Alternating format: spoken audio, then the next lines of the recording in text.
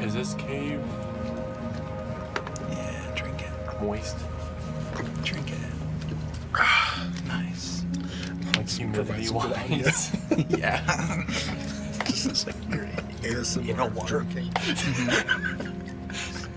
Yeah, I don't have anything to say to It that. could be super cold and not totally humid. This water's so good. ASMR. You're gonna make people uncomfortable. Yeah. With hearing it. Wait 1 minute. Damn. Thanks, 1 minute. Thank you, one.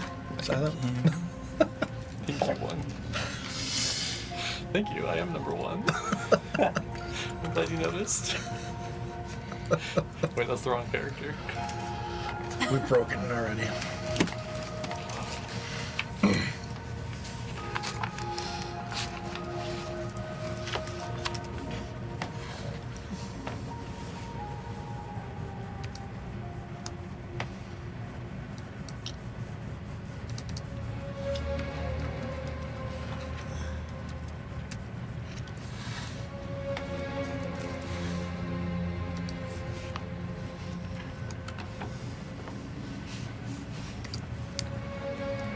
Hello everybody. Welcome back to The Last Resort. Today is August 22nd, 2026, and this is session 3 for campaign 1. Coming through, fugitives. Trace. So, last we left off, your small party of wanted criminals had escaped a near-death experience on your way to what you thought to be a labor camp. But your journey was derailed as some a surprise regiment of regime soldiers showed up, seemed to pass off some documentation to the wardens that were escorting all of you. And essentially, you were redirected somewhere else that was not the labor camp. Things turned sour quite quickly as all of them, the wardens, were slaughtered upon setting up camp for the evening by these regime soldiers. And it seemed as though they had the intention of doing something similar to the rest of you. But due to some quick thinking and a resource from someone on the inside, you were able to break free, make a run for it. Fortunately, not all of you were able to make it out alive, but some of you did, and using this inside source, one of you had an idea to traverse through a secret mountain pass and hopefully find refuge at a lakeside town along the Strand Spine Mountains on the other side of the pass. So all of you found your way deep beneath the tunnels into a cavernous system, and where we last left off, your group had already faced a couple dangers. You had a bit of a skirmish with some giant spiders, managed to make it out alive, lose some of your weapons and essential equipment. You also found some interesting things as well, and some of that being you found out some very concerning revelations about one another as you encountered some pretty terrifying creatures, and when Leicester needed him most, Tink let go of the rope. Drop the rope. Dropped the ball, or the rope as it were, and Leicester went right over a waterfall with Ned shortly behind. But as he said a prayer to the great unknown, a mysterious force of arcane energy seemed to sweep them out of midair and safely deposit them onto the rocky shore of a cavern below. So, being left with more questions, and the rest of your party careening down the same river and presumably immediately over the waterfall as well. That is where we left off with all of you, I do believe. Ned, why are we not dead? What just happened? Did you do that? Was that one of your special magic things? No. Are you okay? I mean, normally I would say no, but in this instance, better than what I should be. Ned is like patting you down right now. You can stop touching me. You look okay. I don't know why. You look okay too, but I mean the rest of them, we should have taken the stairs. The rest of them should be fine. We should have taken the stairs. Yeah. So as in this millisecond, like, or this very, very quick exchange that's happening between the two of you, meanwhile, the rushing current of the river above is moving much faster, and the rest of your party is swiftly being dragged through cold, rushing water and toward a very large drop. So I just want to quickly revisit what the swimming order is here. If I remember correctly, Alistar was the first to go after Ned. Shortly behind, yeah. Okay, so Alistar, and then I believe it was Maeve, and then Cuddles, and then Tink. Reluctantly, yeah. Yeah, or maybe it was Tink and then Cuddles, because I remember Cuddles being like, well, Cuddles, if you're friends for a while. Oh, yeah. Yeah. That's right. So I think it's Alistar, Maeve, Tink, Tink, Cuddles. I think that's Okay. So I asked these questions for the sake of knowing what order we're going to be doing saves here. So, Alistar, I think you got, a couple seconds ahead of everybody else here. We're going to, for the sake of brevity here, we're going to count this all as the same round, but you are going to be going first if we were counting this as an initiative. So, in these 6 seconds, as you can hear the roar of the cutoff, the roar of the waterfall approaching, what does Alistar do? So I think out of impulse to help protect his new companions, he jumped in, but now that he's getting closer and closer to the edge, he's just like, he's starting to freak out. He's like, what did I just do? And I think as his like emotions kind of heighten, anyone that may be further behind, I think he starts to try to swim against the current a little bit, try to grab the wall, and his eyes will start to like flash like a similar bright blue as the tattoos that he has as he starts to freak out. And for now, I want to at least try to like slow or stop myself enough to catch up with these guys. Okay. So, are you holding an action? Is that the thought here? In or? his head, he's like, he knows he's kind of spent right now, and he's like calling out. He's just like, if there's anything that you can do, I need your help. And he's talking to the yeah. Okay. That other. Yeah. Okay.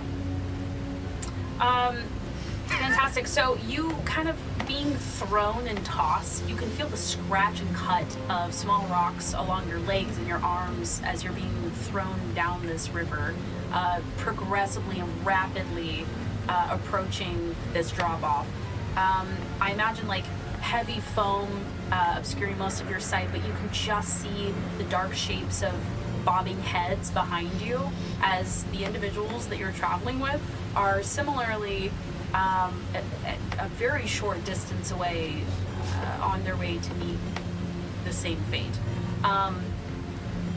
In this moment, you feel like exhaustion kind of being tampered down and pushed beneath just this wave of adrenaline that's taking over. As you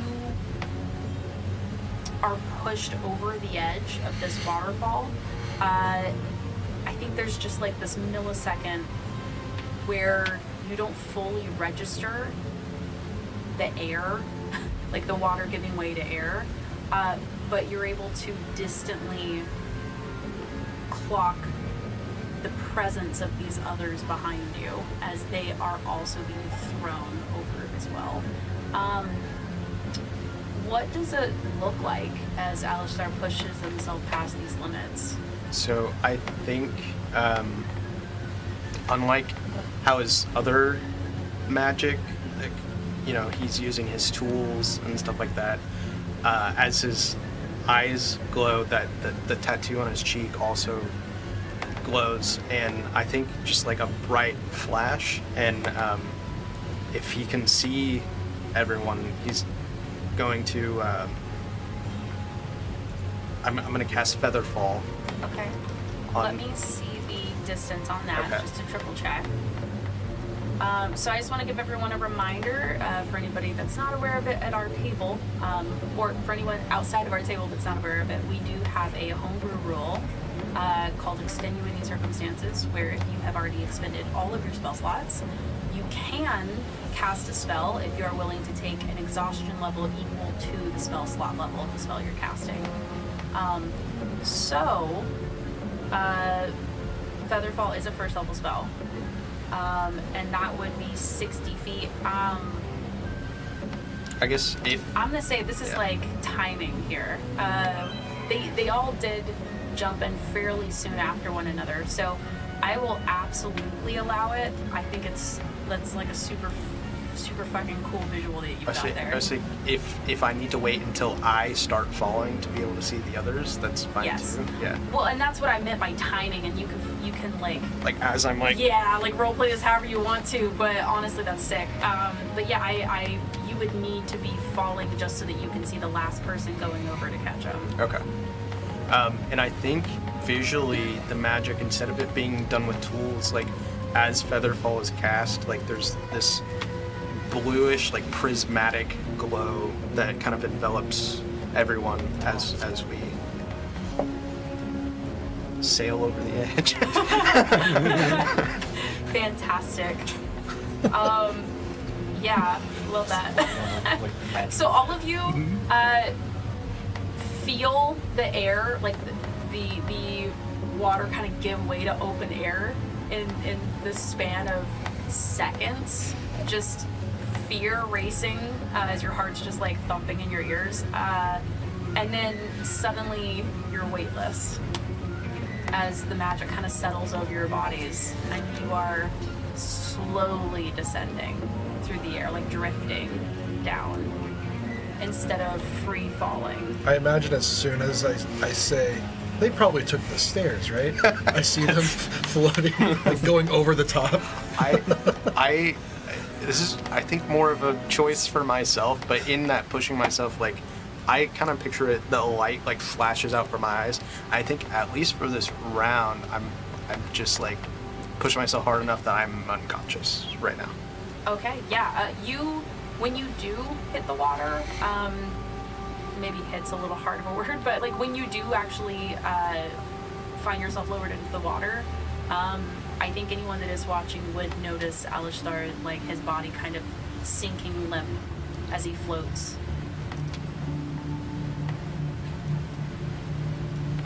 No, sorry. I'm waiting until I'm waiting until you've. Sorry, because I have an idea, but. I mean, go ahead. So, as this is happening, Maeve takes her split second and realizes, okay, her entire body feels like the bottom half of her body, which means she's probably fine. So, as she's doing this and she sees Alistar, she ties her rope around her waist So then when she gets to the bottom, she is then able to tie the other end of the rope around him. And she's gonna do her darndest to make sure they stay together to like get over to the shore. Yeah, so as your body is buoyed across the water surface, you feel yourself floating a bit as you're paddling. You make your way over to Alistar. You see like his heavily limp form is kind of bumping against the rocky shore, kind of caught between like one of the heavier rocks and the shore itself.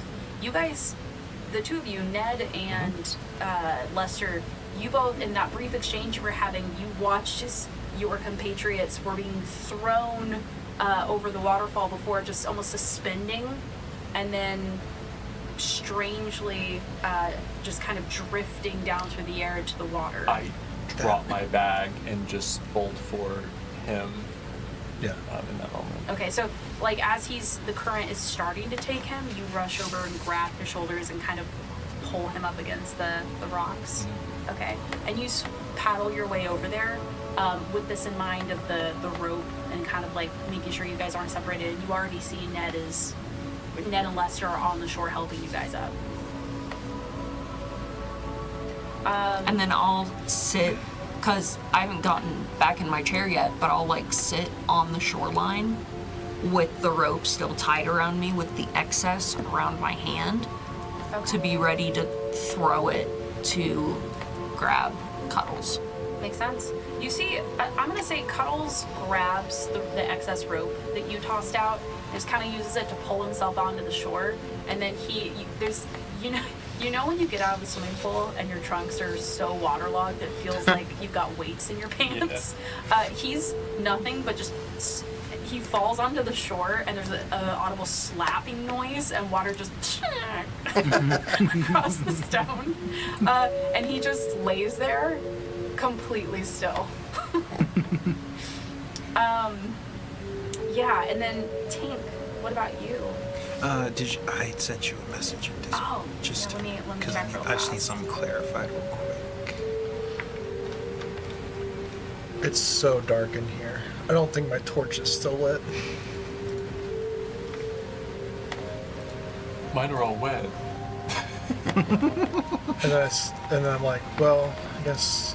Hold on. I'm gonna see if I can figure something out. Maeve just takes one out of her bag, like an unlit one, and just rolls it toward you. I pick it up and I slap it and I cast light. Tink swims to shore, like arms and legs shaking and coughing, and is just like on all fours, like trying to like gather himself. I run over to you, Tink, and try helping you up and out of the wet area. Thank you. Thanks. You okay? Yeah, I think so. Is everyone okay? Are you really concerned about that? Yeah. Why? Because I saw you smiled and you dropped the rope and let me go down the current. No. It slipped. I'm sorry. It slipped out of my hands. It was wet, and I was. You were smiling. I don't know. It might have been like a nervous thing. I was really panicked. I'm sorry that You weren't trying to kill me, were you? No. Because that was the most incredibly ominous smile I've seen from anybody No, I'm sorry. in a long time. I didn't smile. I don't know what. I didn't smile. Tink, I'm sorry that's. make me what a it seemed like. persuasion or deception check. Okay. Your choice. And then I'm gonna let you make Sense an motive. insight. Oh yeah, sense motive. Yeah. That's a 21.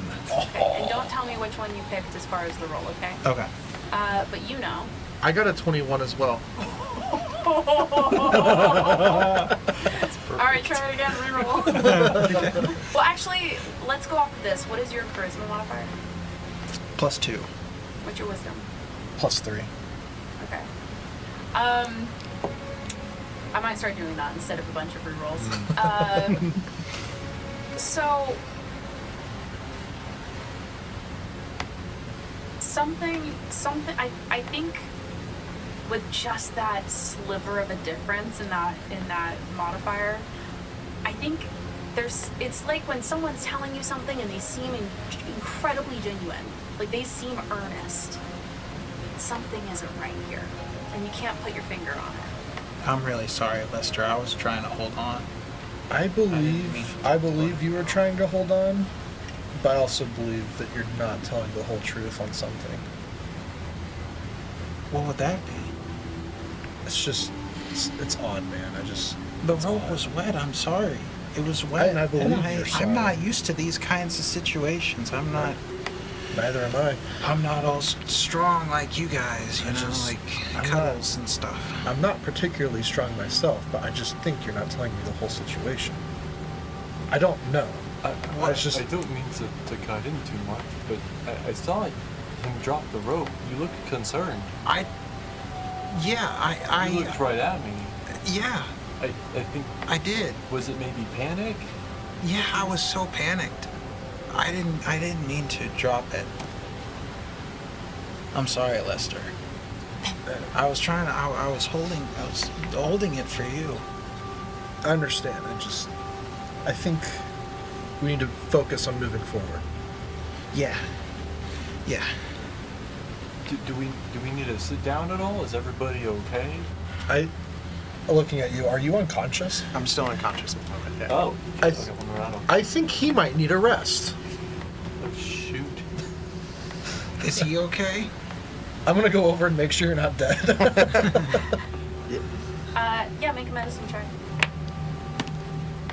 That is a 10. You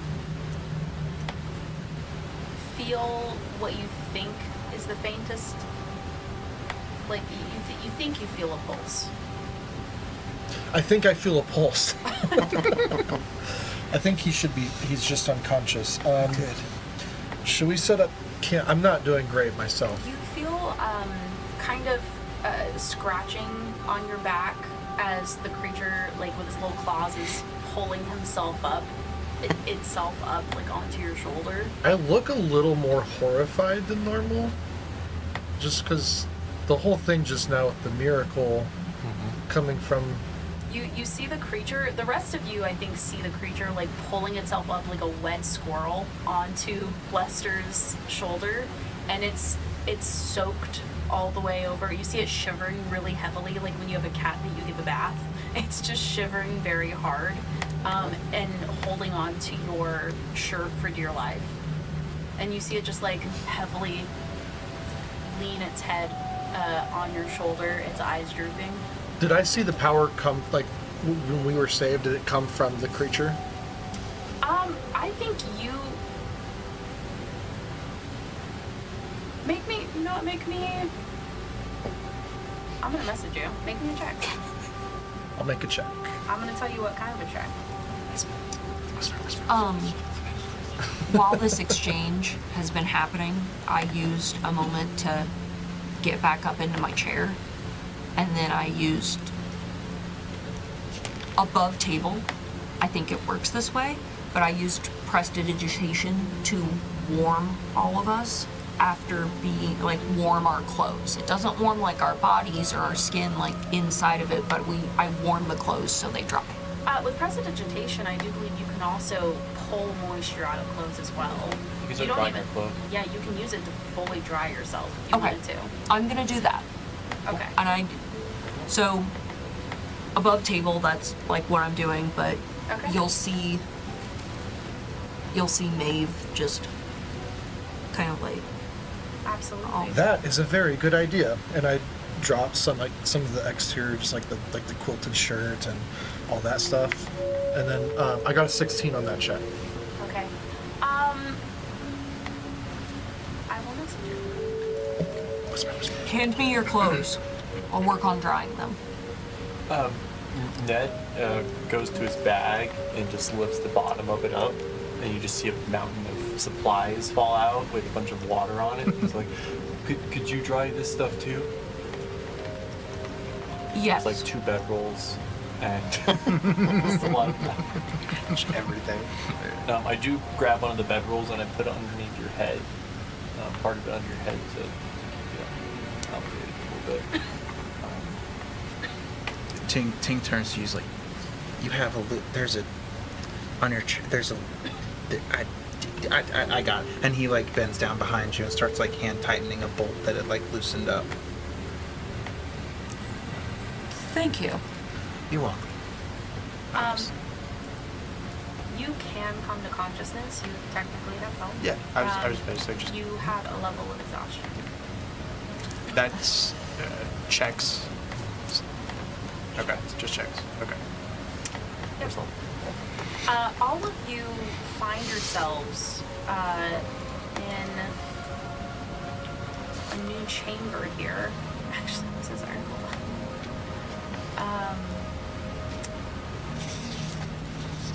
I love how I always forget the most, like I have everything else prepared and I always forget the most important thing that I need. A winning attitude? Yeah. Yeah, exactly. Thank you, Mike. I don't know. Sorry. No, you're fine. I don't know what that was. Hey, I think she brings that. So. No, yeah, she did. I realized after I said it that kind of sounded like that. I think that she does it. You have a player, terrible attitude, Sarah. Like player, like character. That was the other guy. That was the other guy. It wasn't me. It wasn't me. It was just For a 5 joke. hours a week, he can be an asshole. And be like, oh, this is another part. Yeah. So, kind of taking a moment to look around and notice your surroundings. You hear and see like this loud waterfall that's spilling down on the northwest wall of this cavern into a deep pool that continues on in a smaller, slightly deeper river beyond than what you just were pulled through. You see the rocky walls glisten with spray from both the waterfall, but also from almost this iridescent sheen, possibly from the calcified, what do you call it? Not gems, but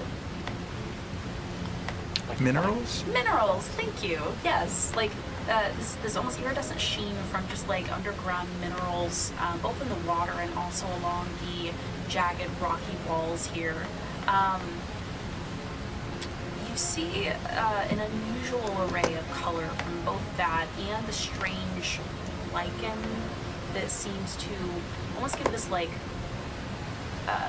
eerie beauty to this cavern that you're standing in. The fast-moving stream seems to continue south from the pool, and a nearby natural passage heads in the same direction as well, kind of cutting over like both in two different directions on the south side around like this heavy pillar of rock. You see also behind you, and Lester, I think you would be the one to see this, just glancing to your right, you would see it whenever you looked over to your shoulder where the creature is. Completely, like, on the other side, you see where the stone seems to cut into a passage, like a staircase that winds upward. And behind you, directly behind you, a more purposeful, almost like man-made, person-made construction of some kind. You see stone walls that are very clearly structured with purpose to make some kind of building of some kind. You see like like wooden doors, old-looking wooden doors on either side. Well, I think over there is the staircase that we should have gone down. I think we should use the stairs instead of the river from now on. That sounds great. But I think right now we should focus on finding a place a little bit more secure and rest. Because I don't want to Wait, keep we're not walking. resting here? I don't know. Are we too close to those things that almost killed me? He looks at his pile of stuff that he just poured out. I mean, what about whatever's behind those doors? We definitely need to do a perimeter of the area. I mean, I don't venture much, but I assume we should check out our surroundings before we go to sleep. I was thinking we would rest for an hour. I'm not tired. Or any, you know, we just for an hour or so, let you catch your breath and. It's still, I mean, it's hard to tell in here, but I think it's still midday. Yeah, I just don't want to keep moving too much, honestly. He looks trying to find the sky for a second. As I rub my chest where that giant scrape kind of. I think I'd be fine in an hour, but I don't know about everybody else. We have, sorry, I'm still, Not enough. everyone's, how did you guys manage? We were teleported. Was that you? I don't know what it was. I think the spirit guardians guarded us and kept us safe. That's the only logical explanation. But unless you did it. It wasn't me. Did you see where the light came from? No? Well, as long as we're all okay. That's what matters. Maybe we rest for an hour and see how we're doing. Sure. Yeah, that sounds good. Okay. Get some time for things to dry. You should take a nap. Do you need a bed? No, I'm fine. He looks a little just like out of it. Yeah.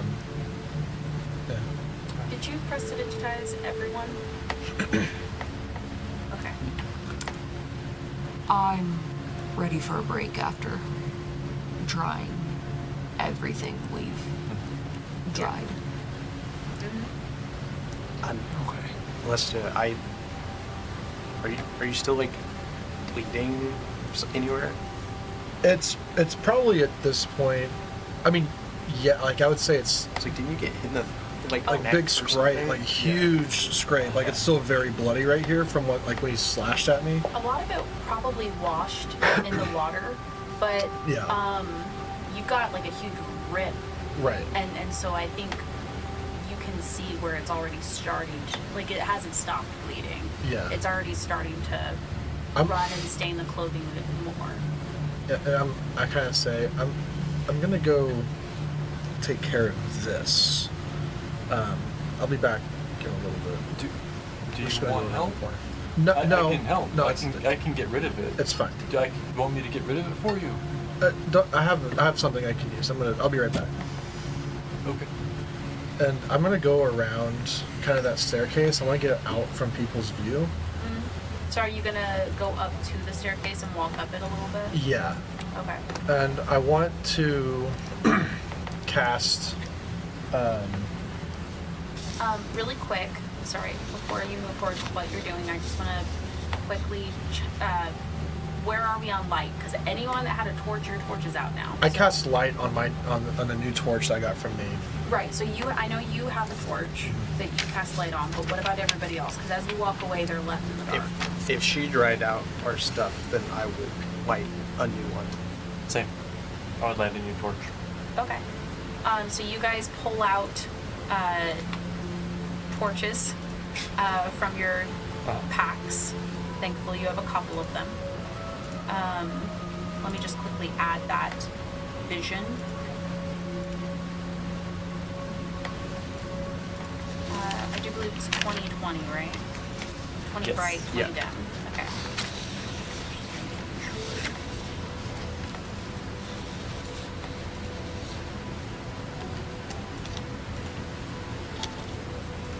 Okay, does that help? Yes.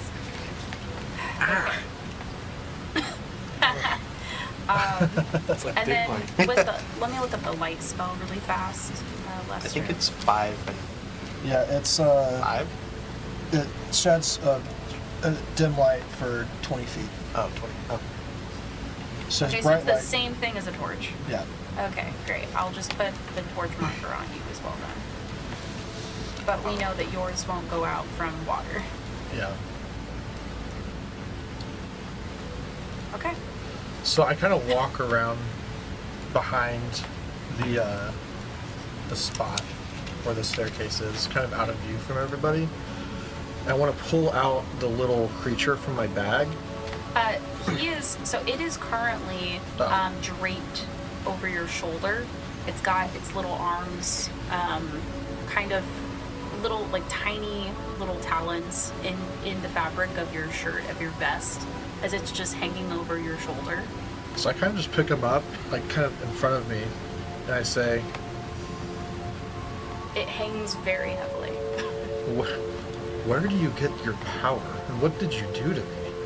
And I kind of set him down, I give him a couple scritches, and I'll cast Healing Word on myself, and I speak this language that I don't even really know, but these words kind of come out of my mouth, and like a radiant aura kind of comes up, and then that big wound across my chest begins to heal.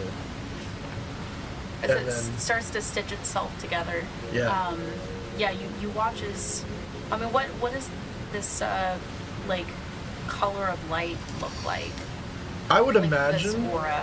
I would imagine that it's just this radiant, holy light coming through, and that it's not necessarily like stitching as much as it is like regrowing back into place, like time Yeah. itself, as if it was reversing in time before the wound happened. It's like reversing. Yeah. Okay. Perfect. So this soft, warm glow of light kind of travels across your skin, mending the tissue until it is whole again. And as that happens, he's just kind of shaking from being able to do that. You feel a tiny scratch on your cheek as the creature licks at your face. He kind of chuckles a little bit and said, "There is no textbook at the academy that could explain this." As he scritches him and puts him kind of back on his shoulder, and he gets up and starts heading back towards the group. It hesitantly bumps your cheek, because you were acting really upset, Yeah. and you see it hesitantly bump your cheek with its head before tentatively pushing its nose into the collar of your tunic. As he does that, though, I do want to, I do give him a big hug and Okay. say, and kind of like in tears say, "I would have died. Thank you." When you say this, it pushes itself into your clothing and just kind of like slides down like a little salamander into the back of your shirt. Okay, we can. And then it just kind of curls around where your neck is. Okay. From inside of the shirt. You see its face and the little tendrils from its head poking out of the clothing, like behind your hair. Yeah. But it's fully inside of your shirt. And then I have another question, but maybe that's for later. It's about where, I'm gonna text you, Okay. and we'll move on. Okay. So as this is happening, what is the rest of our group doing over here? Maeve, you are still poisoned as you're sitting on the shore, exhausted, spent. Alistair, you're similarly exhausted and spent. Cuddles is laying on his back, head up toward the ceiling, but there is no life in those button eyes. He is just laying there like a wet plushie, unmoving. Ned is gonna go sit next to Maeve. Are you resting after casting all those spells? That was pretty impressive you did there, trying all of our stuff out. It's some good magic. Wish I had magic to take care of feelings like shit. Yeah, do look like feces. The thing every woman wants to hear.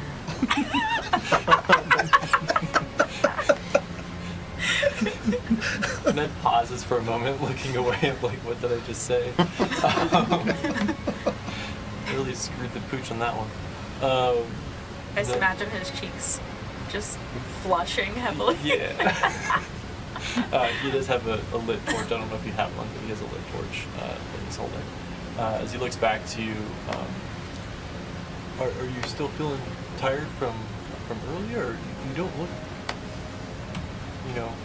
very, very good. There's something wrong. I just feel sick.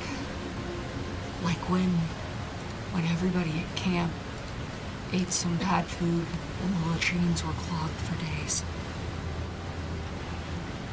Can I try something? Sure.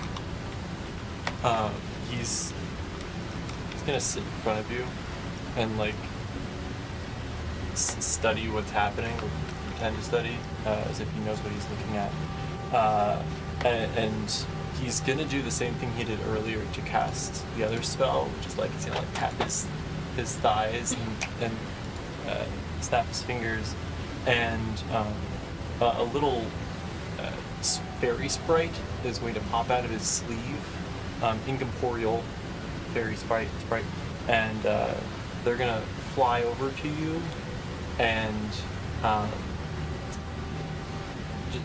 just like kind of like touch like your face and like your hair, and they're gonna give you a little slap, and a bunch of light, like a little bit of like green light's gonna like poof from that. The sprite disappears, and your poisoning goes away. Roll me a d4. Okay. No. Does this affect, Really goes away. does this affect Even? me? We'll see. Okay. Even is fine. Odd is not. It's odd. Oh, again. Oh no. Again, every time. Roll me a d100. Technically not a spell. Oh, is it not? No. Oh, well, sorry. What were you doing? It's a feature. Oh. Yeah. Let me check what. Can you message me what you're doing? Because like off the top of my head, I can't remember what that Wait 1 is. second. I will hold a reaction. It's either good or bad. We'll find out. We'll find out. I'm sure we will. That just confirmed something for me.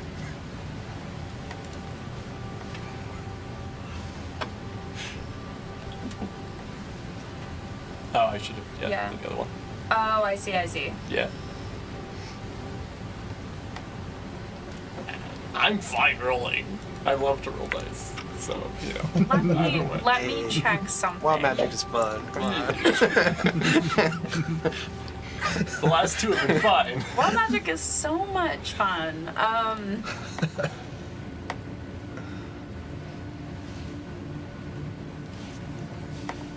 No, I won't count this. You won't? No. Okay. So never mind. Nix the even odd thing. All right. So in that case, yeah, you get slapped by a weightless fairy. Green light flies off that. They disappear, and poisoning feeling sensation recedes. How's that? Thank you. I feel much less like feces now. Do I look it? He blushes more than he was previously. No. You look. Looks away. You look good. And above table, you're kneeling down like in front of me, right? Yeah. Okay. Yeah. He's like crisscross applesauce. So I reach out and just pat you on the head. Thank you, Ned. Yeah. And then I'm just go off to kind of try and look around, and kind of get a feel for the terrain and where we're at and stuff. As you walk away, he mumbles to himself, "That's not why I came over here. That's why we'll talk another time." Did I hear you? I don't know. He whispered. Can I have heard it? Okay, I'm gonna pretend I heard that. And like flip my hair over my shoulder. Was there more? I was Tell me. wondering if where you worked. You said you worked with somebody. They helped you get out of here, and I just didn't know who that might be, and you know. Wouldn't you like to know, Wonder Boy? I would. Walks away. I would like to know. Do you get back in your chair? Okay. Okay. So, Alistar, what are you doing, man? I think like everyone else seems to be relatively okay. I think in this moment I would see Cuddles just laying on the ground. I go over to pick him up, kind of look to see if I needed to if he's, thinking he's just unconscious or something. I'm gonna spend a minute and cast Mending and see if that does anything. So You just kind of leaning over him, casting this? yeah, I'll pick him up, and if he doesn't because last time he kind of did this, Yeah. he was like, ah. So when, so when you walk over to him and look at him, you go to pick him up and just wet sloughs off of him, kind of water dripping onto the stone. When you go to pick him up initially, you see just the flat, lifeless plush on the ground, and then two little arms just. You pick him up and the water sloughs off of him, and his arms go back to slack, and he's just a plush again. Okay. He's taking a moment. I'll take something and kind of tie him to my bag or something, where he can kind of prop himself up or something. You feel water soak through as you pull the rope where you're tying him on. Yeah. It squishes water out of him. It just soaks through your shirt. That's the least of my concerns right now. So. Yeah, it is. I think all of you, obviously the prestidigitation helped quite a lot, but it is cold and damp. Even within less than a minute after magically having everything dried, the spray from the waterfall and just the damp of this room, all of you already feel like you have a fine sheen of moisture over your skin, and your clothes and your gear, everything is kind of dotted in precipitation. Like humidity almost? Yeah, yeah. very dewy. Well, the room itself is there is a thick mist in this area coming from the waterfall. So even after drying yourselves, you're very rapidly already starting to feel damp and moist again. And then there's this musty, what's the word I'm looking for? This, not stagnation, but Mildewy? yeah, mildewy, but also stale. The air in here is stale and mildewy. You feel almost as though there's a thick film of it over you as you're walking. What direction is everyone going right now? If we're looking for someone to take a minute to kind of gather ourselves, would it be worth checking behind these doors? We may be able to secure them. I think that's a great idea. I agree. Okay. I'll kind of head that way, check out the doors. Whoever just opened the door, can you please have your token there before you click to open the door so I know who is doing what? Yes. Okay, I need to make sure that I have visuals. And then, of course, don't get ahead of yourselves. You can just make sure you verbalize before you do on the map, okay? Okay. So if you're planning on opening the door, say, I'm going to open this door, and so on and so forth. Is the door to symbolize this is just one really big door, or are there actually two different doors? There are actually two doors. Okay. So I kind of described this a little bit previously, but you see that these are both, so these are very clearly like masoned walls made of stone here. Someone purposefully built walls of a structure here within this cavern. You can tell just by glancing at it, it must have been made a very long time ago.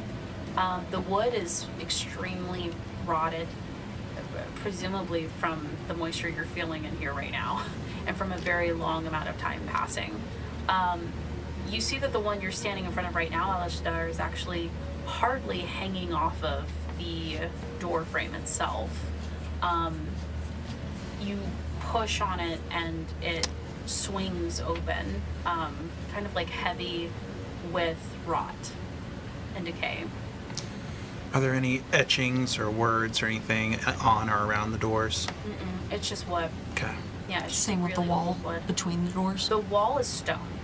The wall Nothing is- on it. The wall is made out of rock. There are no symbols on it. No, sorry. I mean, if it just swings open, I would at least, open it and kind of step inside here Absolutely. to see what we're looking at. I'll be following. So peering inside, so the ceiling, as you step inside, the ceiling is low. The torchlight from what the light from the torch that you're holding briefly illuminates a dark enclosed space that feels cramped despite this like stretch of empty space ahead of you. You see where it seems to cut into segments. There's like shorter walls, if that makes sense, like on either side of where you're standing. So as you walk in, there's a square-shaped chamber that seems to stretch onward into two more segments of square chambers to make one long room. Does that make sense? You see half walls. Sorry, that's what I should have said before. You see half walls kind of lining the chamber, and looking around, at one time it looks like initially your thought is, as you look around, this may have been used as storage of some kind, just because you see like remnants of what may have been like rotted crates and boxes, something that could have been a keg at one point. You see the rotted remains of barrels and crates that could have been housed here and were left behind from something. At the far end, just along the edge of your illumination, you can see the outline of a makeshift circle of stones, like the shape of something lumpy on the ground.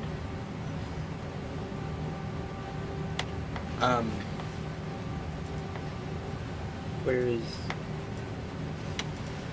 That's beyond. I'm just having a hard time. It's over there. Okay.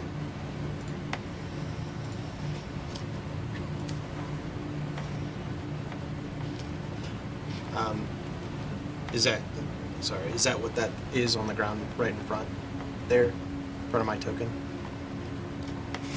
No, that's just the remains of like, as I described, like the remains of like barrels and crates and stuff. Gotcha. I said on the very far end of this room, very far Oh, end, okay. you see a circle of stones on the ground and like the lumpy shape of something. Okay. I mean, yeah. If towards it.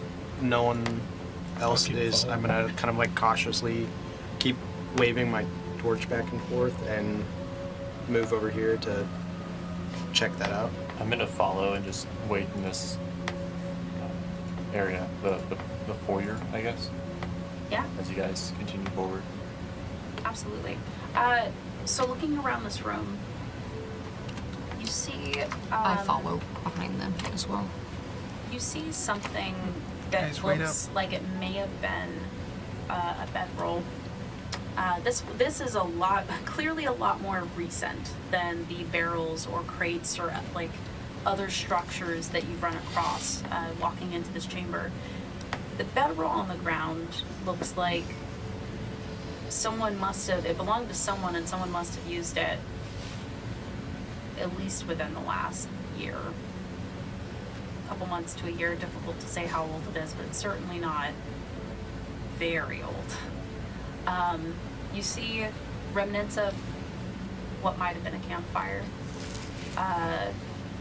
Some stone or some old wood kind of leaning up against a rock on the ground, and kind of tucked into the far corner behind you as you glance over what looks like a rough and beat up looking chest. Okay. I think I'm gonna take the bedroll so I don't have to use yours anymore. I was just about to say. That bedroll, you walk over to it, you smell it before you touch it.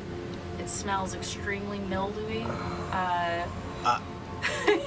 I'll make you a deal. If you're willing to use your magic to clean it up a bit, Yeah. I can use this one if you want to keep using mine. That would be wonderful. I owe you big time. As I grab it, and I'm gonna start immediately prestidigitizing it. And also just the room in general to get rid of, like, the slight breeze. It's like, I'll make that deal. You know, it's like, this is my home now. And while Moldy smell in here. he's doing that, I'm gonna go take a look at the chest here. Does it look like it's about the same age as the other, like the bedroll and? Yeah, difficult to say. Okay. The wood certainly doesn't look nearly, at all as rotted as the doors or some of the crates and barrels that you saw as you walked in. It looks like it's in one piece. You do see a lot of chips in the wood and dents warping in the metal. But aside from that, it looks like it's not ancient by any means. Okay. I'll pop. Is it locked? You take a look at it. You do see a keyhole. You don't see any locks on it though. Okay. I'll try to lift it. You go to grab the lid and give it a heave. It pulls open heavily. As you pull it open, you do not seem like it does not seem to be locked. It opens if you push and pull on it. But as you pull open the lid, you see rows of teeth revealed as a long tongue rolls out and grabs you. Yeah. Oh, yeah. Oldest trick in the book. Fantastic. fell for So Classic. you are surprised. I turn around, you're like half eaten by just. That is going to be a 15 to hit. I believe that just hits. It does just hit, yep. Fantastic. That'll be 7 bludgeoning damage. Oof. Oh my, that's a lot. Or, yeah, 7, piercing damage, my bad. And then it's gonna be an additional 2 acid damage as the tongue lolls out thick and wet, dripping, salivating. The teeth chomp down on your hands, and Alistair lets out a scream of pain as these sharp teeth Leicester, drop the bedroll! penetrate your palms. Fantastic. Make me a. Oh no, there is no check. You are grappled. I'm gonna try to help get him out when I can. So that was a surprise round for the creature. And then really quick, let me go ahead and put this on the screen for all of our new players get to have a mimic for the first time. Yay! Oh, fantastic.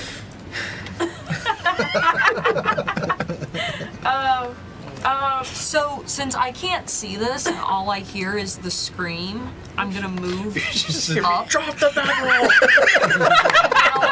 I'm gonna run up and like next to. Oh, if my mouse will let me do Make sure you it. guys reset your measuring so it's not showing. I'm gonna run up and stand next to Leicester over here.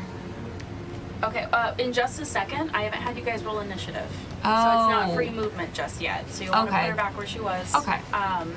This is kind of happening as you were over there doing what you were doing. So now that you've been attacked and he got a chance to have a surprise round, I'm gonna let everybody go ahead and quickly roll me some initiative here. As Cuddles would Aw, say, man. you were rude. That was in That that. was so rude. That was in that one. Yeah, boy. What is with our initiative? Bring it back. Yeah, it's insane. Love that. Oh my gosh. I'm so sorry, guys. I keep doing this. I think this is the first time I've done well Here on we go. initiative. Nice. It's -1. It's creature. Yeah. Help you out. Oh, fantastic. And then I'm gonna have, we're gonna say Cuddles is on your back, but I'm not gonna, just so you guys know, Cuddles is going to be a stuffy for this. Mine's like, Yeah. it shows up and then it goes away. It's icons. Oh. Okay. Are we doing the sounding off? We are gonna go ahead and try something new if you guys want to sound off. Lester, I got a 17. Ned, 9. Alistar, 14. Maeve, 12. Tink, That one. okay. And then our mimic.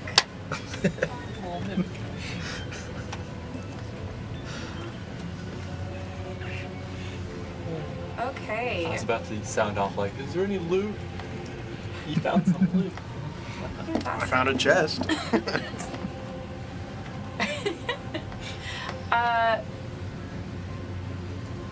Fantastic. So, top of the round, Lester, you see Alistar with his hands in a chest that has teeth, like, sticking straight through his palms. I'm just like, why do you exist? And then I say something underneath my breath of a word that I don't even know. I don't think anyone would know. And then you see this light forming out, and he shoots this magic from his hands that he's not done before. I need to roll arranged. I'm gonna cast Holy Word. Okay. I didn't do well. I got a 9 To hit? to hit. That does not hit. Aw, beans. Oh, beans. What does it look like? All beans. Yeah, he launches this from his hand. And he kind of whispers. His face kind of goes like almost like a trance state. And he flies it out from his hand. But he's also very startled at the same time. And so he kind of launches this out. And it's when he's not an athletic guy either. It's like when you throw a baseball and you're very uncoordinated. It's like, and this mote of like radiant energy kind of goes from his hand and just hits the wall above the thing. Just, yeah. Fantastic. You have a brief flash of light above your head. Fantastic. Alistair, what do you do? I have a question that I don't know about mimics. When they're transformed into a thing, are they made of the thing? Is he made of wood and metal? Make me, let's say, a history check and see what Alistar would know of the nature of this creature. Did I read this in a book? What am I adding? Nature? History. Yes. History. 13. 13. I think the extent of what Alistar would know of these creatures, from what he's heard, is that they can take the shape of an object and be indistinguishable from the actual object itself. Whether they're made of the materials, you're not sure. Okay. He's gonna, I mean, it's right there. He's touching it. I think he's gonna attempt to shocking grasp it. Okay. Alright. That will be a 19 to Is hit. this a ranged attack? It is a melee spell attack. Or it's a touch touch Oh, it is a spell. touch attack. Yeah. Okay. But it's an attack roll. Yeah. Oh, it is. Okay, there it is. A melee spell. I asked about the metal because if it's something wearing armor or made of metal, I would get advantage.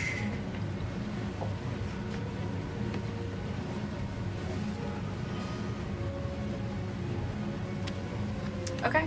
You would get advantage. If it was actually made of metal, yeah. Or That's if why it I has asked. any metal on it. It says like if the creature is wearing armor or is made of metal, yeah. So I will say chests typically have like metal binding, and they have like framing, but the chest itself is going to be largely made out of heavy wood. I would say no only for that reason. I didn't roll with advantage. 'cause Okay. you No, said it, I'm just yeah. letting you know really quick Yeah. before you roll again. But either way, that does hit. Okay. Sick. So.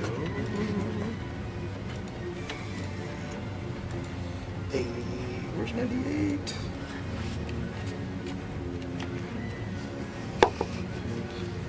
It's gonna be 7 lightning damage, 7 lightning damage. and it cannot take reactions until the start of its next turn. Okay. So, yeah, you, hands inside of its mouth, feel the electric charge rushing over your arms. As you cast this magic, you feel the heat traveling through its mouth. And kind of crackling as the creature shudders around you. I think before I had described it as being like cast through my glove. Yeah. So I think it's like literally the hand that's in its mouth. I'm just. And Delicious. as far as like movement, I'm You are grappled. I can't grappled. move. Yeah. Can I turn?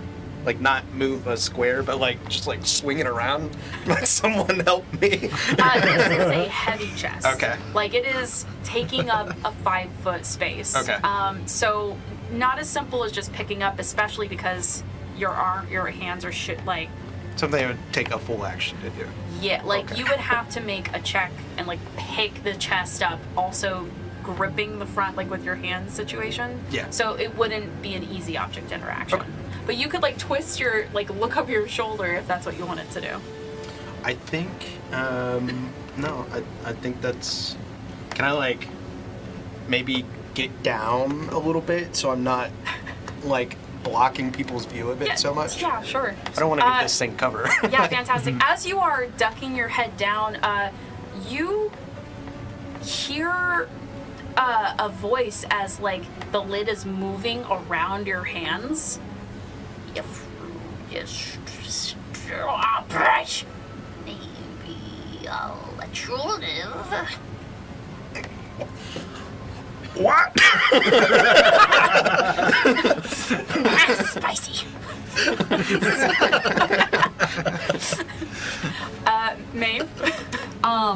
From where I am, I'm going to cast Mage Hand to hold the tongue of this thing down and to the chest so it's not like wiggling around and moving.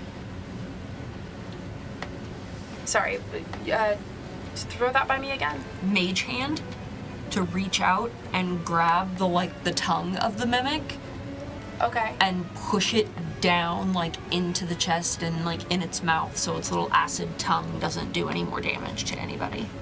Okay. You can do that, but I'm just gonna quickly say, as far as mechanics that are practical for your character, I like the flavor of that. The attack that it makes, if it bites, is going to have that damage because the tongue can come out.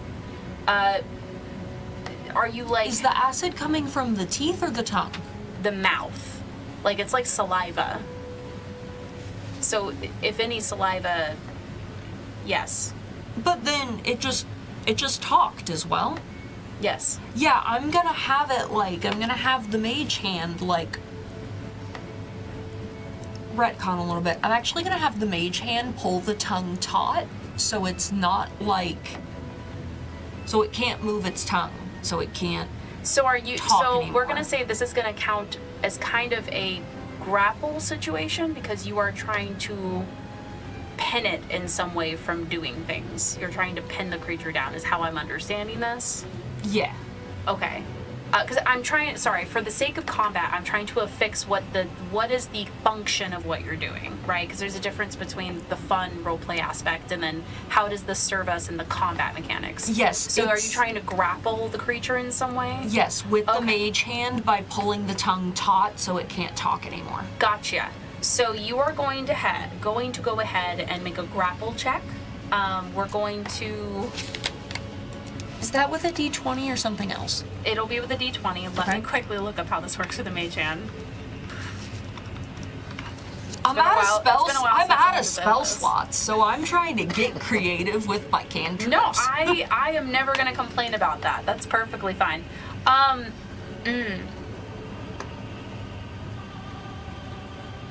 I really hope this works because I also have a phrase that I've been sitting on for a hot minute that I really want to use.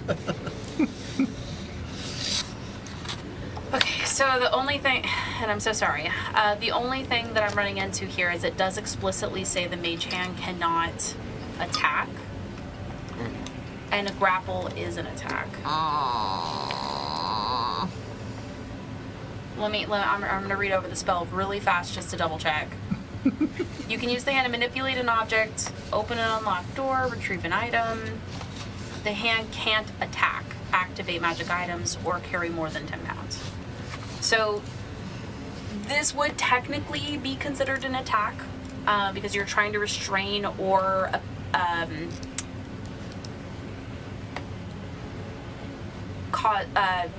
what's the word I'm looking for? Like you're trying to restrain or obstruct the movement of another creature. Okay. So that would technically count as a melee attack. So in that case, I like the flavor idea that you have for what you're doing. I'm gonna just hit the chest with firebolt. Okay, go for it. Absolutely. I will say you might want to use your movement first because that half wall is currently blocking your Okay. view. Okay, I'll do that then. Okay. So it's in. I'm gonna move Cuddles kind of like this way just for the sake of people being able to see, okay? Yeah. Okay. So this puts me in range now, right? Is it just like exactly where you are? My arm is in it. Okay. So, yeah, it's And, like just like on the in the other side. corner? Yeah. Yes. Like towards, Yeah. facing towards the corner? Yeah. Okay. Yeah, there's Okay. a wall I right can here. Yeah, Let me. I okay. can move back a little bit just so you can see the token. I could have see it. I just didn't know if that was Okay. Has everybody here seen a mimic? Not with Pretty classic. this media. group. Yeah. Okay. I will put an image up on that screen. for I've you seen your guys. mini that you Okay. did. I made So- a little like treasure box. That's Roll for sick. firebolt. Yes, roll to hit. I should bring that to sit on the table because it's just on a shelf in my closet. There you go. What do I? I add my spellcasting modifier, right? To the hit. Yes, it's your spell attack modifier. Okay. It should be on the second sheet where your spells are. 5 plus 8, 9, 10, 13. That hits. So roll your damage. 1d10. 10, 10, 10, 10, 10. Here's a 10. That was a 10, wasn't it? This is a 10? Uh, The Yes. two pyramids? Yeah. Oh, well, I dealt 1 whole point of damage. okay. Sometimes that happens. That's good though.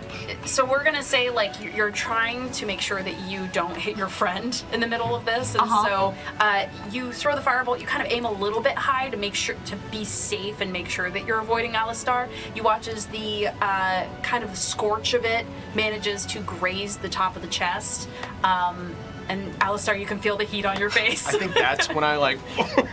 Yeah, duck your head. Absolutely not. Fantastic.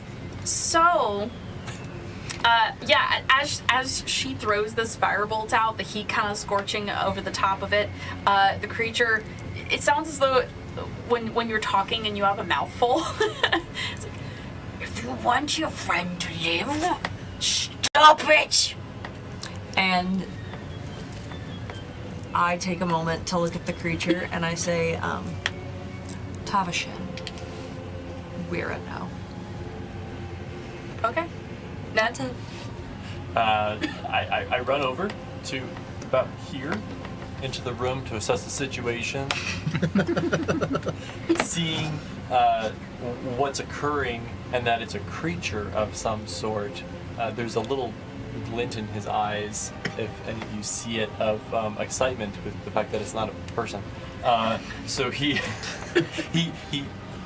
kneels down towards the creature and says, I lost his voice for a second. Yeah. We don't want to hurt you if you don't hurt us. I was like, what? If you let go, we can let you go.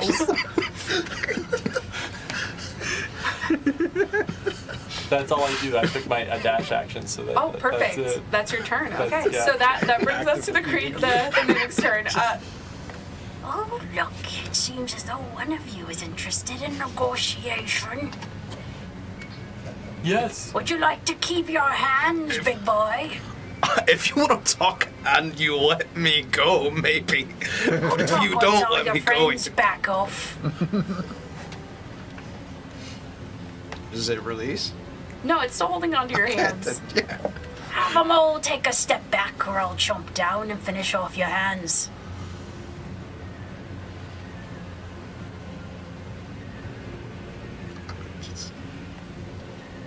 It's not my turn. What? You can talk. Talking is fine. Everyone, please stop. I guess it's saying, I didn't think it would talk. We're gonna say the creature holds an action that will be triggered if anyone attacks it. I think it made that trigger quite clear just now by saying that. So all of you get the sense that it is ready to chomp off his hands. Tink. So Tink's like in the back of the room here, right? So he's gonna run up and he's going to take his dash action to come all across the room to see what the commotion is, and then he gets like around the corner and sees the mimic and is like, yeah, and like backs up. Back kind of bumps the wall. Yeah. And that's the end of his turn. Fantastic. So top of the round, Lester. I To make this expedient, yeah. is anyone planning on doing anything when it gets to their turn as far as fighting goes? All I'm doing is I'm gonna kick the bedroll now and make sure it's not a monster too. That's super valid. Or I'm gonna hold because he still has your hand still in it. I'm gonna hold the bedroll hostage. I'm gonna have a knife to the bedroll.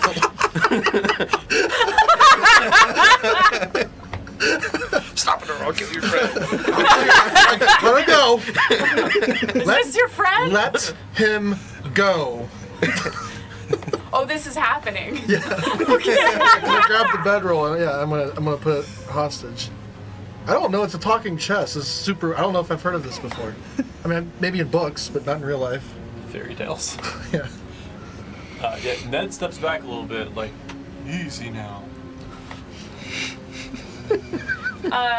Is it safe to say we are temporarily out of initiative, or is Yeah. there anything you're doing on your turn, Maeve? I'm just sitting there, hand posed on like the arm of my wheelchair with like a little fireball just like resting in it with just like a, Like the beginnings of a firebolt? Okay. with just like a, Like, you better not. like looking down her nose at the chest. Okay. Yeah, I'm gonna ready another shocking grasp if it doesn't let me go. I think I'm like, no. And I would like to look at the chest and say, you may speak. What Well, do that's you a lot want? better.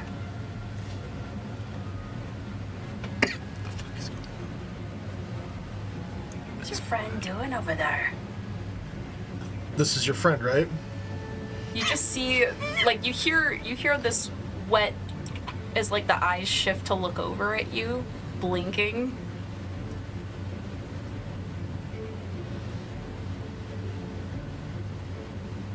Seems as though you're already all mad.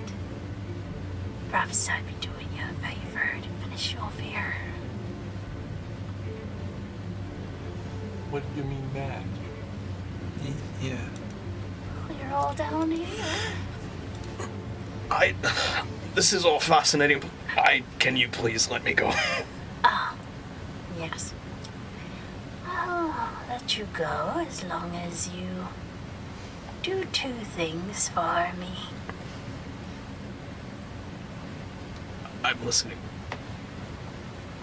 As you can clearly see, I'm quite hungry.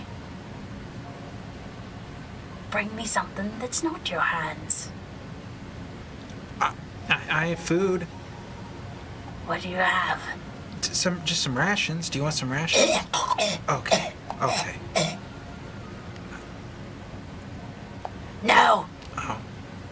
Okay. Slop. Okay. I like meat. I like meat. Been waiting for weeks for meat. I just like panic, and glancing at you. I just have one more piece.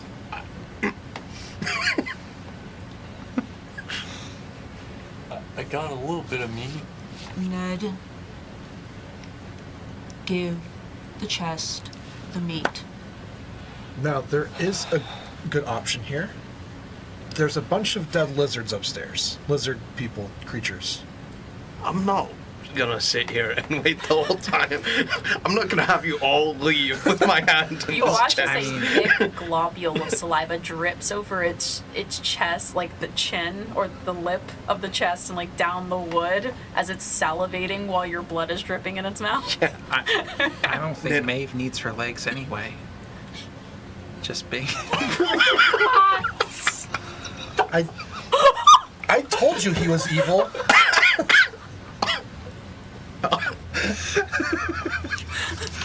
I would like to, Firebolt Tink. No. That's true. I am going to, If we're talking life or death here. I'm just I'm gonna, sorry. silly boy. Prestidigitation, he is now covered in shit. You get inspiration though because your friend is very amused by your joke. I get inspiration? Yes. Yes, okay. I'm grossed out by that, so I'm going to your voice- prestidigitate it off of it. That's gross. Actually, I'm going to prestidigitate the smell away. The physicalness of it will be... So texture of feces, Oh, wait. but not smell. Yeah, You I already can't have handle inspiration from earlier, actually. I did. That's okay. Well- I forgot that I had it anyway. We'll pretend. Yeah. I after rummaging through my bag as you guys were doing that, he opens up a cloth and there's one slab of looks like a pork shoulder or something. I hope you like it. I earned it with my last coin. And He opens the lid for you to toss it in. as you move your hand out, I toss it in. Yeah. Chomp, and there's just like a big thunking noise as the chest lid slaps and slams and it chews. Thank you. Is there anything else you can do for us?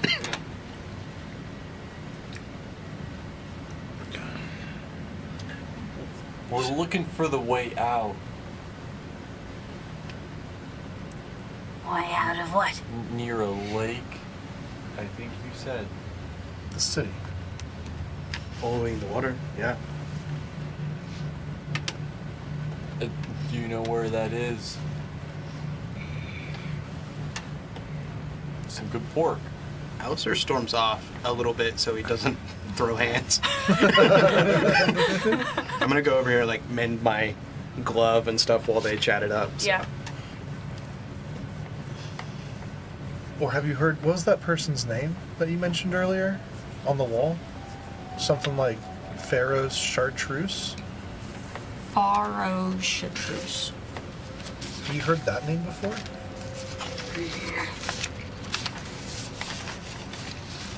I know not of people. Simply eats them. So I've heard stories of what I think you are. Do you have any loot?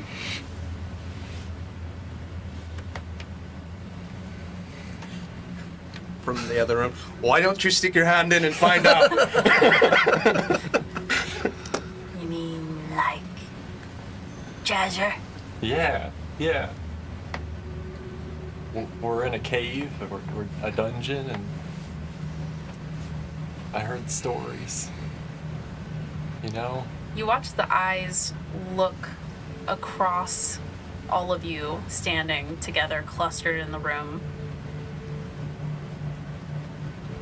And if I did, would you give me more meat?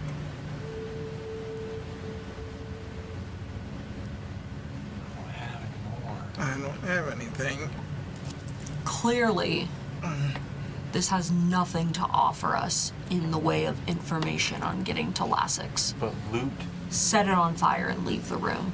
You watch as it opens its mouth, just strings of saliva and the long tongue lolling out. And Maeve just walks out of the room.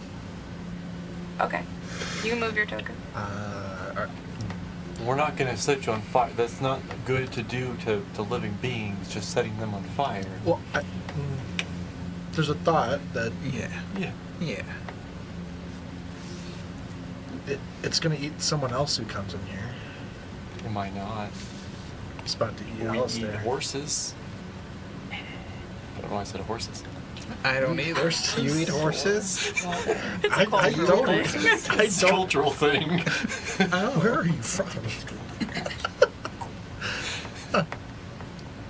Just going with it. Yeah, we eat horses. Wow. Huh. Or I'm pigs.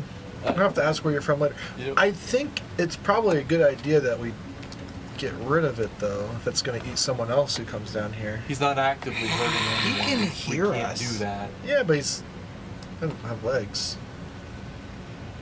You watch as there's as the wood, like the metal plating on the bottom of the chest, scratches and screeches against the stone floor as it moves itself forward.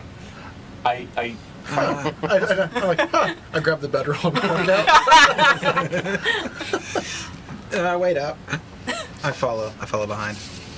I bow, thank you, and we head with the group. Wait! Wait! Do what? You watch as it's scooting itself to look around the corner of the half wall. You feed me? We fed you. You feed me? We fed you. I give you words of directions. Is it bluffing though? It's probably telling the truth. He has nothing to hide. He looks truthful. They look truthful. They could be non-binary. Like 3 rows of teeth.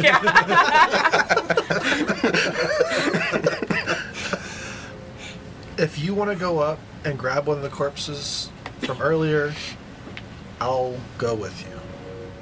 I mean, we have to bury him anyway, so we might as well feed him. You're gonna bury those guys? They almost killed me. We can't leave him out. That's just not okay. So we'll go get a body, and we'll bury them in his mouth.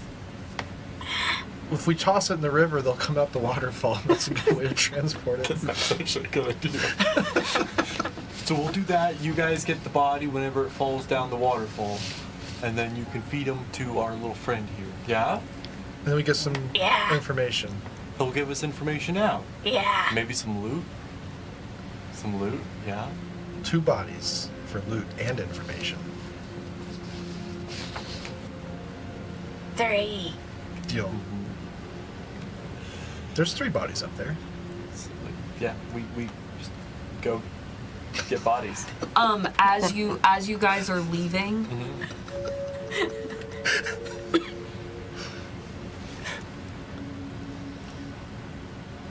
Cut one in half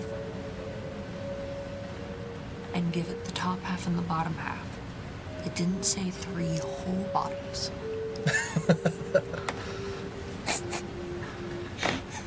This is getting gruesome as I walk out. That's some face shit right there. So you guys are going back up? Yeah. Yeah. Okay. The amount of time that might take, you guys might get a short rest. So, for the sake of expediency, Yeah. Does everyone leave the room? I do. Ned goes. Slide down the wall over here and take a sit. I'm gonna go and sit by you. So, Tink's still in the room, and so he's going to kind of address the mimic and be like, I'm gonna let you in on a secret. They're lying to you. They're gonna come back to kill you, but you could have this turkey leg right now. And he's gonna cast minor illusion to pull a turkey leg out of his pocket and hold it to the mimic. And he's going to use his class feature to that you have to make a performance check with your wisdom as your defense. okay.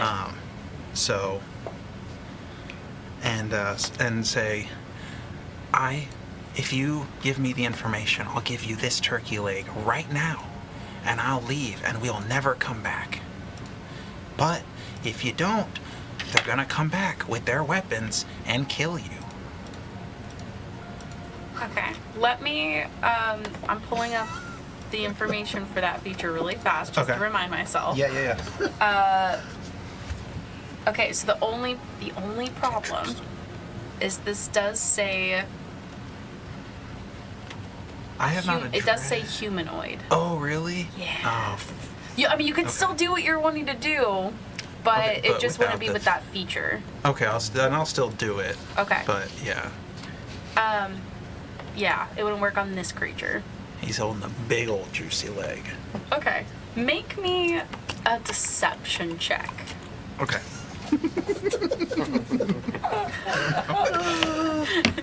Oh God. No! Hey, you have inspiration? I'm gonna use it. Come on. Wow. I can still use the first roll, right? Well, yeah, so basically it's like you're using advantage. You can go Okay. with the higher roll. Okay, great. 11. 11. Okay. Yeah.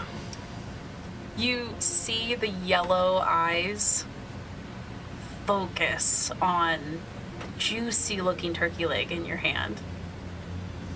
Comically large for fitting in your pocket, honestly. It's Amazing. But he watches the mimic, the more dribbling, almost steaming saliva kind of rolling down the front of the chest.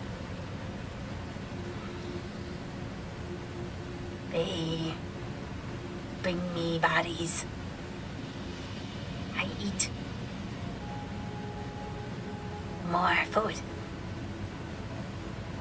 But they're not. They're preparing their weapons and spells to kill you. You bring me bodies. No, I can't. I'm not strong enough. I can't bring bodies back to you. Like, go all the way up and bring them all the way down. I have this turkey leg right here, right now. Are you standing like across from it? Right there? Yeah. Okay. Yeah. You watch as it scoots toward you. He like backs up just a little bit. You feed me now. No, I need the information, and then I can feed you. Because if I just give you this now, then what's your incentive for telling me what you were gonna tell us?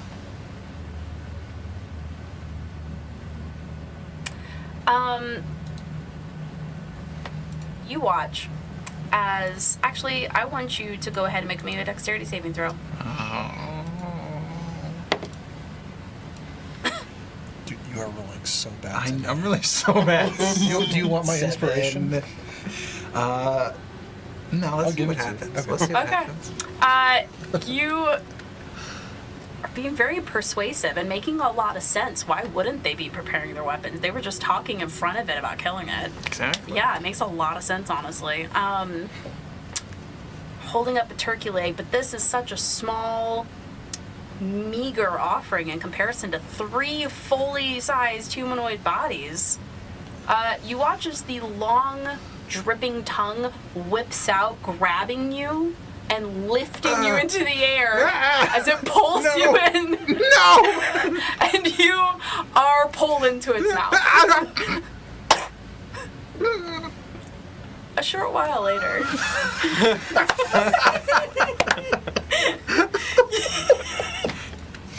you all return. You just Nice. Turkey leg in one body is better than just a turkey leg. You know?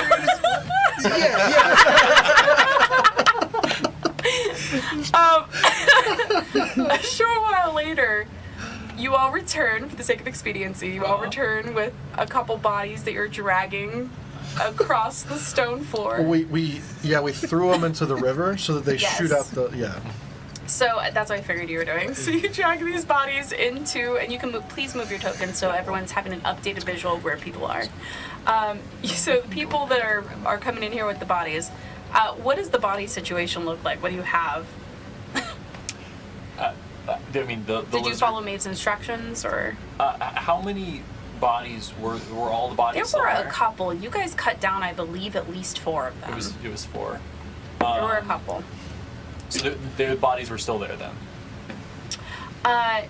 I didn't know if anyone was alive, if they Okay. dropped Yeah. dragged them back home or not. At that point, if we got up there, I would have.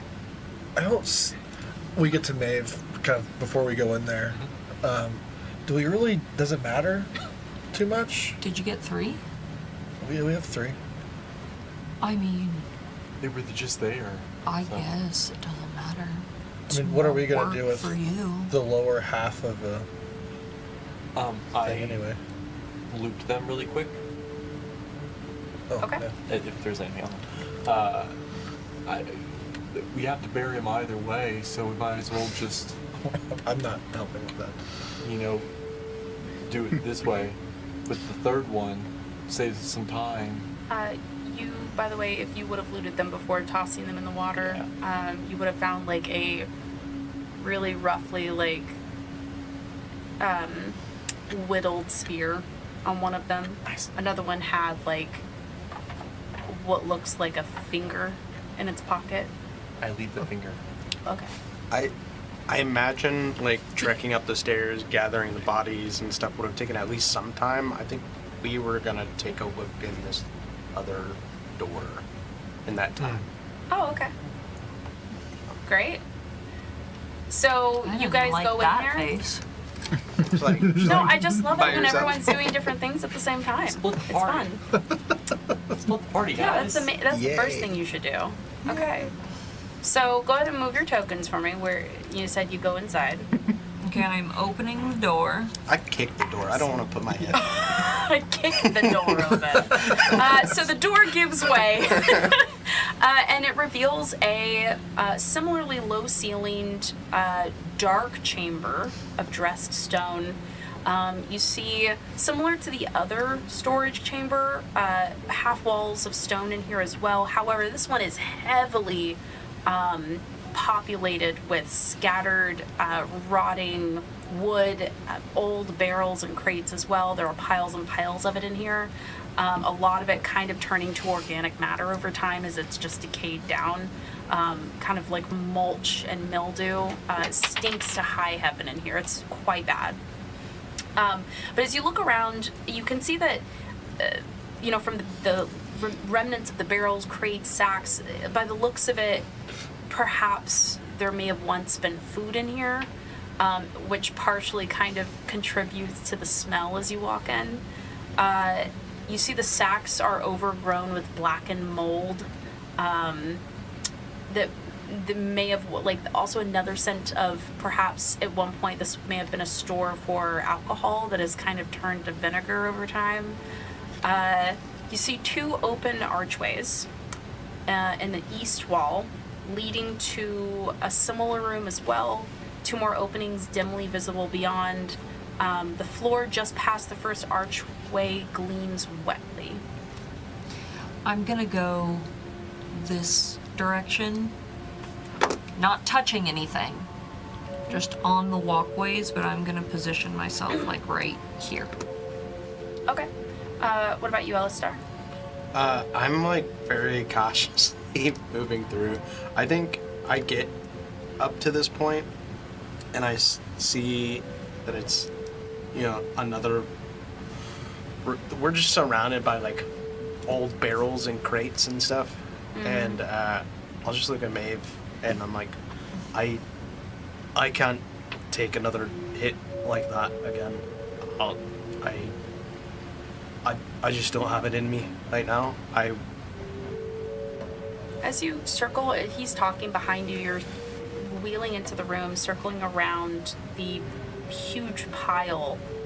As you roll around the corner of the barrels and crates, you see what looks like a half-submerged body or skeleton at this point. Remnants of decayed tissue still on the bone. But you see it kind of laying in a pile of goop on the ground. There is across the floor the shape of something that looks like a pouch. And you do see, actually make me an investigation check.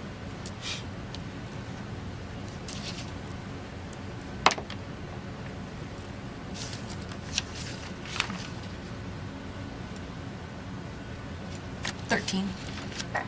Yeah, first glance as where your token is right now, you see the body. And you see the shape of something on the floor. It looks like a bag of some kind. I would like to use my mage hand to go pick up the pouch. Okay. Your mage hand moves around the crates and picks up the pouch. That's all you can see from where you are currently. I want it to bring the pouch back over to me. It does. Okay. Mm-hmm. So, what is on the pouch? As it pulls the pouch over, the pouch is actually fairly sizable. It looks like a leathered bag that's stained and looks like it's pretty worn and frayed, but it's kind of elongated, like what you would use to store like bottles of something. You can see it's been pulled and tied off. Do you open it?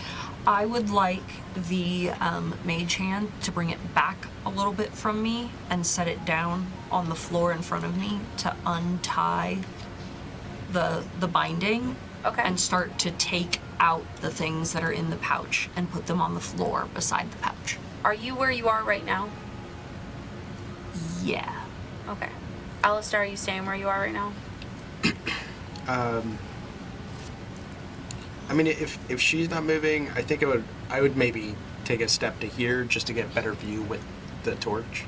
But okay. I think moving together. It's a very narrow space, and with your chair, it takes up it makes it extremely difficult to move around. You would have to basically stand in front of her. Gotcha. Okay. Yeah, I think I'll move forward just a little bit. That way she's got room to do the between the both situation. of you on the ground. Yeah. Makes sense. You make me an investigation check as well, please, Alistar. Okay. Maeve, as your mage hand is opening the bag on the floor, you do have to tug at it for a moment. You can tell that whatever has stained this has caused it to become quite tough. Like the strings have matted and almost fused over time. You do manage to rip it open though, and as you pull the things out of it, the first thing you see is what looks to be a capsa of some kind. And just as a reminder for anyone that's not aware of what that is, a capsa is kind of like one of those long containers that would have been used for holding like rolled up like parchment and stuff for storage and travel.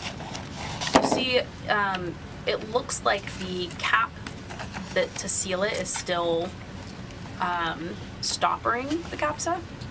And then you also pull free a bottle of some kind. It looks like a small little bottle with clear kind of burbling liquid inside. I'm so sorry. Or sorry, not clear. Like a pinkish. That would be why. A pinkish hued burbling liquid inside. You said I found a capsa with what? I'm sorry, I lost my page. A capsa. You don't know what's in it, but it's basically like a scroll container. It's like a tube. Yeah, like a tube. Okay. Yeah, like people use for their art to seal it when they're going somewhere. Like, so a capsa with pinkish liquid inside? No, there's a capsa container, like a tube, and then you also pull out a vial or a bottle that has this almost burbling, like pinkish red colored liquid in it. And that's all that was in there? Yes. What'd you get on your investigation check? I rolled I got a 12. Okay, no, that's pretty good.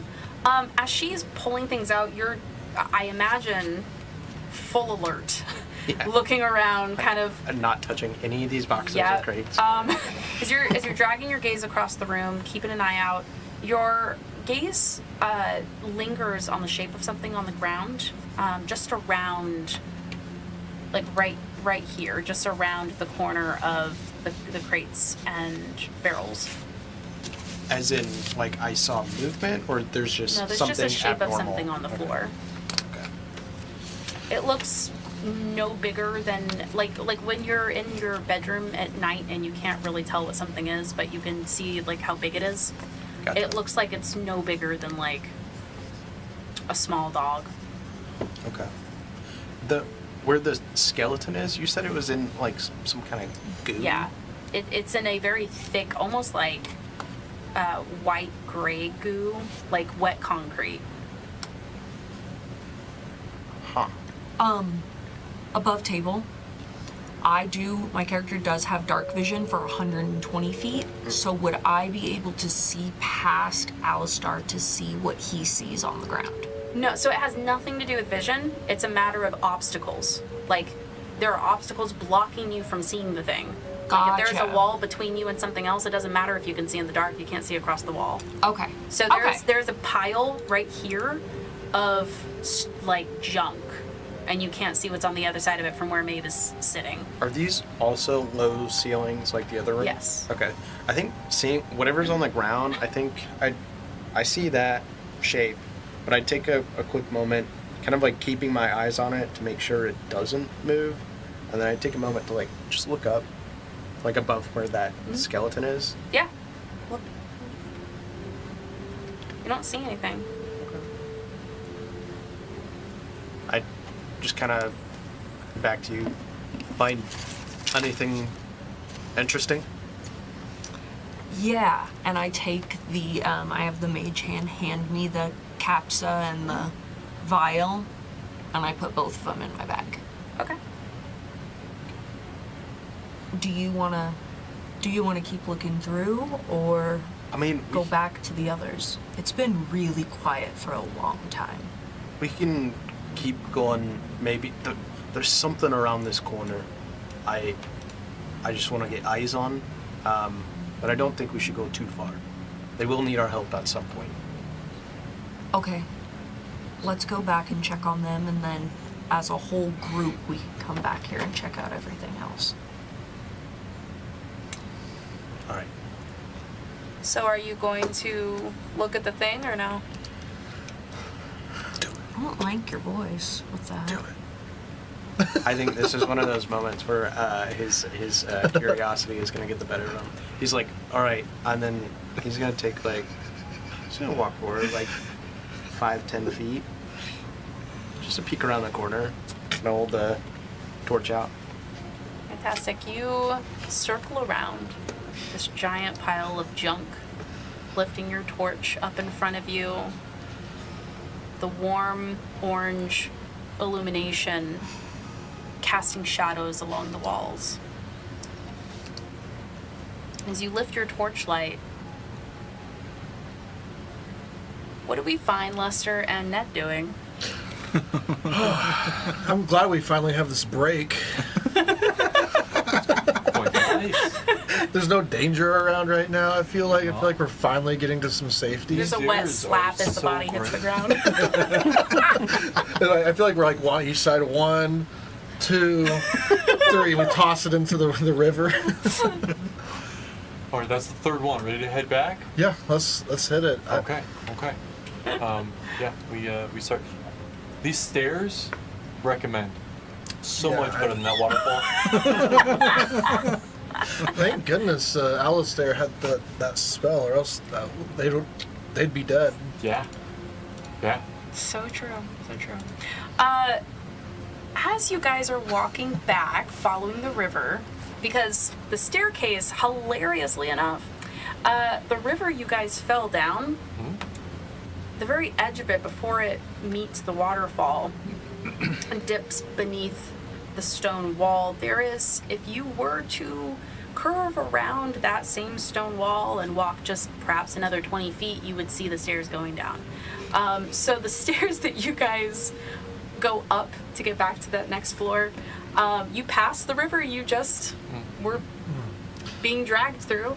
And as you're following this river to head back to the stairs, you hear something. There is a opening across from the river that seems to cut into a pocket of darkness. There's a small chamber beyond, and you hear something that sounds like jingling. It might be a damsel in distress. It could be another lizard trying to eat us. Don't do it. Don't do They what might Ned need our does. Don't do what Ned does. A bracelet. I'm gonna start going towards the jingling. They might be trapped. I grab you. I'm like, no. They might be trapped though. Don't- You never no. know. Yeah, but they could eat you. You're clinking Look at- and jingling. More clinking and jingling noises. And as I'm moving, I'm also making clinking sounds. Come on, where's your adventure? And I slap your back. Don't adventure. We've got this. Stand behind me, and you'll be safe. I'll stand behind you this time. Yeah. Then they can grab you first. He's holding his sword with both hands. We're gonna die. I follow. So,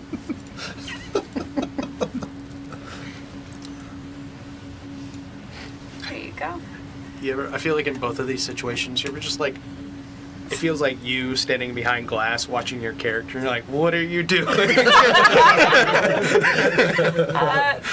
Here, Your friend is literally in a mimic. Don't go into the room. he's fine. He's sitting tight, you know, with nothing else to do. He'll be slowly digested. I will say real quick, just for the record, Tink, when getting consumed by the mimic, was still covered in feces. Delicious. So There's like a nutty if there's aftertaste. if there's any effect, just so we're clear. Fantastic. So, as you guys walk across the river here, ducking into this opening that curves into a low-ceilinged chamber, you see kind of an uneven ceiling, maybe 10 feet high, so just barely above your heads. And in the southern end of the room, your torchlight kind of casting over and catching off of the gleam of white scales. And you see an enormous lizard, like an actual lizard, not bipedal, but on 4 legs. It is huge, quite large, and it is chained. There's a very sturdy, thick chain around its neck, tethering it to what looks like a heavy metal piton in the ground, like in the stone. What's that? And you watch as the agitated creature is twisting in frustration on its chain. Ned, we don't have to free it. You see its tail lashing. Ned? And you see behind the lizard, as you're saying this to Ned, Lester, your eyes catch on several iron chests behind it against the wall. Well, there might be something useful in those chests. There's a couple iron chests. I like, you see him like crouch a little bit, and he puts his sword down. Hey there, fella. Watch as it snaps, huge eyes rolling wildly as it takes in the cast of light from your torch. You see it kind of cringe backwards, eyes slitting. Seeing that, I put my torch down, so the harsh light isn't casting on me as much. Mm-hmm. It's just more of a soft light. For Are you giving the lizard moonlighting? Mood lighting? Yeah, he's scared. For dimensions, this lizard is probably about 14 feet across, like from nose to tail, and Big old 8 boy. feet tall when standing upright on its legs, That could eat Like- us. just standing normally. So I am keeping my distance. Yeah, it is quite large. Do you want to go talk to him? Do I want to go talk to him? You That's talk to him. ridiculous. Are you like animals, right? No, No? not that one. Hey! Do you like your bracelet or not so much? I could help you with that.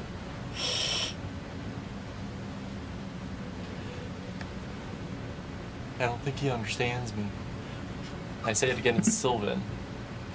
Assuming he doesn't understand me then either. The huge lizard continues to hiss. Okay. Hold on, before you do that. What? Actually, as you're doing that, I kind of, where the creature is, I kind of like give him a little scritch, and I'm like, I don't know if you can talk, but do you think this is a really bad idea? I want to cast augury. Oh, okay. Okay. What is that? Let me pull that up real quick.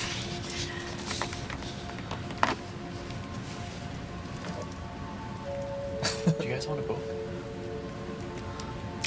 Like a player statement? I have one. Yeah. And then a table. Yeah, I brought it. Oh, there's not one. Yeah, I brought one of both editions.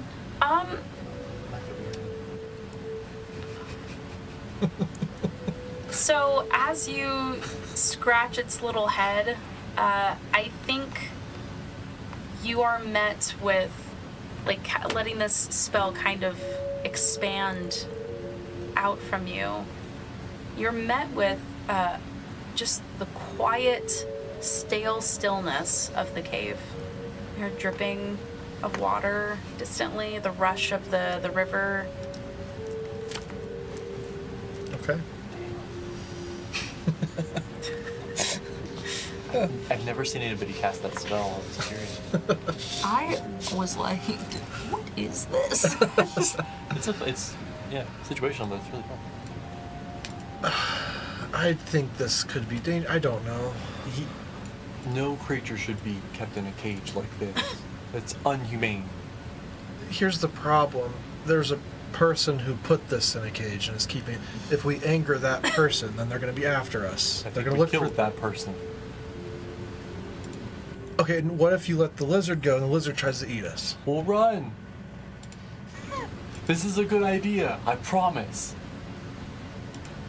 I'm gonna get my distance before you unchain the creature. Okay. I'm gonna talk to him first, and then we'll see how this goes. Okay. Yeah. I promise I won't just unlatch it. That would be dangerous. Yeah. I cast Speak with Animals. Okay. Fantastic. Move a little back. Do I need to roll d4? Am I okay? Yeah. Okay. Roll a d4. I'd like there to be an even this time. No, it's an odd. It's an odd. It's an odd? Oh, Yeah, okay. It's odd. Great. What's gonna be 80 this time? Roll a d100 every time. It's close. It's not 80, but it's 60. It's 60. Skipped a couple. Skipped a couple numbers. You regain your lowest level expended spell slot. Hey. Hey. Great.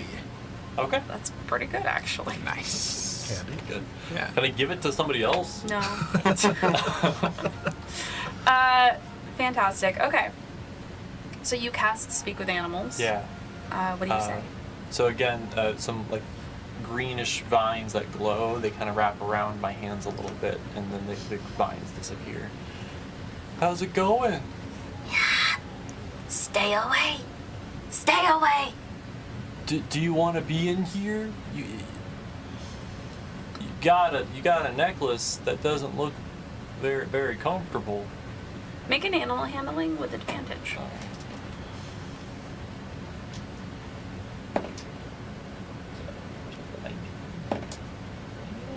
Animal handling is going to be 19. Ooh, okay.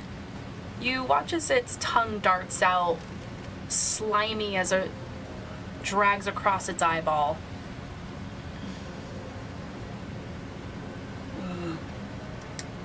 You hurt me. No, my friend and I, we don't want to hurt you. I don't want to see you in pain, and that just doesn't look very comfortable. Nah. It's not. It hurts. I could take it off of you if you promise not to hurt me and my friends. The other creatures, they come back and they will punish me. You could leave with us. Yeah. We're leaving the cave.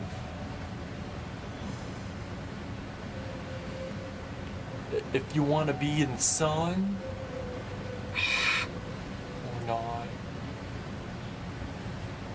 you can come with us for a while. Yeah? Yeah.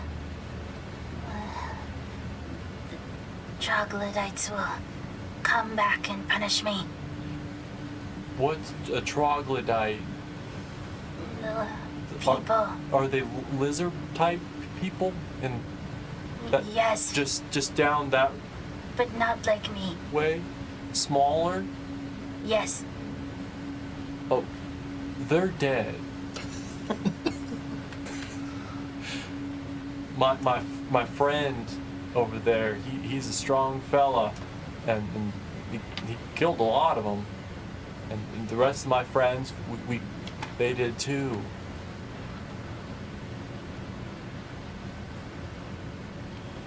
They were our enemies too, and so we have commonality. You have food. Bum fresh out.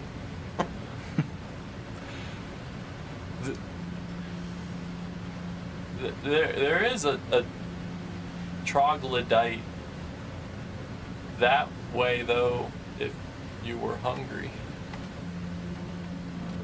They have key. Yeah, I'm not gonna. I could try. I don't know how to do that. I could get the key. We could get the key, and we could free you. I'm sorry, but you're just gonna die. Yeah. For real. I just imagine you guys you're talking like, He's and then, yeah. and you're like, and then you like point He's to me. over I'm here like, speaking Parson. Free me. Uh-huh. If we free you, we could take those chests. If you don't need them. They want me to guard the chests. You don't have to. No, I don't want to. Yeah. Sounds boring. You free me. Okay. Okay. So we're gonna go get a key in the troglodyte village and free him. The look on your face, you're like, Split the party. Level 2. Split the party. okay, I don't think it's a good idea, but I do think maybe we go back because we still have to feed the mimic. right. I don't know his name. Maybe I've heard mimics stories. Yeah, the chest, Right. and we don't want those bodies to float too far, so we do that. Save the lizard. If I heard that sentence 3 days ago, I would think I was crazy. Same. Let's go. I'm gonna turn back to him. We'll be back. And I'm gonna toss him a ration. They don't taste good, but if you're hungry, He sniffs at it and then slowly pokes its tongue out and then laps it up. I'm sorry. You see a lot of old scars on this creature. There's kind of what looks like a piece of something, like a very large splinter perhaps, was never pulled out, and its like leg had started healing around. The creature clearly favors one of its its other leg. Yeah. It looks as though it's probably been abused. Okay. Yeah, you see it curl up, chewing on on the ration as you leave. After seeing that, as I walk up to you, you gotta be quick. This poor little guy. Let's, Poor little guy. oh, It's a 14 you're too foot kind, lizard. Ned. And I pat you on the side, and then we walk out. Yeah, we head back to go retrieve the bodies. You hear, Bye! Bye. Come back! I promise. Yeah. Come back! He sounds so lonely. okay. So you guys return with the bodies. So as they're going down the stairs, returning back to your group, you lifting your torch, illumination washing over a hat. A hat. You see a hat on the floor. It looks Put it on. frayed Immediately. and worn and incredibly beat up. But it might have been a really nice hat once. Above table. You gonna go pick that up yourself, or would you like me to mage hand and grab it? I think we were like, yeah, this is the plan. All right. Yeah. I'm gonna take the crowbar out of my Dungeoneer's pack and poke it. Just poke it. Forcefully, but poke it. Yeah, you poke it and nearly let out a shriek that does not sound like it belongs to you as a fat toad jumps out of the hat.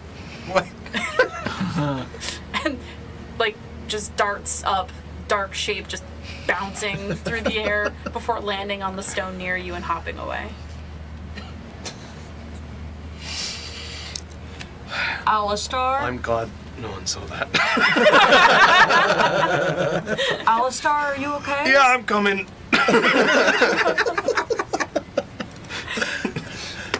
And we exit the little room. Okay. Do you take the hat?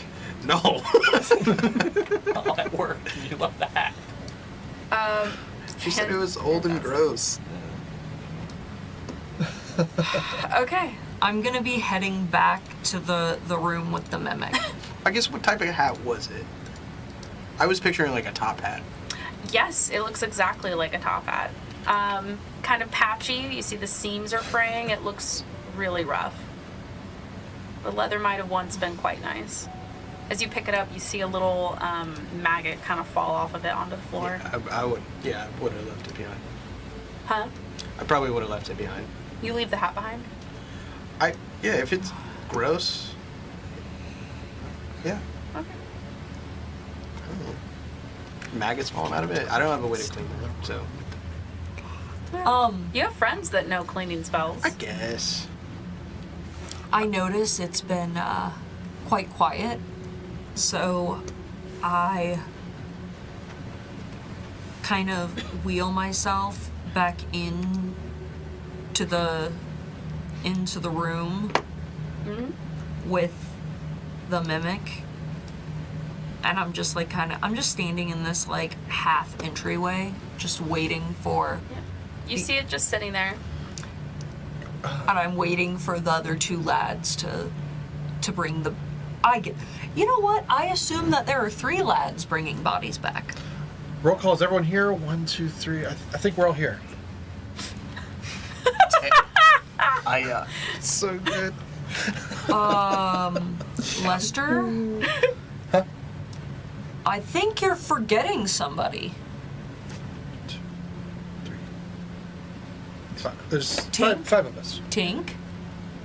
Oh, shoot, we're synced. I thought he was with you. No, he stayed behind with you guys. And then I turn my head and I like look at the mimic in the room.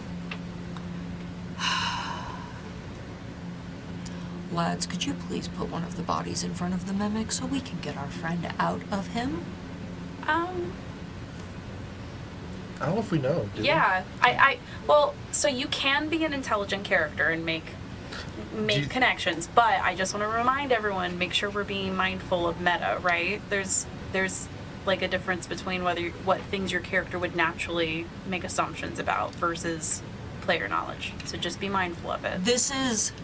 I'm thinking, so as my character, she's thinking, we didn't see him out there.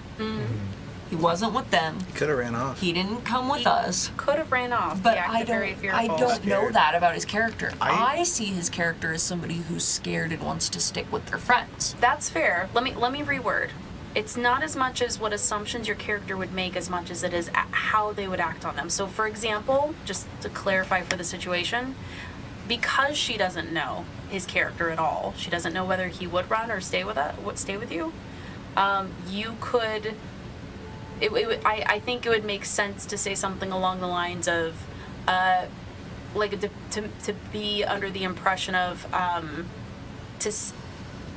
does the mimic have, like, let's find out if he's in the mimic, not making the okay, it's definitely this. Does that make Okay. sense? Yes. Like kind of playing it more as like, let's test a theory. I wonder if this is what happened. Yeah. I mean, surely he wouldn't stay in there. Every other fight or encounter we've had, he's kept his distance. Let's find out. Well- Let's get the bodies in there, and I think that's a good point. I think we can take a look at least. Drag.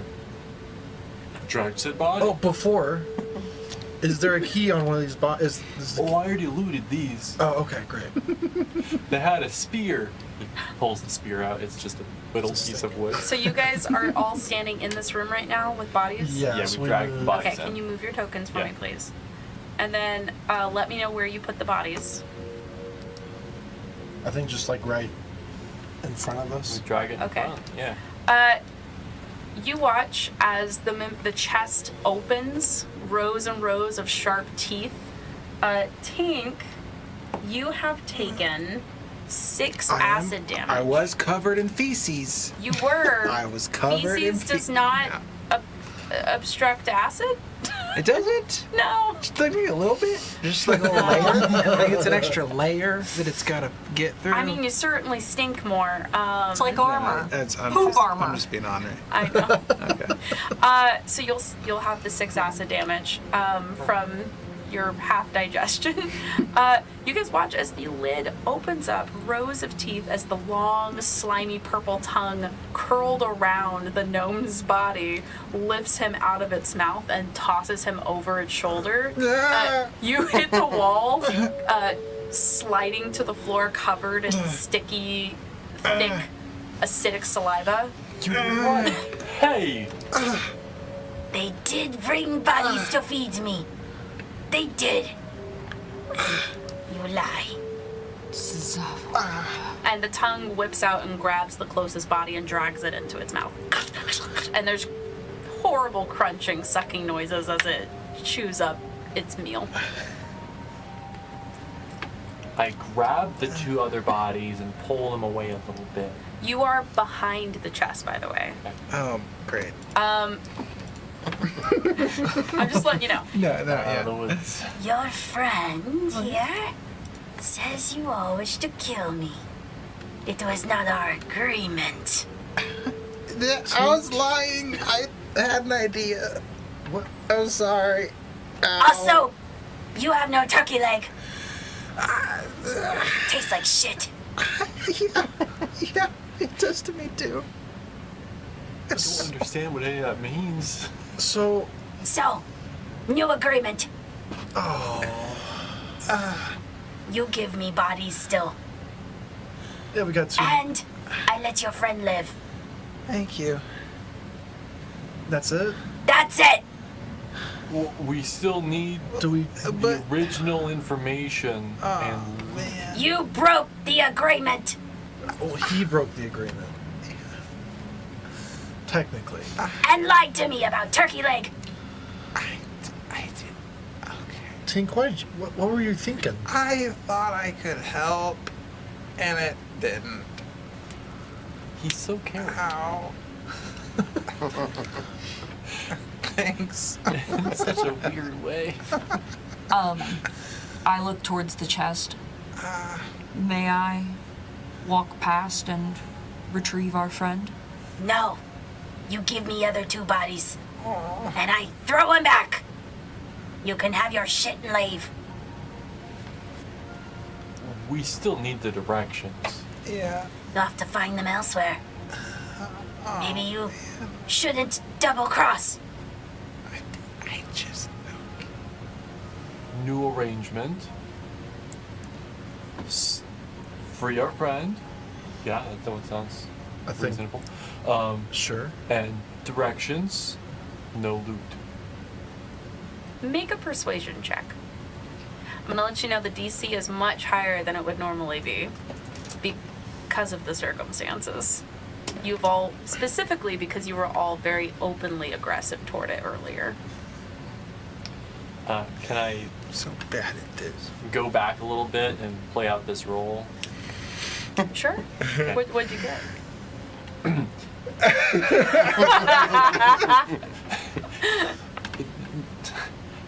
New. Don't forget you have inspiration. Mm-hmm. You could make it a straight roll. It's a. Okay. Did you say disadvantage earlier? I did, but you do have inspiration, so Oh, you it wouldn't have couldn't mattered. I only rolled once, Oh. and it was a 1. So They're both ones? no, I only rolled once. I Oh. didn't hear the disadvantage part. Oh, I see. Okay. So it's a 1. Okay, fantastic. Yeah. Play it out. our new. He can't get the words out at this point. New. It's a new arrangement. You give us our friend, and you watch as the then tongue we also curls back out, grabs Tink, lifting him into the air, and you watch as he's hovering in front of the teeth. Guys. This is a long, long wait for more adventurers. Stupid adventurers like you. I get very hungry in the quiet dark. I want snacks. I ask for snacks. Put him down. I was very reasonable. I didn't even eat your hands.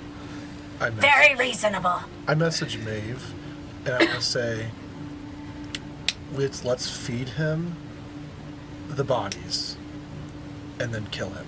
After we get Tink back, then we can attack him. I want the directions. I don't think we're gonna get him at this point. Push the bodies over to me, or I eat your friend. Do you think we could torture it out of it? We could try it. Yeah. Guys, bodies. Okay. Bodies. Okay. Oh, we understand. And so, giving Maeve like an understanding look. Ned, help me move these bodies over. We'll do the thing again. 1, 2, 3. You pick up the first body, you toss it toward the creature. You watch as rivulets of saliva roll down the front of the chest, pooling across the stone floor, popping and steaming. You can see the exposed skin on Tink's arms with patches of bubbling burns. You grab the other body between you, 1, swinging it. 2, I think like 3. it dangling him and so I think if anyone looks over at Alistair, he's like seething. It's threatening and his eyes like start to do that like flicker thing again as his like emotions well up. Not doing anything in this moment, but like he's it's something's like bubbling up. And as you throw the body, it hits the floor, rolling toward the chest. That is where we'll take our break. We're going to come back in 20 minutes. See you in a second. Dun, dun, dun. Oh boy. I have an idea. Yeah. I do. Kill it. Kill it. Kind of. Torture. If anybody has grease, let me know. I believe the spell grease specifically says it's not flammable, if that's your idea. Oh, I just meant a vial of grease in their packs.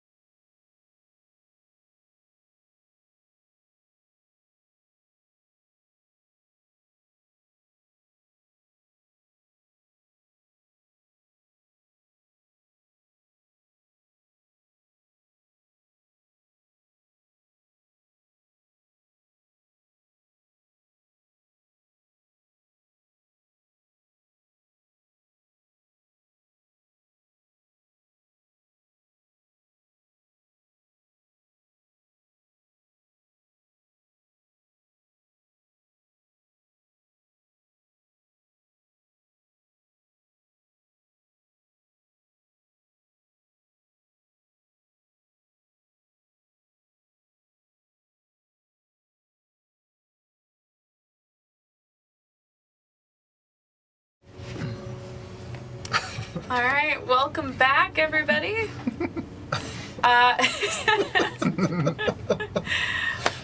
Welcome back from break.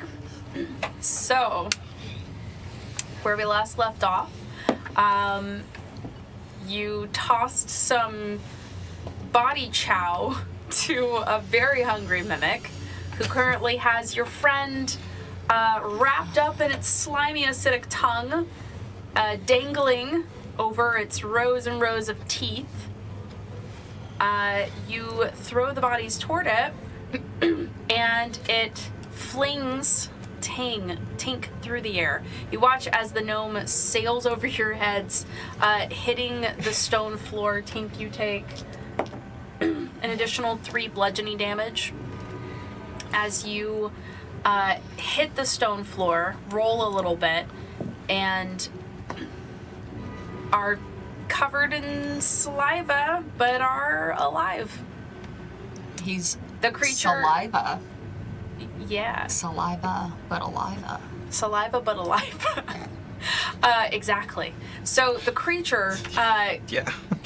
in lieu of Tink, kind of grabs one of the bodies and drags it closer to it. You watch as the chest is scooting itself backwards, yellowed eyes gleaming and slit as it watches all of you.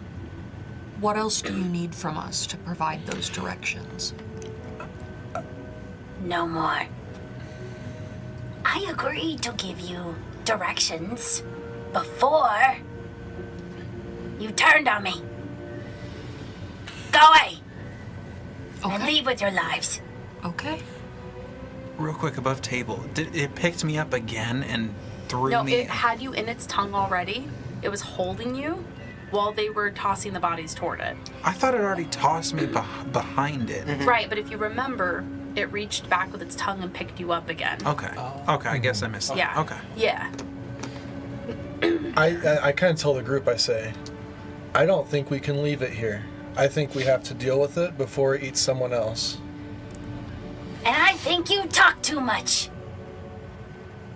I will eat you, or you can scamper away and live. I put my hand on your wrist. Let us leave with our lives. Other adventurers are not our problem.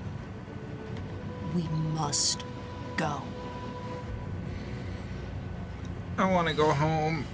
Listen to your one smart friend.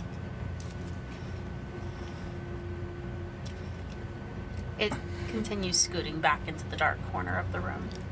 Let's go, Leicester.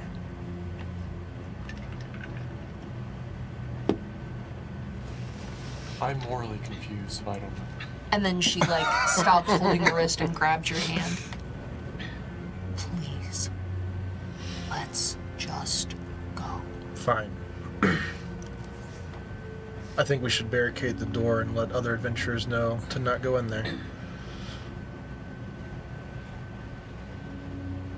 That sounds good. What? Do you guys agree? Yeah. Let's discuss our plan once we've closed the door and have left the space. Alistair's just silent right now. If you look at him, his eyes are just full glowing blue right now. I'm gonna put my arm on your shoulder and kind of try walking out with you. All right. Tink. Can you stand? Yeah, I think so. Yeah. Put him on the back of my chair. I'll do that. I you guys snap me out of it a little bit, and I still going. I'll set him on the back of her chair. And I wave my hand and prestidigitate you so you're clean. If you're gonna stand thank back here, you might as well not smell like shit. Yeah, that sounds good. Thank you. That sounds so good. I turn and walk out at that point. So we closed the door then? We're all Yeah. out of the room. There wasn't much of a door. This one didn't have Or not a door. much of it, yeah. But kind of going off of yours, I basically beeline. I look for any kind of larger rock or something to start piling in front of the door. Wait, We should make a sign. I take my dagger out and I just draw a giant X on the door. Like just carve an X into the door. I want to take some parchment from my notebook and papers, and I take my quill out and the little vial of ink, and I write on the paper, I say, "Warning, chest will eat you. It may not always be a chest. Warning, inanimate objects might eat you. Do not enter." Perfect. And so I nail that to maybe whatever I can find. I have a python hitting, Oh yeah, that'll work. A kitten. and I'll just hand you one of those. Sick. I will say, given the state of this door, and that being paper, those may not last very long. Tink, do you have any tools to work with stone? I mean, I don't think so. Do I? No, I don't think so. Do my tinker tools? You do have Tinker's tools. Does that It has. does that work? Like small saws, screwdrivers, like a wrench, needle, thread, whetstone, cloth and paper, scraps, like a tiny pot of glue, an oil dropper, things like that. Because I have. Where did it go?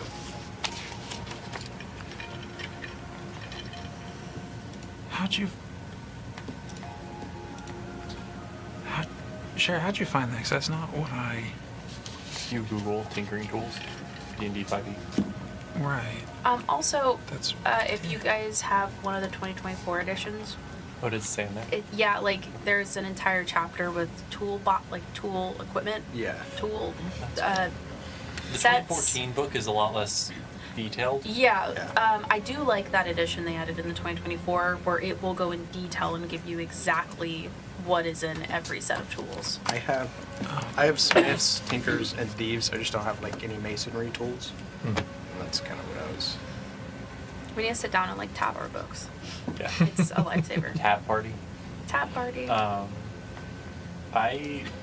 pull out a dagger, and not even just that. I pull out some scrap metal and a hammer. So it's like old, like partially forged pieces of metal.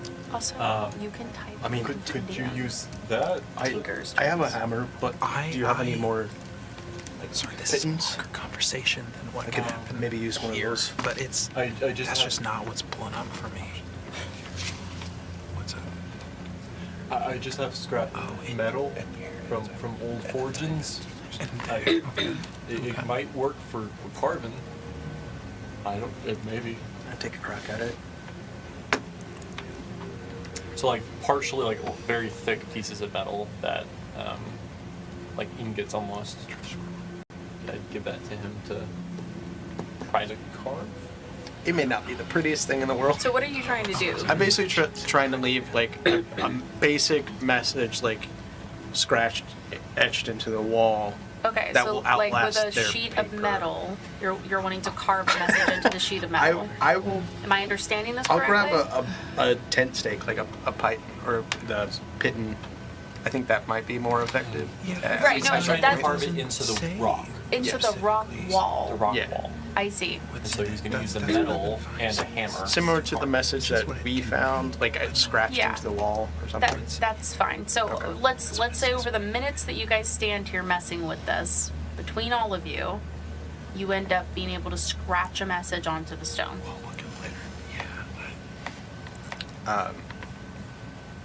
I'll just, to keep it to where, so I imagine it's not the most,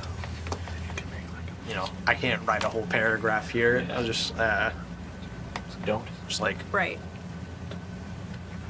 danger, mimic. And that's it.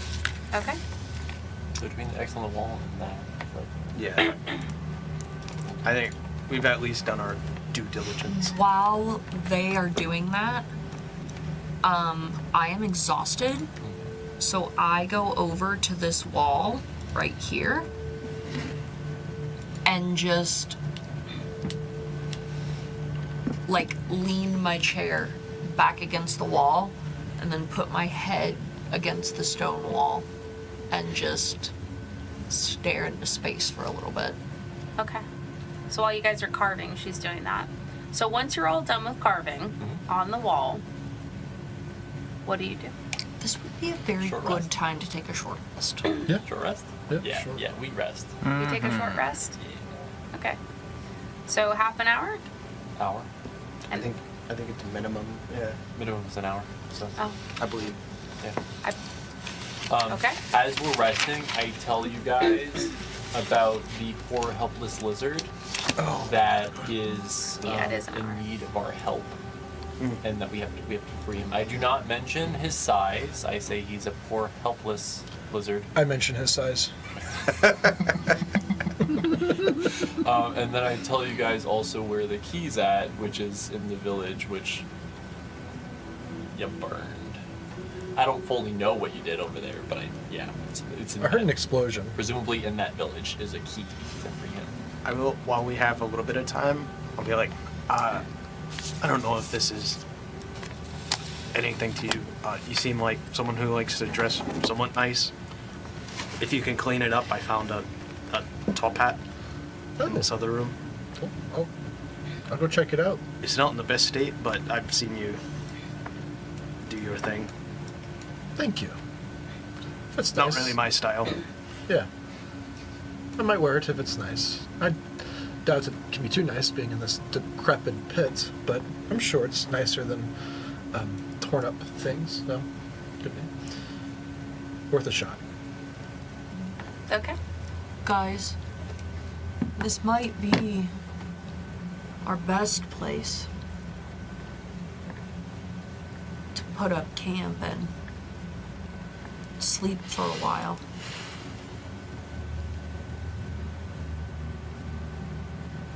We just woke up.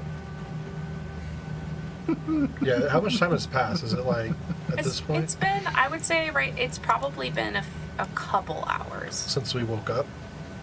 since you entered, since you woke up and entered this place. Okay.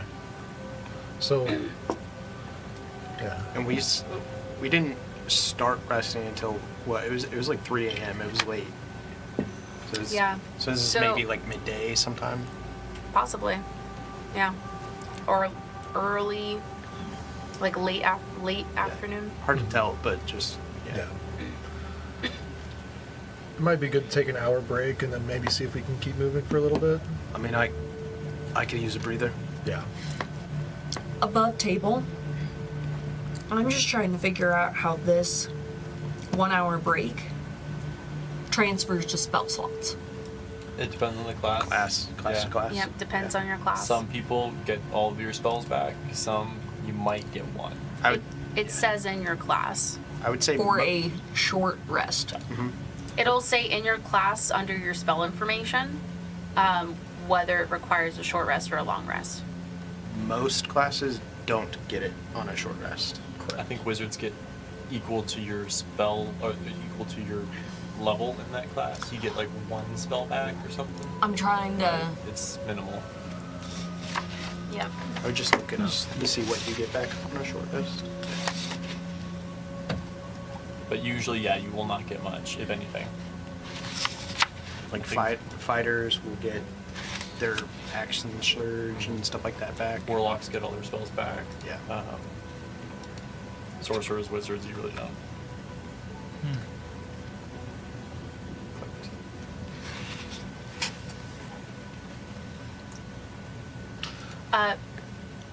Basically, where's the physical player's handbook?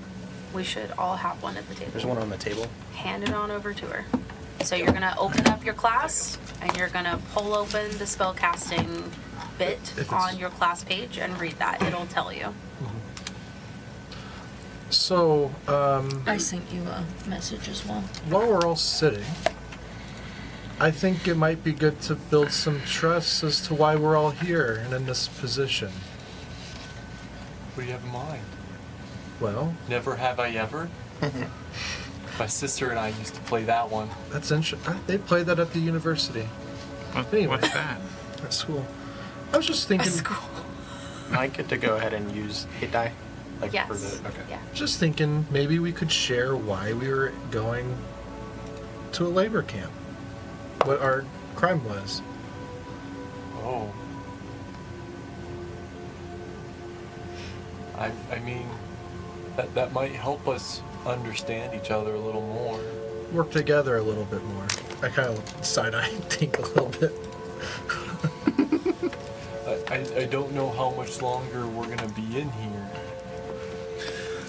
Well, hopefully not too long, right? I have no idea. I mean, I just think that if we can trust each other a little bit more, it'll help us in combat and in situations that, you know. I just want to be able to trust that you guys have my back. should Yeah. my mom used to, when we were sharing things with each other, we had a feeling stick. Do we need one of those? Ned, if you would like a feeling sick and you think it would help, power to you, buddy. What's a feeling stick? I'm not exactly sure, but it sounds like it's like if I'm understanding correctly, it's a stick that you talk whenever you have it or you want to say something. He pulls out. Oh, that is not. He has one on him. He pulls out like a torch and like takes part of the torch, the pieces of wood out of it, and says, "Since we're talking about sensitive things, I think it best we don't talk over each other. And so whoever has the stick can talk, and everybody has to be open-minded about what they say." Okay, yeah, I'm fine with that. Okay. And he hands it to you. I take the stick and I say, so the reason I was arrested is because of illegal magic that I've been studying that caused issues within the house that I belong to. What kind of magic? Divine spells. And then yeah. What? Okay. I pass it off to Tink. Oh, my turn. I was arrested because I stole some food, and they caught me. Oh, that's So- not that I'd like to bad. try to see if that's a lie. Make persuasion or deception check, Tink.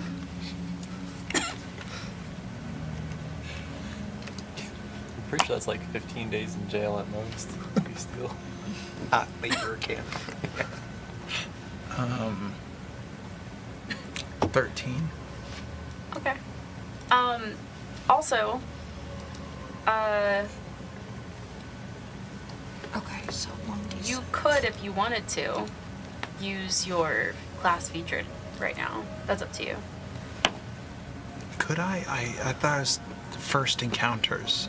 Okay. I mean, you guys are kind of really meeting each other for the first time right now.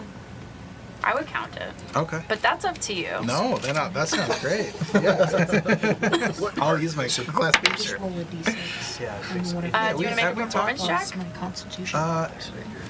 Yes. Alistar, Should have two. what is your wisdom score? My wisdom score, I believe it's a 14. I hate this die. Yeah, 14. Oh my gosh. It's 5. Yeah. I'm Got also 5. I'm also proficient in insight as well. Screw you. Do you want to put that in dice jail? I think I might. Where's There's a big fire right over there. You can just toss Yeah, it. I'll just toss it in. Do you want to use that for everybody? Do you want my inspiration? Or just, do you want to use that same feature for everyone, toward everyone here, or just toward Alistair? Constitution modifier? I get why not everybody? Okay. If I can. Yeah. Lester, what's your wisdom score? My wisdom score is a 16. So like, if you Make a performance check. roll a d6. Different. If you want, yeah, inspiration, I'd also Okay. be down. So I Yeah. healed 2 Really? points. Yeah, I'll give you You guys inspiration. want to be tricked? And then if you You know, just whatever helps you. That helps one's the story. yeah, thanks. That one is an you 18. have Oh, okay. And then Okay. Maeve. I would take a short. I was just explaining the 2. die. Okay. Maeve, what is your wisdom score? 14.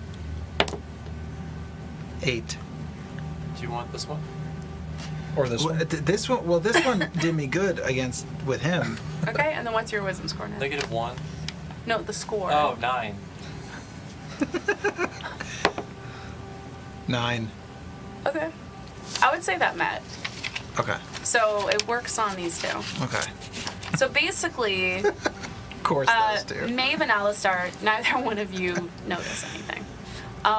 But Leicester and Ned, you guys assume as you're listening to Tink talk, you just really empathize with this guy. And Just for stealing? That's so you, sad, man. You like your heart really bleeds for this guy. Like for the next hour you would do anything within your power to help him to the best of your ability. I'm sorry I doubted you earlier. It's okay. You know, It's there's a lot of things happening, but I want you to know I'm here for you. thanks, man. I'm here for you too. Thank you. I never would doubt that. Can I wouldn't ask to make a roll if this wasn't extremely out of character. Can I roll something?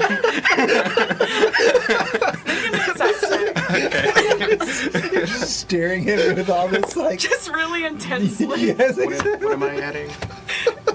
It's like you your told me insight. your dog Insight. died or something. Just, I rolled. I didn't Just roll. got, like, so it's, really, it's like- a 10 total It's a 7. on his deal. Yeah. Maybe you guys are trauma bonded right now. Okay. buddy, it's, There's some hands trauma you a bonding ration. going on.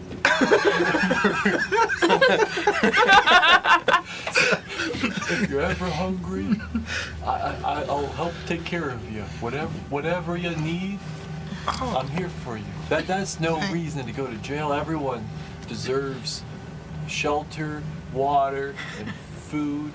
and a luxurious, 30 count cotton fiber sheets. Oh. 30. Stealing food from whom? Hey, don't go too hard on them. I just am curious. Stealing food from whom? It's from a baker. He had some, he'd throw away the food at the end of the day, and so I would just go in and get what he'd thrown away, and and he caught me one time, and the guards took me. So. Tink, are you sure you don't want to revise your story and I think tell us a little more? What more is there to tell? What did you roll on your charisma check I had you make earlier? I had you roll Which persuasion one? or deception. What did you roll? Not what it was that you chose, but what was the number? I don't remember. I rolled for every. Which roll was It was that? the very It was the first very first one. When Or was I it think 13? I think it was a 16, or maybe it was a 13. Was that a 13 or 13 16? sounds right. 13 sounds I right. think it was like a 13. That was when you offered your inspiration. Yeah. Yeah, it was the very first Okay. roll that you made. I think was Yeah. that the 13? I think it was a 13. I can't say with confidence. I will say this much. Just because you guys weren't affected by whatever it was that he just did, neither one of you noticed anything amiss. And going off what your character knows about him so far and how they feel toward him is how I would recommend you act. Okay, so we aren't suspicious, No. but we aren't overly empathetic either. I am. I was trying to understand my headspace. So I like. So your very first insight roll that you made earlier for him, what was that? I didn't make one initially. I made one to see what was going on with them. You did but you were make one asking me before my that. passive. So you did this. You made 2 insight rolls in this interaction. I've only rolled once. You asked me what my passive was. I'm pretty You sure asked me I what had you roll my for it. wisdom 'Cause- score was. I see. Well, what was your passive? My passive is a 16. Okay. Well, then I'm gonna. I don't know if I ever touched on this previously because we kind of went down a rabbit hole I'm of sorry, rolls here. 14, not 16. That's So- okay. With the 13 you rolled initially, and your passive Okay. insight previously when he told you it was because he stole food. I'm quickly addressing that right now. Yeah.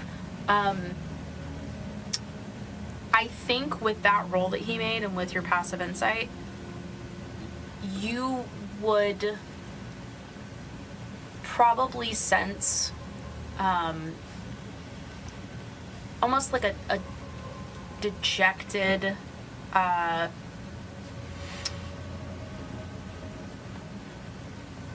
defeat, like in the way that he said that feels very genuine.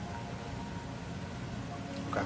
So going off of how you guys feel, no, you have no reason to be suspicious from that and from the rest of this interaction. And I just wanted to make sure I was understood my headspace. Yeah. Yeah. So, Up until now, Maeve has been very friendly toward him, and from what you saw of what he first said, Okay. I think you can go off of what Alistar would think of that. Okay. Okay. Thanks I'm on so the same much page. for sharing that. I know it wasn't easy. Thanks, Lester. You guys are really nice. Sorry for worrying you.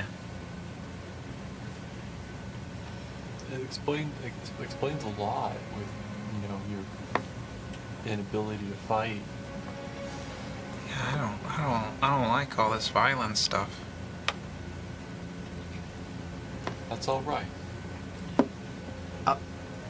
if I may make a suggestion, I understand you were trying to help with the mimic. You gotta let someone know what you're doing. You gotta look out for each other. It's so Talk about dangerous out here. man. Scratching each other's backs, you know. So if you have a plan, just let someone know. Okay. Yeah, sorry, I'm not used to being with lots of other people and having to.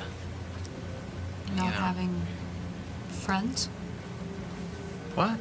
Oh, I have friends. Yeah. Got lots of friends, you know? Just, yeah. Of course you do. Uh-huh. This guy not having friends. Ridiculous. Look at that. Look. Look at this guy. How can he not have any friends?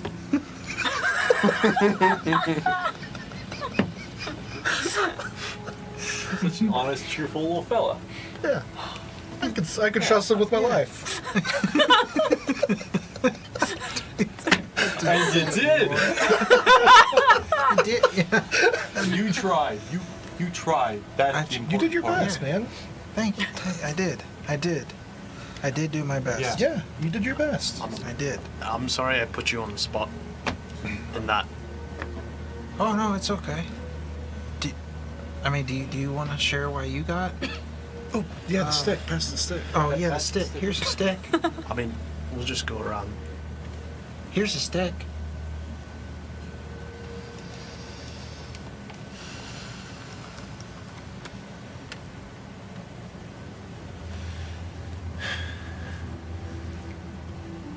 Unauthorized magic use.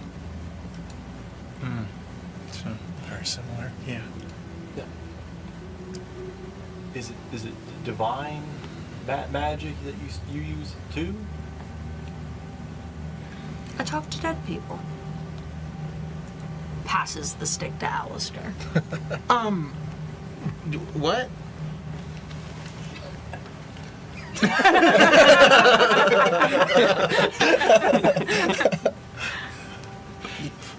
Well,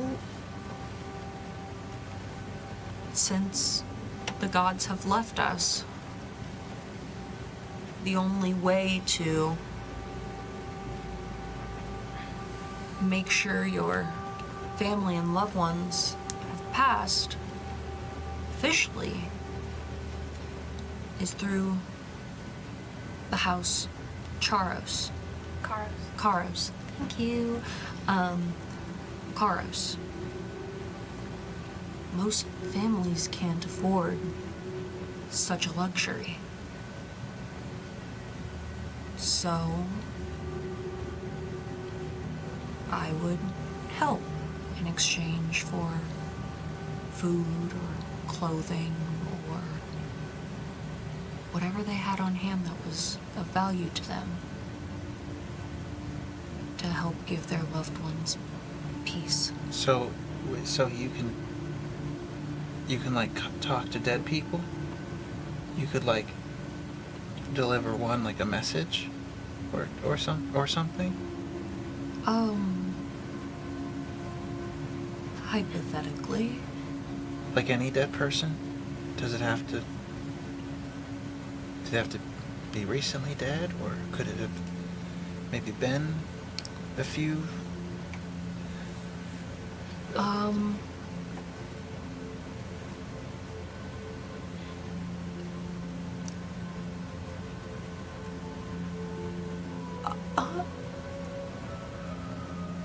I had something happen, and I don't know anymore. Oh. Oh.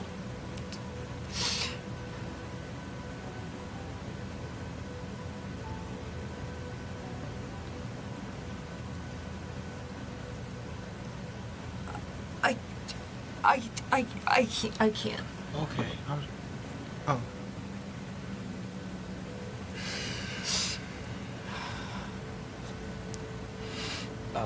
Ned puts his arm around you, pats your shoulder, and then he gives you a ration.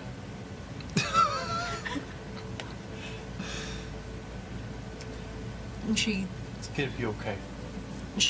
puts it in her backpack and thank you.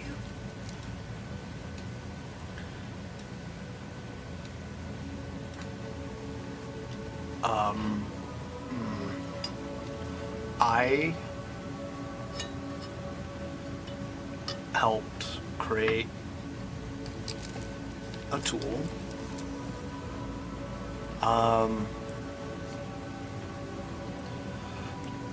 There's so much we don't know about this world, and so much that's kept from us.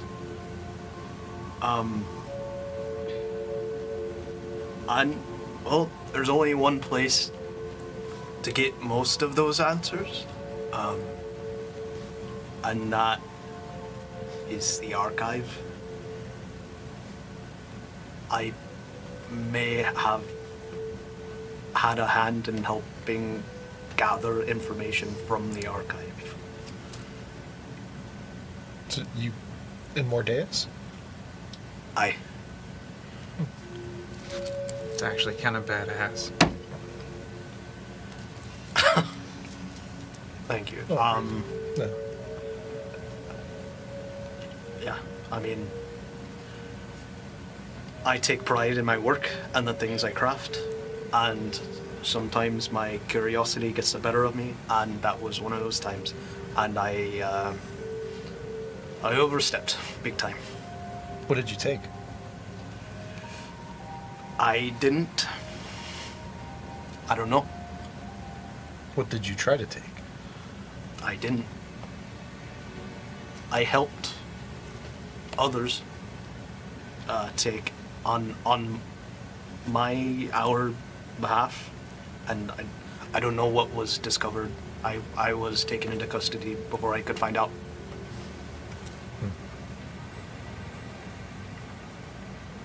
What?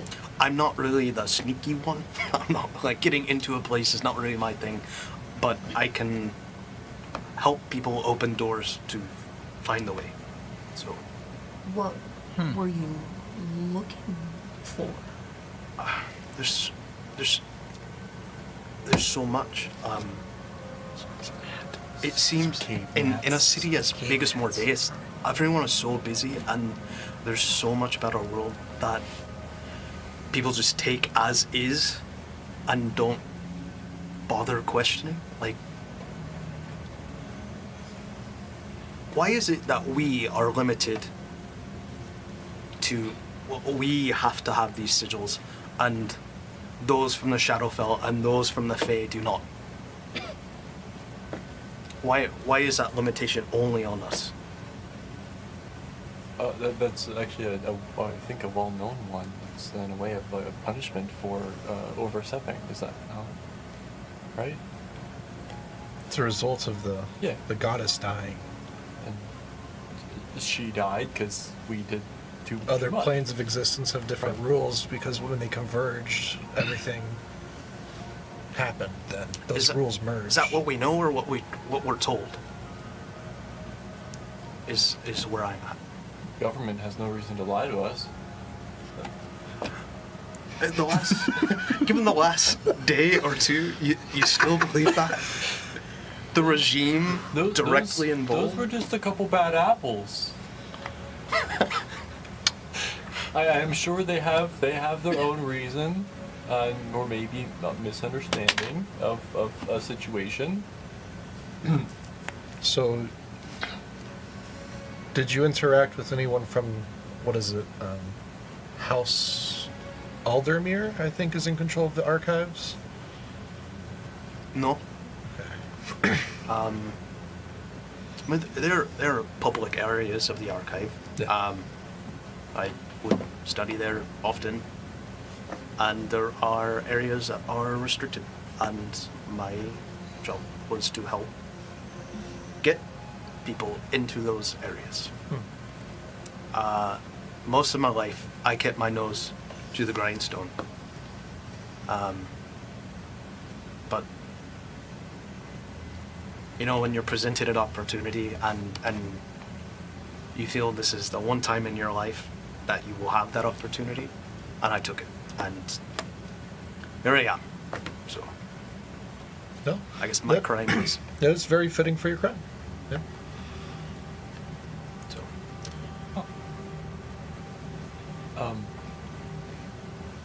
That's the feeling statement. I am. I'm not a criminal. Pass the stick over Cuddle's head. He temporarily, and then goes back to being a doll.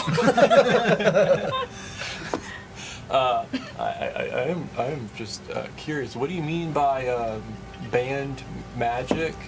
You just need a sigil? You're rich, right? Do you not have a sigil?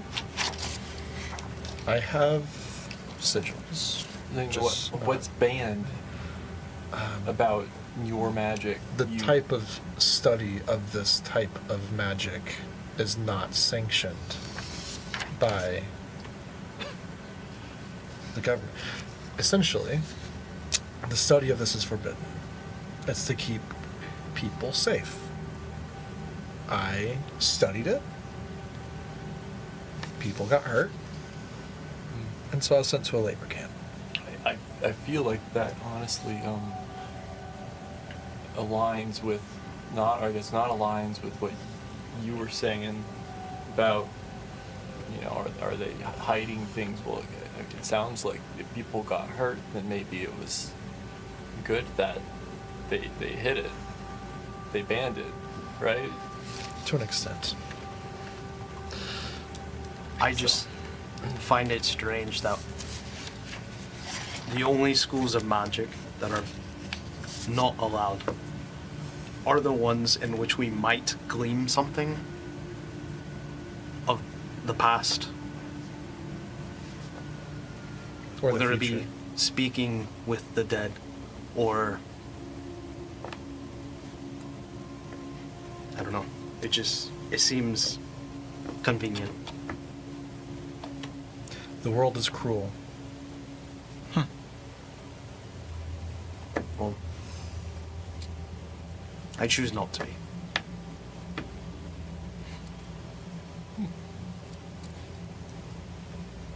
Sorry, that's just his shirt. That's the other half of it.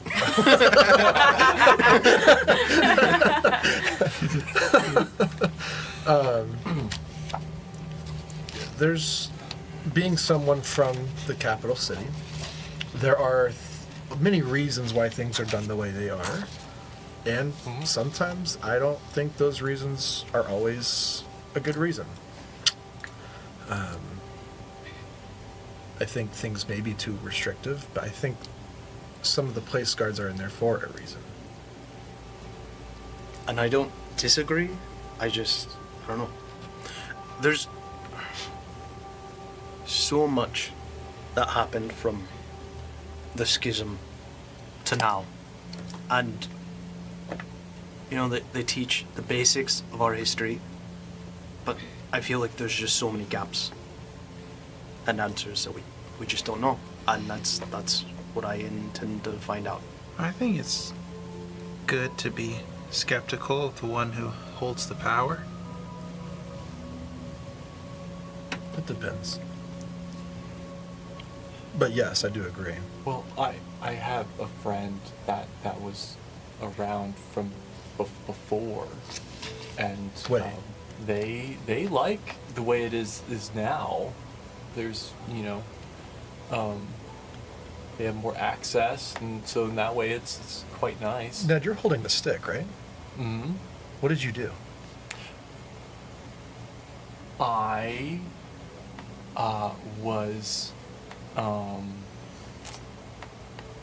was trying to help somebody, and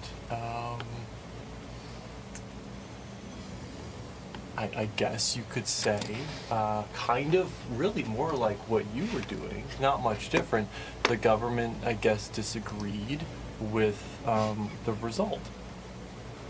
So, you know, that things like that happen, and I disagreed, but at the end of the day, you have to respect the authority of the land.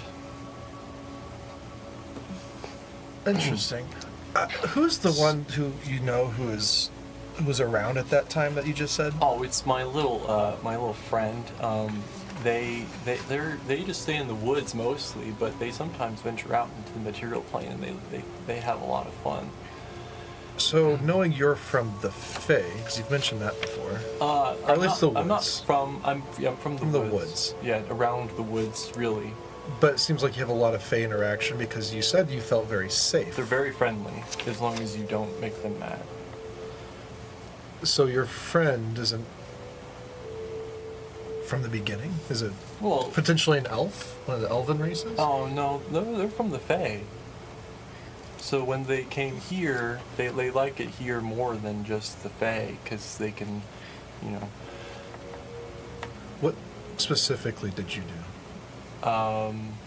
Well, I was trying to help somebody who was getting mugged, and they didn't want to not mug, and then so I had to stop them from mugging. And what did you do? Well, as anything, and aspiring, he tries to sit up a little bit, unconfident about what he's saying at the moment. Any aspiring knight would do to help a damsel.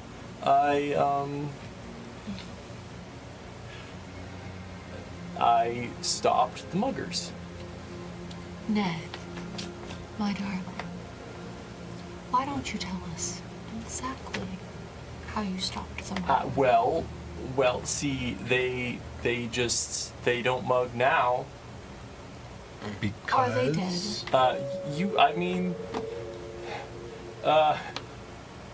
One you could say is not breathing now, and the other one has one less hand to mug with.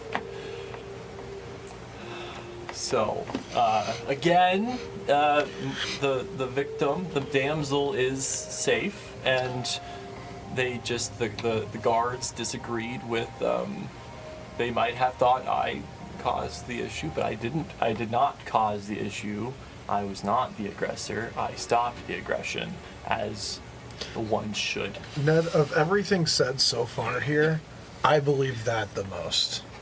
Besides Tink. I mean, because this guy... Tink would never lie. Yeah, no. No. But Face of like everything that. else, that's probably the most I'm believable reason to. thing, is that you wouldn't... You're not the type of guy to go attack someone. No. Everybody has their own truth, and for the most part, people are good people. People are good people. On that note, I will say, I'm very, for the most part, I will say that I'm quite familiar with the archives. Seeming as though I lived there for many years. Maybe I should have gone to you. If you have any questions, just let me know. What a good that'll do now. Sorry, I'm just It's okay, tired. but man, I'm dude, just- I know you're tired, man. Yeah. You're so tired. Like this is what this rest is for. Thanks, Lester. Yeah. I got you, buddy. And now we turn the stick to Brivka. Well, howdy. You notice Brivka's not with you guys. Where did we leave her? Oh, She excuse me. didn't jump in the river. Did you see her on the stairs? No. I haven't seen her at all. I thought she would have just jumped in the river I with her. totally forgot about her. I'm sorry. She saw all of you guys go down river and was like, Oh, They're dead. oh no, we've lost Brivka. Should we go back and look for her? I think she's all right on her own. She's probably doing a lot better than we are right now. Looking at all of our injuries. You guys will notice that Lester's chest, the big wound, there's no wound there anymore. I think to flavor my healing, he essentially, like, at some point when we're resting, gets his glove, like, white hot, like, with the electricity, and, like, just staunches bleeding in a couple places. Like, yeah. are you casting anything or no? No, I just, no, not at this Oh, for moment. your hit die? Yeah. Love that. Good old cauterization. Love that. Okay. So I assume, rest for a little while longer, and Did everyone roll up their hit die that they wanted get to back on use? the road. I will. I'm about to. Ned, are you going to use your hit die? Yeah. I need to. Well, you haven't updated the token, that's why. I asked. No, yeah, I just did that right now. Okay. Let me know when you guys are done, and then what you're gonna do next. Mine is updated. Okay. Yeah. Yeah, you said, yeah. And then you can choose if you want to roll your second one or not. Nice. I used both. I had just Yeah. enough to go back to full health.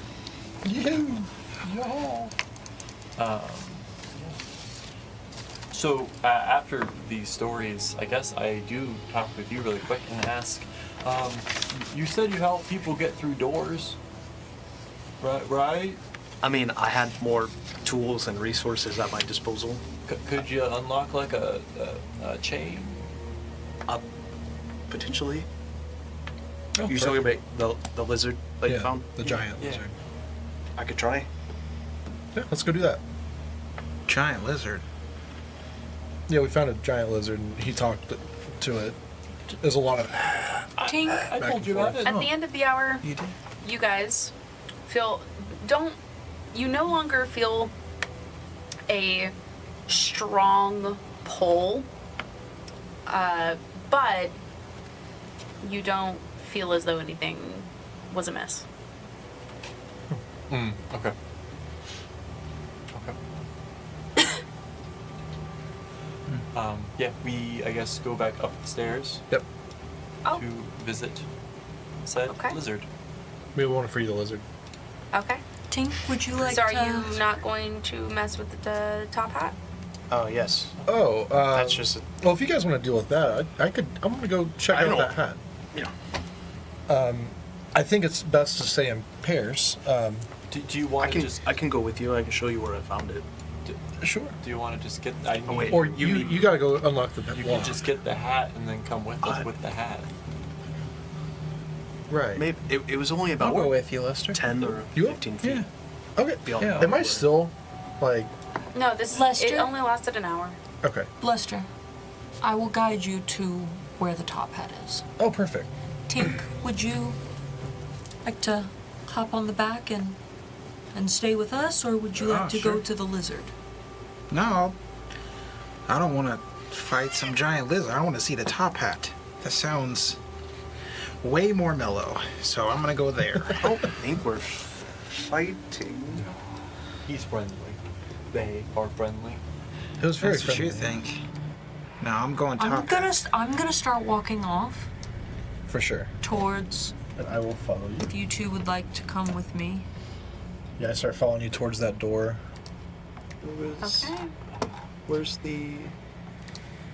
I kind of remember where it was. For sure. Oh well. Just nice low key top Whatever hat. it'll do. That's I feel right. like it's Low-key not. top hat. I feel like it's not gonna be low key. Wait, what? Okay. What? What? It's also Why? not that far. We could just hang out for a second.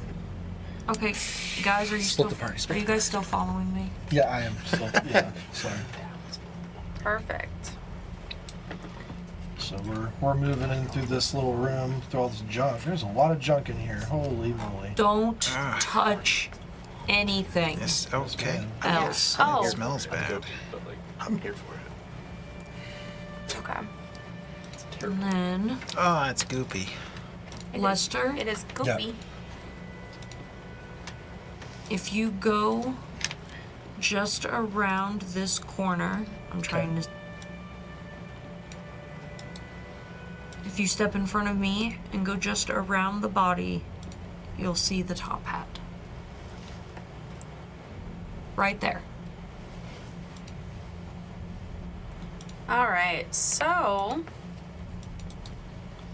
Lester, just pick up the top hat and let's move along. I look at the top hat. Does it look really gross? it does look a little gross. It's been down here for a long I time. do that thing where I'm like, ew. And then I press digitize the hat. And then after I press digitize it, as I'm walking back, does it look nice? I mean, it looks very worn. Okay. Like the leather's kind of fallen apart. It's got patches on it. It looks extremely worn. Is it name brand? Make me a history check. Nat 20. Let's go. That is the one role that makes the most sense for your character, I think. The dice said this really, really matters. You know. You're looking it over and you're like, Movies, yeah. is that You're like a future Miranda Priestley. the stitching, the leather? My God. This came from a skilled hand. Oh. Granted, it's been a long, long time, but whoever owned this previously when it was in the best condition, Oh my gosh. they had style. This I could be cast- worth a lot. Yeah. I cast Mend on it. Can I cast Mend to bring it to its full potential? Sure. I cast Mend on your hat, so now it's in Oh. perfect She condition. casts mending, and Thank you. all of the rips and tears my begin to zip themselves up. This is pristine. My Dapper gosh. gentleman. It looks quite dapper now. I look good. I look good. I look fly. I look good. As you put it on, make me an Arcana check. Oh, hell yeah. Not one. So Do you want to use engrossed your with. inspiration? What's that? You have inspiration. I know, but it's kind of funny. It's a mimic. I'm like so like into Shut up. the hat, like the threading, and like I love this hat. It's really, really nice. Can I make an Arcana check? No. Okay. Wow. You look really good. Right? I'm like, this is a very dapper hat. Okay, guys, let's go. Okay. Yeah. Let's head out. Now I kind of want a hat. As you're walking out and you guys are looking at Leicester with his like nice clothes, Move your toe. a dapper top hat. I think Tink, as you like glance over, you do a double take as you see a maggot kind of like falling off of Lester's. It's like squirming in his hair as he's like smiling to himself. I look so good. And then you watch as a tiny little face pokes out from under the hat and a tongue snaps out and eats the maggot and it pulls back into his hat.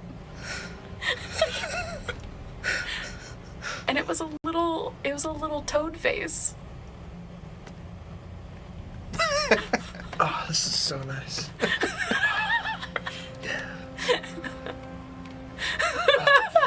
This is awesome. This man just gathering little critters. We've got speaks to animals over here, and then Snow White affinity with the little critters everywhere. So good. Guys, check out my new hat.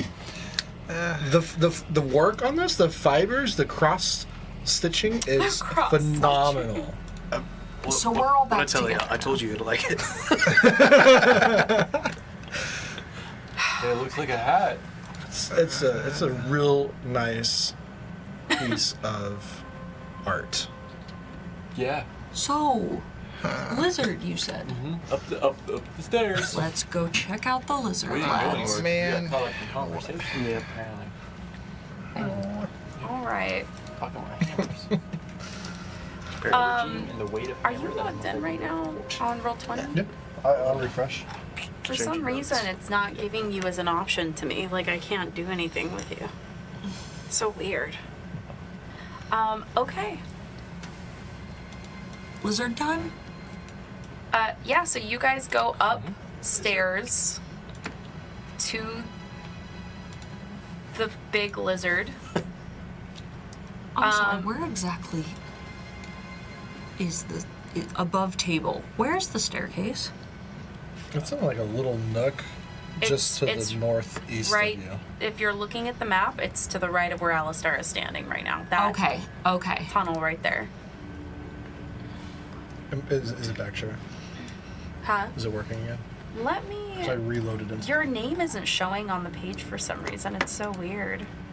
And when I try to put something in your journal, it won't let me. That's odd. Weird. Okay. Okay. Wait, why am I doing this? I'm not leading. I don't know where I'm going. I'm in. Ned, I imagine you're. Ooh. Yeah, I'm in front. Hey. Showing you guys where to go. What happened? Okay. A few moments later. So, yes, you all came from right here.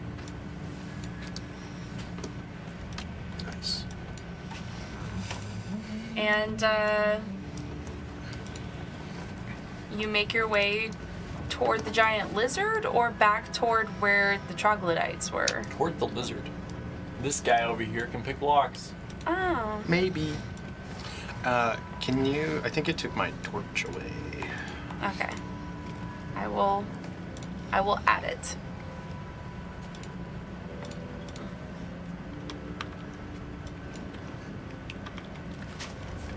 That is so cool. Above table, does his hair, sorry this is above table, but does his hair kind of like go into his eyes? Sometimes. Yeah, it's like shaggy and curly and kind of matted and like all over the place. Okay. Tink, would you like some help getting your hair back and out of the way? Oh, sure. I guess. I grab like a little like leather strap out of my bag and tie your hair into a little bun at the top of your head so it's like all out of your face, so it's just your beard. Oh. Huh. Oh, thank you. That There you feels go. different. It's canon. Tink has a man bun now. That feels weird. All right. So, what are you guys doing? We'll find that lizard. Yeah, we're going right to the lizard. Okay. Well, think he I'm is going over that way. here. I just wanted to do something nice for this little guy. Because he's like the nicest of us. Yeah, I'm Yeah. just following you guys because I'm just you know innocent where little you're going. bystander. I am waiting for it to... Oh, there it is. Okay. I've been pinging this whole time. I didn't see... Oh, okay. I was not zoomed Ah. out enough. Yep. To follow the river or stream or whatever. Whoa. Oh, there we go. Yeah. So as we walk in, I bring my new friend, Alistair, right up to the front. It's like a big gecko. Oh, he's big. He's a cutie. I How point- long does Speak with Animals last? Oh, it's gone. Okay. It's gone. It sees all these strangers come in. No, he It's is a bad very idea. scared. Don't bring any weapons out. He'll he's trustworthy. And I what? Yeah. We did this Point to earlier. him, Oh. and I like motion to the collar.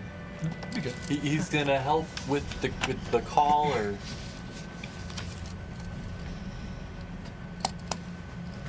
You want to go do your thing? Are we good? Yeah. All right. Yeah, just go approach the giant lizard by Just yourself. slowly. I'll go up with you. Yep. Yeah. I go up to his face so you can see me. Well, this guy goes behind. I'll drop my torch where it's close enough where I can see, but not like approach it with the torch. Okay. So. All right. Make an animal handling check. Okay. Does he get advantage if I'm helping? No, but it's a slightly lower DC. All right. Where's that That one. at? 6. With advantage? Oh, not advantage. Okay. You drop the torch and then you move a little too quickly. Kind of like when you're dealing with a creature that is already very guarded and like jumpy. You move a little too fast and it whips around. The tail kind of knocks you in the chest and you fall back as it hisses at you. Do you have food? Yeah, I have some rations in my bag. You should feed him. You should feed him a ration. Okay. Yeah, I'll reach in and grab one of my rations and just kind of like toss it towards him.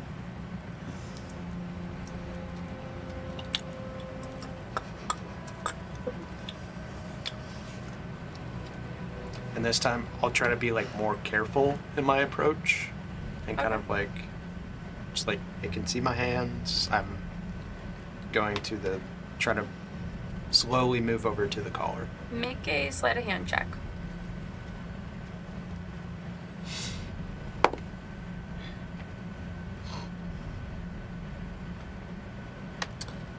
I'm gonna use my inspiration. Rolling so bad. Yeah, we are. You rolled a net 20 on the hat. Because fashion matters. It does. 10. Oh, do you want my inspiration You to start try again? You can't stack them like that. You stick it in there, and like the Oh, wait. tools. Actually, I gotta roll with disadvantage. Well, I guess we'll use. Oh yeah, because you have exhaustion. Yeah. That's right. Thank you for mentioning it. It's okay. We'll remember for the next one. Okay. Either way, you stick the tools in there, and I mean, it could be that it's just too hard to see, or maybe your hands are still slick from all of the sweating and near death. But you can't seem to get this open. Yeah, I think I like feel around, and it doesn't have the same like click that you would have with like the manacles or something like that. I'm like, I think I don't think these tools are really compatible with this lock. I think we need to get the key. Okay. Where's the key? In the village with the rest of the drug. You guys keep saying village. There's no Yeah, I don't think confirmed- I got ever that from said- Ned. Yeah, That's what I said. So He's just making up shit. it's like the wizard said village. they seem sentient. Yeah. Above table, you said that you only wanted one person at a time to be doing these checks. So, like, I can't go in and try and... I think it's more like, does it make sense for your character? Yeah. What were you gonna say? I just really, I mean, I didn't add my proficiency because thieves' tools to that. That 10 was the lower of those two rolls, anyways. Yeah. So you used be- your inspiration. So that if we're being technical about it, your first roll would have been, it would have been a straight roll originally. Yeah, I was just saying that 10 was my inspiration did nothing for me. I rolled worse, I guess is what I'm saying. Gotcha. Okay. So I get it with. I don't know if this changes anything, but it would have been a 12, not a 10. Okay. It doesn't look like yeah. I figured. I just realized I didn't add that. So we need to go find the key. Yeah. We gotta free this guy. Ned, Why? how much does this mean to you, truly? I mean, would you want to be locked into in a cage and left alone to be tortured and die, maybe? I'm not a giant lizard. He talks. But They also, talk. What? also, I think we killed his captors, so he will just die if we leave him here. He said they were the chocolate bites, trilobites. And so What those if- There were was the at least one of them that ran away, right? What if we just cut the chain from the pitten? Can we? Then it has a chain around its neck for the rest of its life. So, you know, It's better than it staying down here, I guess, based on your logic. So, I mean, how about I go get the key, if I can find it, and you can try to pull it from the wall. I mean, if that's possible. I think if there's any risk of combat, we should avoid it. Yeah. So if you do see any of those creatures, which I don't think you should go alone either, I think someone needs to go with you. But if there's any risk of facing more of those things, don't. Yeah. It's not worth dying over. Okay. Does anyone want to go with me? Find a key? Should we all go? Did you guys already look in these chests over here? We have an agreement. Letting him go, then we can see the chests. Yeah. Don't feed him a chicken leg. what? Ned, can talk to animals. I saw him doing it. It was. Oh. For like 15 minutes. Oh. So if we all want to go, we could go find the key. That's 10 hands. 10. I'll go help. I just want to get out of here. With what we've been through thus far, I don't know how much I can help if we were to be in a situation where combat became... If there's combat, we run away. Who says they won't chase us? We'll run fast.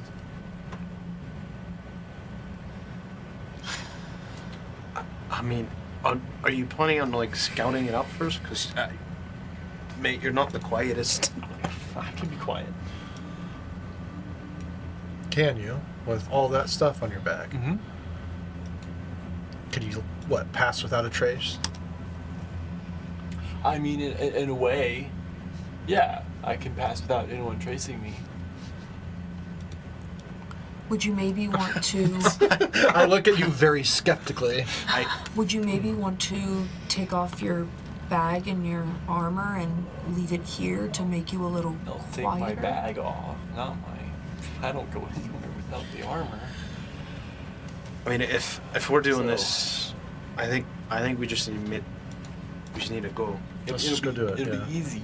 It'll be really, really quick, and he'll link us. They'll link us. Let's go. Yeah. Very nice spider. Perhaps Or maybe lizard.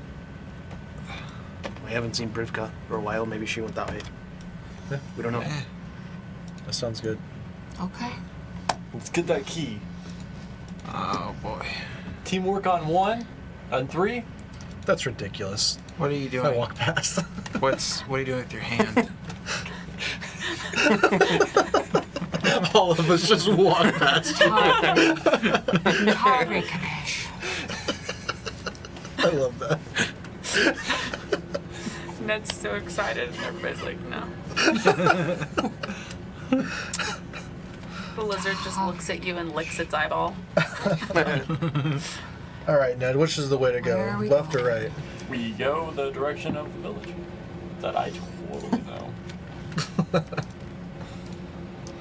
And yeah. If DM wants to guide us. Wait, we're going to a village? The direction of the troglodytes? Yes, the troglodytes. Okay.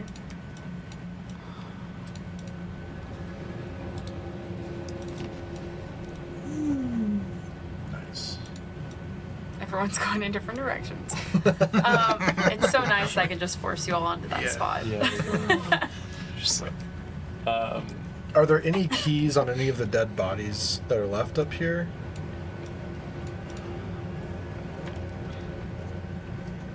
oh yeah, because you just looted the ones that you took that we grabbed. Yeah. So you don't find any keys on any of these bodies. As we continue down this route, I'm gonna look for like a lockbox, like I'm at like a valet spot. Where you? So before you go rushing in there, Yep. So first thing you see as you look down this passageway is you can smell the scent of sulfur and like burned things. Whoopsie. Like burnt hair and something else acrid. The passage seems to open up here into a long, low cavern that has 3 narrow, twisting passages leading off into darkness.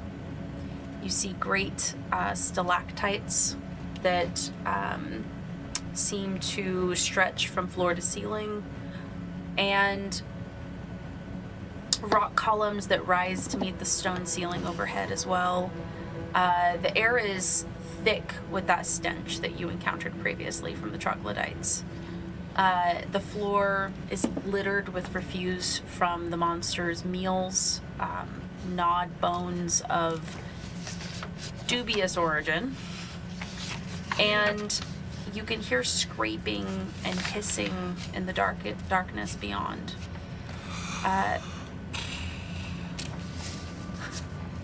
This is what you, as you initially peer into this cavernous chamber beyond, is what you encounter. You? No. No. Ned looks at you. No. You can see in the dark, right? You don't ever use a torch. Not well. No, not that well. No? Not that well. Yeah. No. You don't use a torch either. No. Can you see in the dark? Well enough. What if you peered ahead to see what it was like? Yeah, why didn't she can do it. I would, but I use a torch. And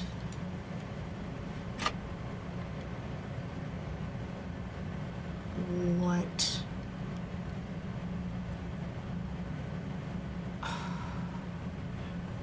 I wouldn't do it.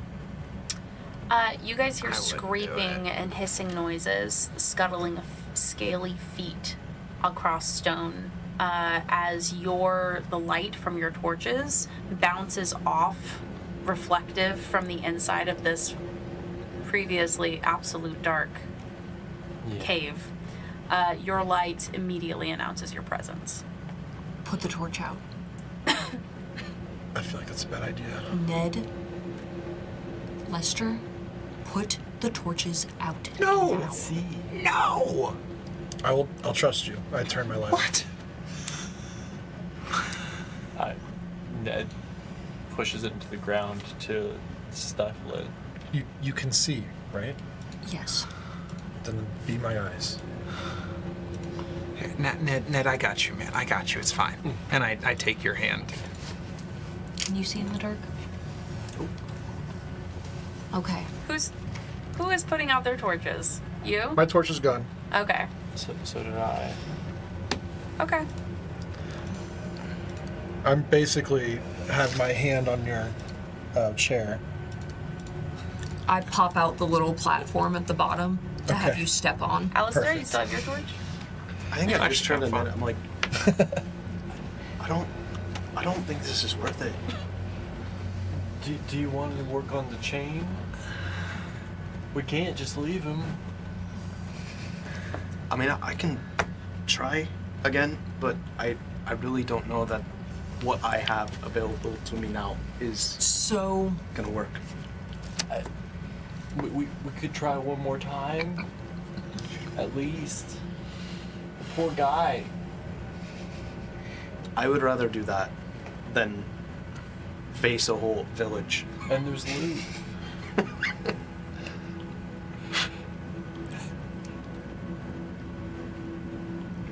I don't know why we're doing We this. go back and try one more time. Oh my god.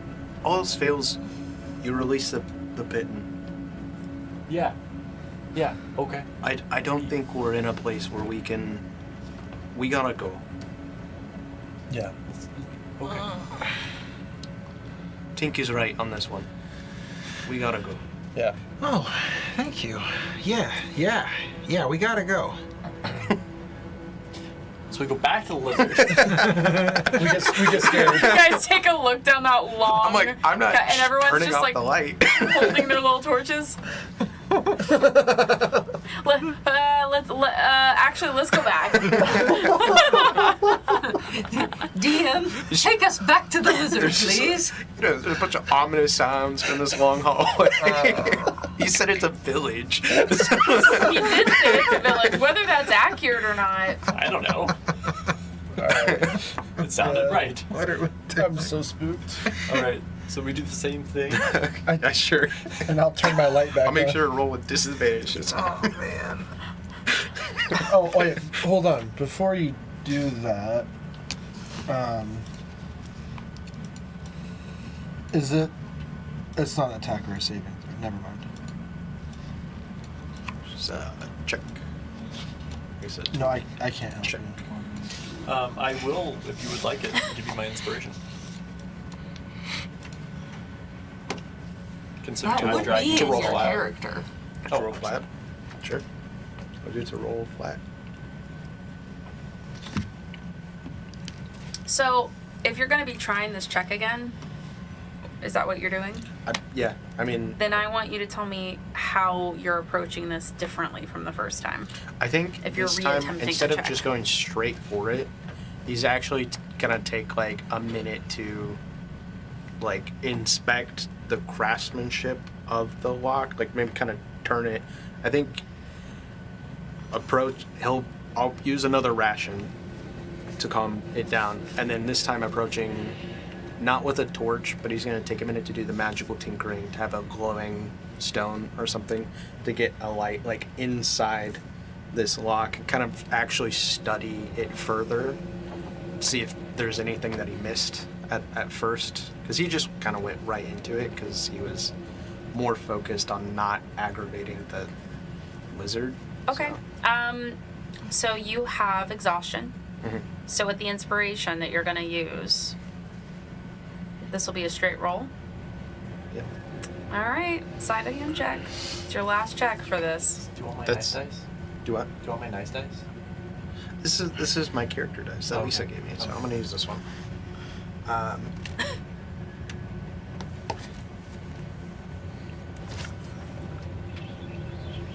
don't know what we're doing. It's gonna be a 14. That's pretty good. It's better. You pop it open. Yes! Yes!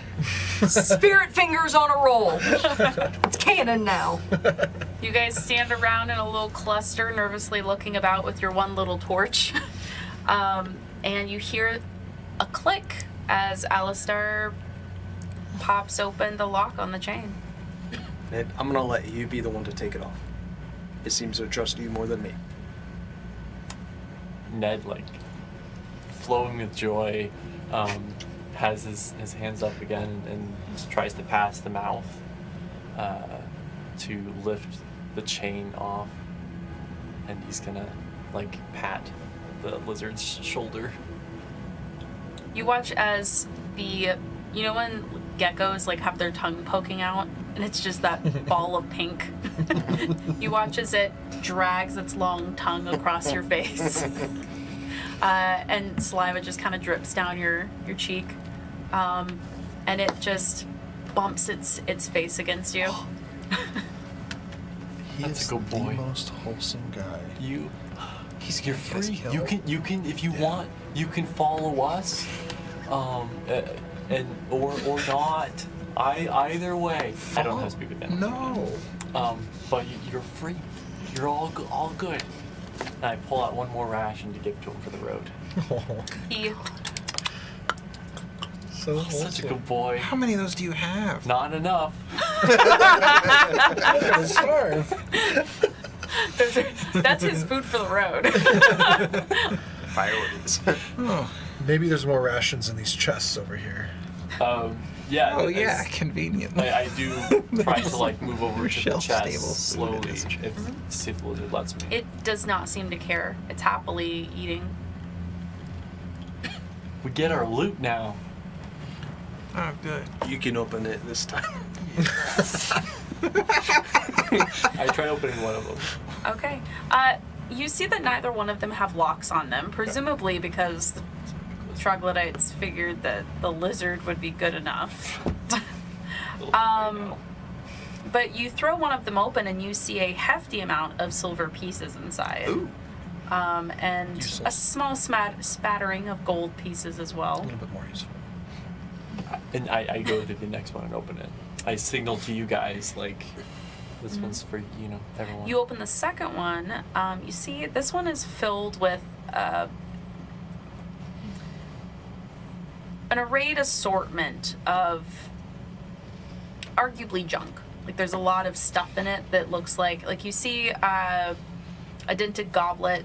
Looks like it's just not made of any fine metal or anything. It's a nice just cup.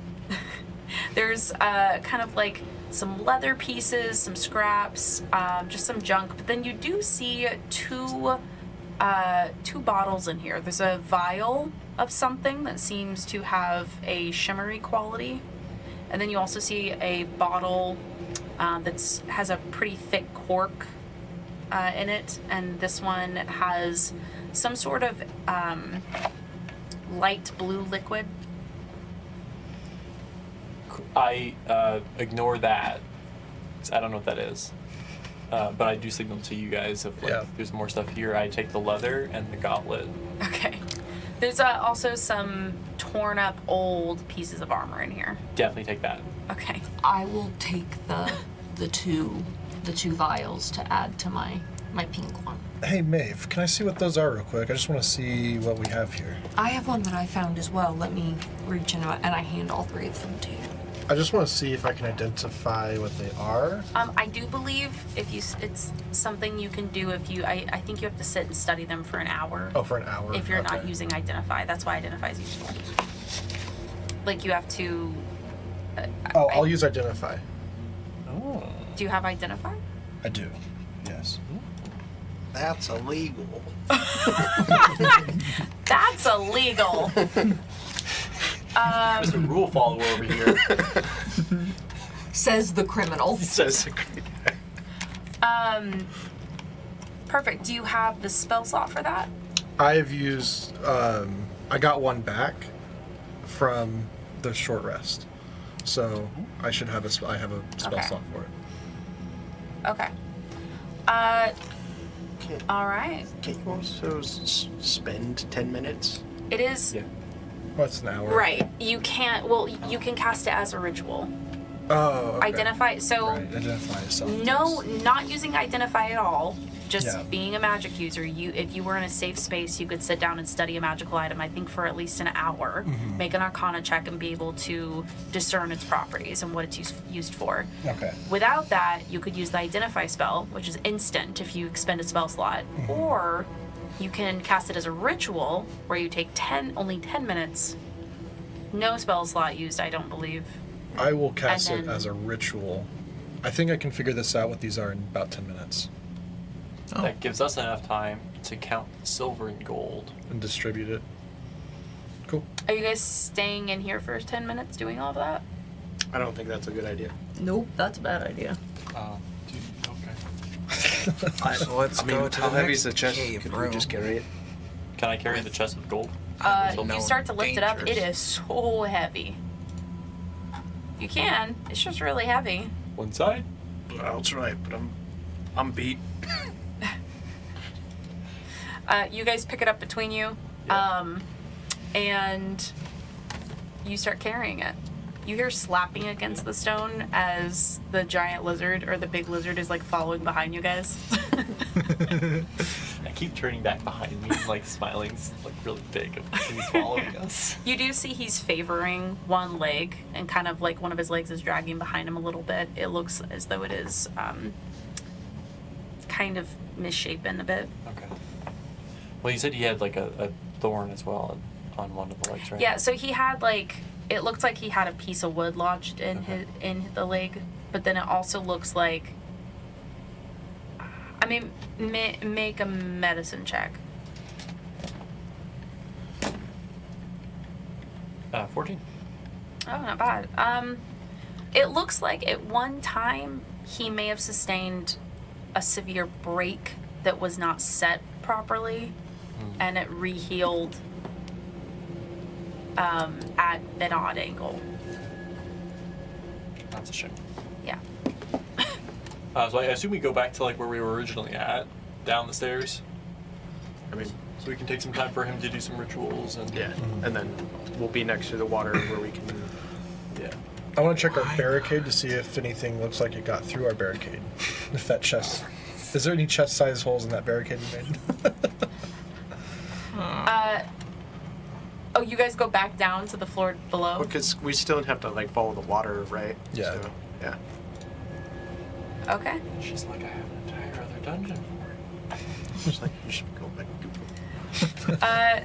So you guys go back down to the floor below. Yes.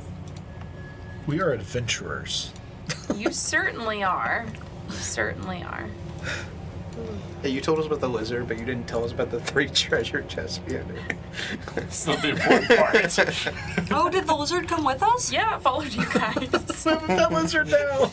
Ned exclusively told it when he was casting Speak with Animals. He explicitly told it, "You can follow us if you want. All of your captors are dead."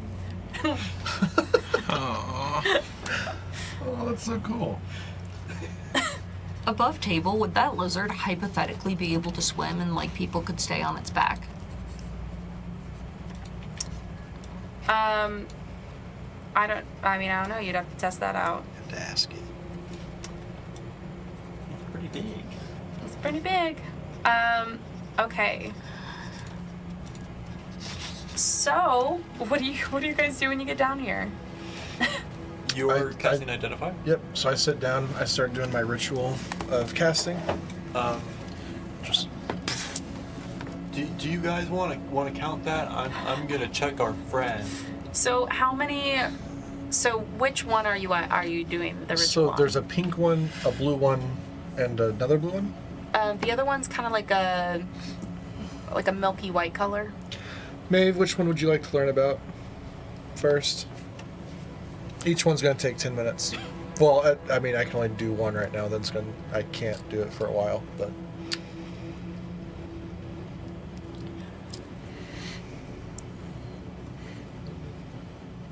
Is there anything that Maeve would inherently know about these potions based on the color?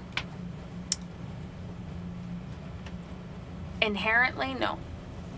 If you wanted to make an Arcana check, it might tell you, depending on what you got with your Arcana check, it would tell you whether yes or no it might have magical properties. Being able to tell what those properties are requires further study. Let's do the pink one. Okay. I want to roll Arcana to determine if the pink one is magical. Like if it has a magical effect. I just don't want to do it. It's like, oh, that's just juice. Someone kept little shots of juice in the bag. I got an 11. An 11. It might be. Does this one look magical to you? It's hard to see in this dim light in here, and it's... Normally I have a lab with very bright lights, and it's very hard to do appropriate work in the dark. Tink, you watch as he's leaning over and the hat's bobbing on his head. A fat worm drops out of it onto the stone. And you watch as the large lizard I would like to do an Arcana check on the blue one. That's a bit. Okay. I would like to see if that's magical. That's cocked. Thank God. You guys are getting a menagerie of creatures. Fucking 11. It might be. Anyone want to do an Arcana check on the white one? You're both like, I can't fucking see. Like... You have a lot of dark vision. You're like, yeah, I can't see. Well, I'm going to do the tell. pink one. okay. Because I think I haven't seen something like that before. Okay. Pink one it is then. So I will do 10 minutes to understand. Okay. Hopefully it's not just juice. During that 10 minutes, you guys get a couple hundred coin in with counting. You get to the end of the 10 minutes, and which one was it? The pinkish one? The pinkish one. It is a lesser healing potion. Oh, wonderful. Just a standard healing potion. Can we be that lizard? No. Those couple hundred, is that all silver? Pretty. I guess Yes, there's a couple gold coins in here, but primarily. I guess a better question is, how far into the chest are we in that 10 minutes? I'll give you the full amount here in a second. Okay. Do you guys want to spend any more time looking at anything else? I think I'm good. Who wants to carry this potion? It'll heal you. I will. I can heal, so if you want to carry it. Yeah. And I can carry all 3 vials just to keep them all together. Less load for me. What was you had mentioned whenever I asked You had found something else? Like, what was it? Cap what? Capsa, A capsa? like the tube thing. Yeah. And then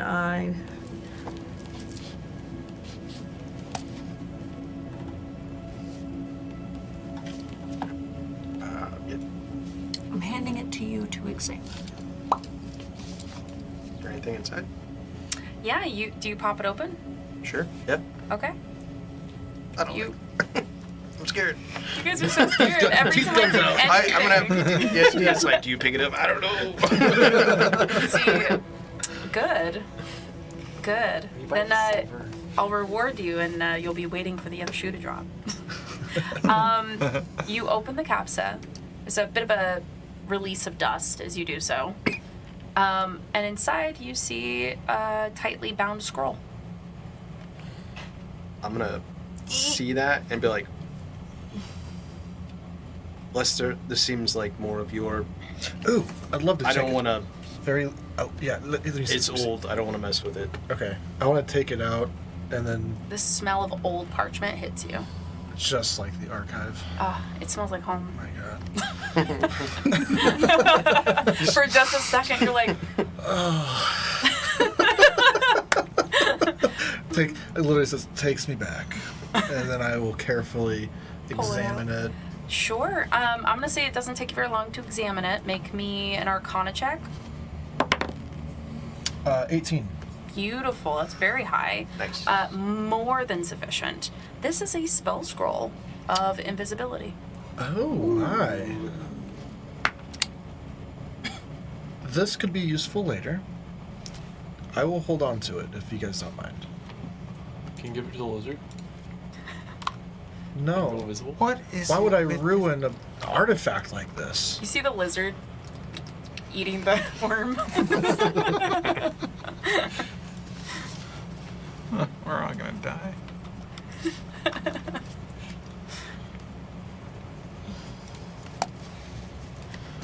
Interesting. Yeah, that'll be very useful. So how much silver do we have? It takes you guys about 40 minutes to count all of the coin. You end up getting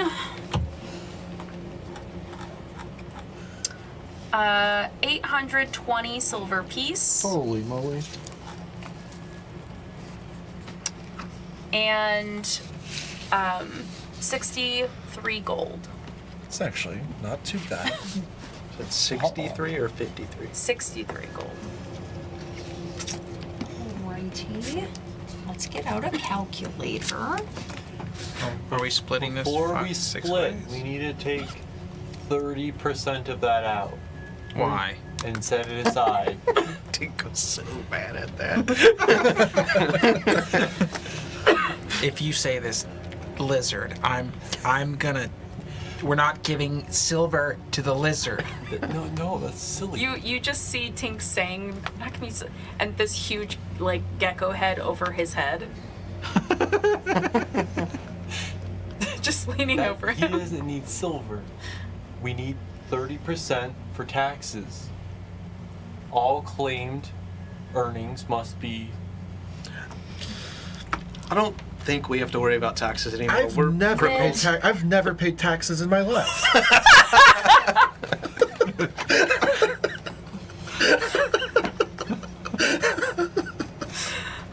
And nor do I plan to. What Yeah. if it's a gift from the lizard to us? You don't have to pay taxes on gifts. I don't know the tax code, so if not, then okay. Okay. If Yeah. not accounting for taxes, which I am not going to, we each should get 2.5 pieces of gold. And a half? Well, use the silver, right? We'll use silver to cover that part. Oh, okay. So, how many pieces of silver was it? 820. 820.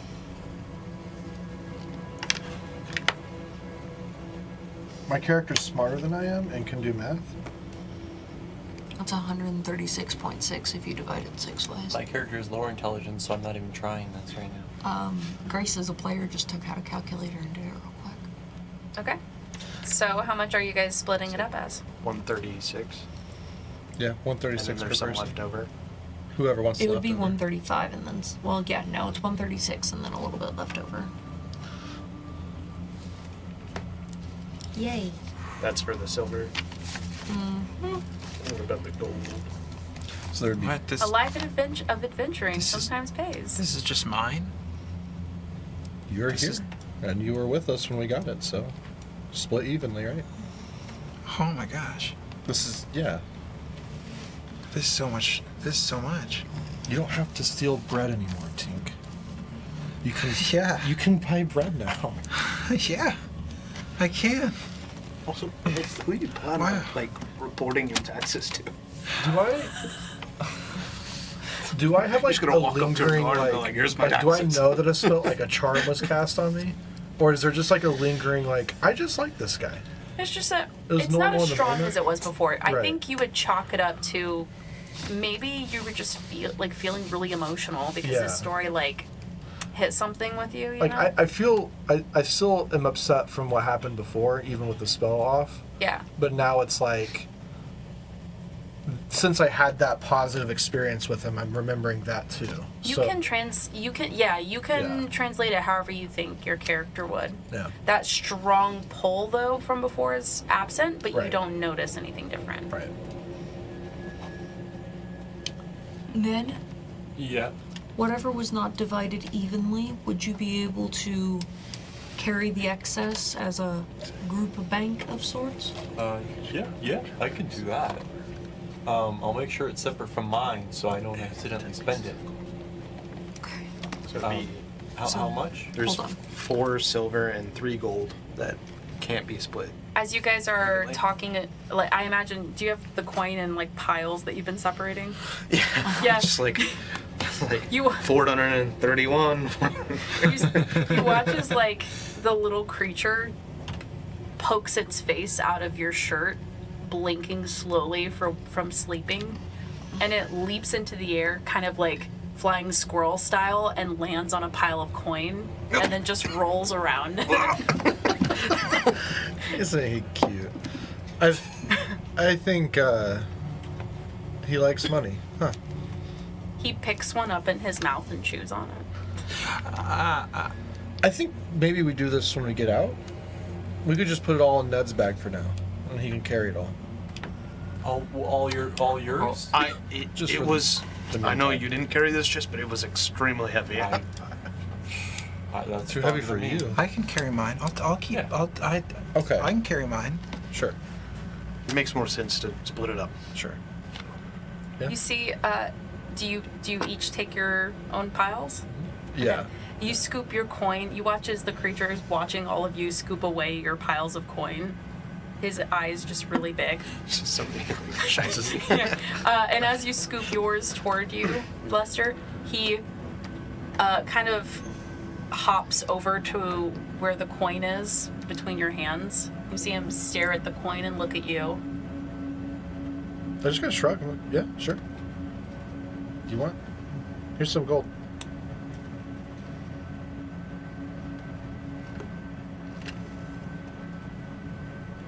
It's just for you. You can take it. But You give him the coin? Yeah. You feel like warmth wash over you as you watch him chewing on the coin happily. why? And you gain 2 temporary hit points. What? Perhaps you need to carry. Why would you do that? Coin, at least. Huh? Why? He He's doesn't need it. Why would you do that? Because he's Put it in my bag. adorable. Look how much fun he's having. I Plus, think this money's just pile of it's coin not is even bigger a than thing. me. It's, What? money's not that important, man. I've never. And then realizing how like out of touch he is with that, he just kind of quiets down and just You're like tuppence. This could. I deal in platinum. No, I don't say that. I don't say Him and that. his I top can hat. live for at least 70 days off of this. Oh. Maybe if I push it 140. That visual is just in his top hat. it's nothing. Let's go. You're mad about 1 gold? It's a silver. Oh, it's a silver. It's just like a penny. It's 1 banana, Michael. What could it Sorry. So as they are kind of discussing things amongst themselves, I'm gonna start slowly moving myself towards this, like, to right, like, this way. Mm-hmm. And I wait out, like, Lad, are you coming? Mm-hmm. You know, basics, my job, Oh, yeah, let's go. the way to safety and security. The creature scampers up your leg with its coin and then just slips back into your shirt. I'll put the rest of the gold in the pack. And, yeah. Okay. We follow. All right. I do motion to the lizard to follow us. It climbs up onto the wall and just starts spider climbing, essentially, over the cave wall above your heads. This is the weirdest group. Into the cave we go. All right.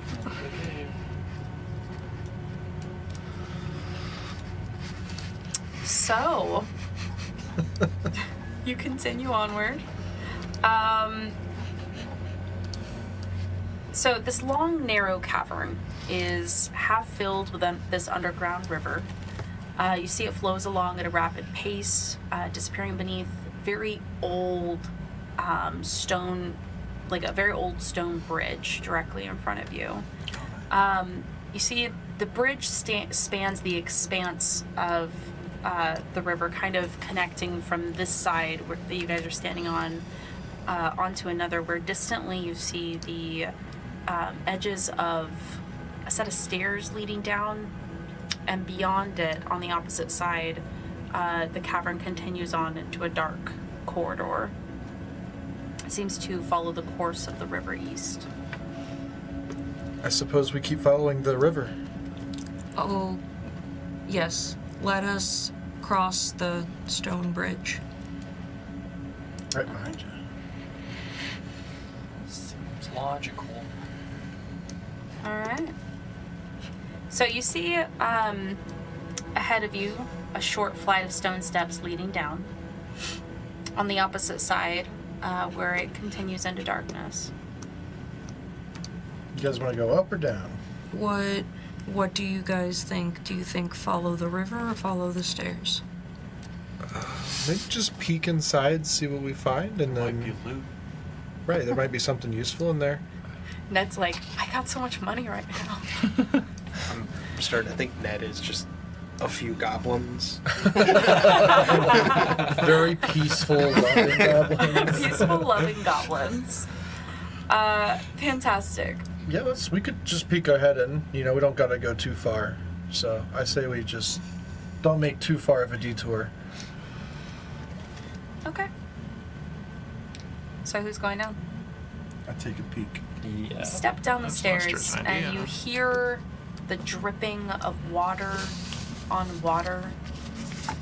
The heavy droplets as they hit the still surface. Dark, as you peek inside a half-open door, you see dark, stagnant water pooling in the small landing and filling the room beyond it as well. From where you stand, you can see the faintest glint of your torchlight off the dark water surface, illuminating the shapes of jars floating. The area smells of rot, must. As you wait inside, you can hear dripping, the sounds of splashing from your own legs, kind of inhaling the mildew. But you don't see anything of note. It's kind of gross in here. Okay, we can go. You do see a jar kind of float past you. A jar? Yep. Who wants to pick? I kind of will. Is it floating, and how deep is the water? The water, as you wade in from where you guys are standing right now, Tink, it comes up to your chest, Tink. Oh, I don't go that far. I don't go that far. Well, from where you've put your token, from where Leicester has ventured in. I get in there. It gets to your waist, or Okay. I would say just below your waist. Okay, I get that far, and I'm like, nope, it's too deep. And then I see the jars. I start turning around. I'll pick up the jar. Okay, so you do wade in a little bit to get the jar? Yeah. Okay. So you wade a little farther in till the water sloshes around your legs, your upper thighs, Yeah. and you grab the jar. Taking a look at it, you see like gunky, murky, like liquid inside, kind of congealed. I prestidigitate the muck off of it, and I might see what's in there later. Yeah. Yep. You do see 2 more jars floating around further in the room. Guys, I don't know what these jars are. There's might be worth noting. I don't know what this room might have been. You should grab them. Sorry. You go first. Are they just like a cylinder jar? Are you in there with him? I'm in I the see doorway. your token. I'm in the doorway. I kind of turn and Okay, lift so it. the water's kind of like up to your, I mean, you're the tallest out of everybody here. So it's like up to, I would say it's just above your knees. Okay. You're standing in the water, wading in, watching what he's doing. The jars look like they're roughly, I would say, about this big, maybe like a mason jar size. Okay. They are heavily covered in gunk, kind of like calcified. But what you can see, the inside seems to have some kind of dark gelatinous fluid, like sloughing around. Are they under 10 pounds? Yeah. Okay. Yeah. You would need to get farther in though to be able to like interact like that though. I take my one and then kind of start walking out with it. Okay. I'm gonna see if I can't like maybe use prestidigitation to like maybe heat it up a little bit to see if it can get Alistair, clear. make me actually both. Since you were in there the most, Leicester, make me a perception check. That will be a 15. Oh, that's good. As you're turning, like I would say, casting your gaze out along the dark water surface, looking at the jars that are floating, you also see the shape of something, kind of turning your attention toward it. You watch as it slowly floats by, mainly disturbed from you guys waiting around. Does it? You see like a bony hand, as a very old corpse kind of floats by. Ew, ew, ew, ew, ew, ew, ew, ew. There's a corpse. Ew, ew, ew, ew, ew, What? ew, ew, ew. Where? It's floating in there. Ew. No, nope. I'm good. Y'all can deal with that. That's gross. This whole water's gross, and starts just cleaning himself, prestidigitizing. Okay, great. So you went in there, Tink went in there, Alistair went in there. Did anyone else see that stuff? I did not. Okay. Ned, did you go in there to look at that stuff? I would have been in like an order to get in, but I You didn't actually go in? didn't actually go into it. Okay. No. The 3 of you that did go in, make me a con save. Oh, lovely. Oh, even more lovely. 4. Would you 4. like my 4. inspiration? 5. 5. 5. 9. Great. Guys, we did so good. It's so good. Oh my gosh. Single digit team right Fantastic. Okay. here. This is the single digit club. Clearly. Love it. Suck. All right, so you guys leave with your jar, just singular jar. Yeah. Can I? What does it mean? Could I No cast Mage information. Hand to pick up another one? Can you what? Could I cast Mage Hand to pick Yeah. up one? Yeah, use your mage hand to Yeah, I'd like to. move inside just far enough to snatch up one out of the water. Cool. You pull it over to you, and you similarly have a gross-looking jar. Oh. I want to Might be use peaches. I want to use prestidigitation to swirl the inside Such a niche contents. reference. So if there's anything like solid in there, kinda. But if there's like anything solid, like an eyeball or like I don't know something, it could get close to the glass, so I could maybe see what it is. Are you the only one inspecting this jar? Probably yeah. You kind of ran past us. I ran past it, kind of grossed out. You know what, Tink? Since you have a jar in your hands, I assume you're looking at it. Mm-hmm. I'm gonna let both of you make checks, but they're gonna be different checks. Ooh. Tink, yours is gonna be a history check. Yours will be.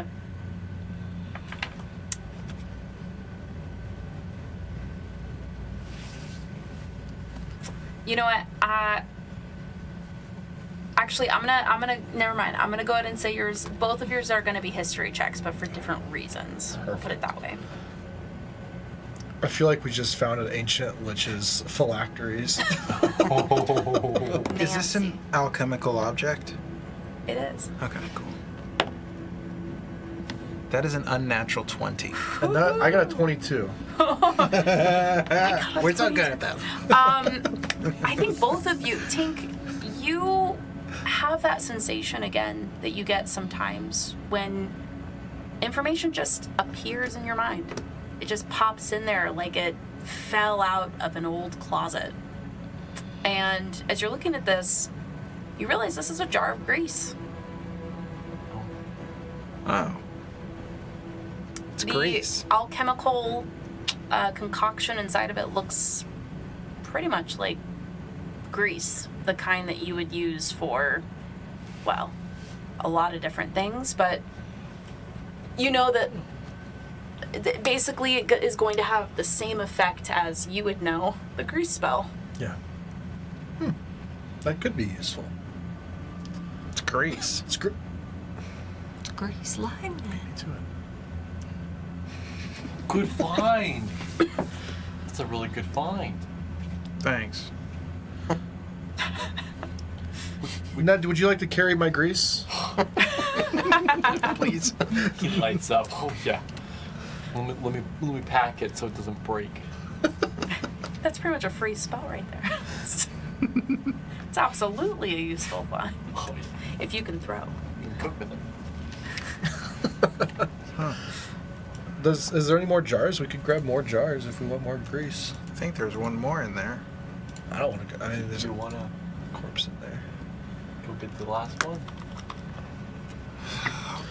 I'll get it. Why not? I'll No, get it. thank you. Can I cast Mage Hand again to just pick Sure. up the last jar? Yeah. Cool. That's yeah. fine. Do I make a history check on it? Or do I just know that is it the same thing? Is it Yeah, also... you would know it's the same thing. Okay. Yeah. Yep. 2 jars of grease. All right. Yay. Totally worth the deviation. I could lubricate something. Throw it on the ground and makes it difficult for chase people who are following us. I mean, Yeah. that's not a terrible thing. When all the machinery needs grease. Oh, that would be useful You're for right. you. Yeah. I'm Oh, you're right. Oh, all right. Maybe you'll find something on her chair that needs a little tune-up. You need a little grease for your chair, Maeve?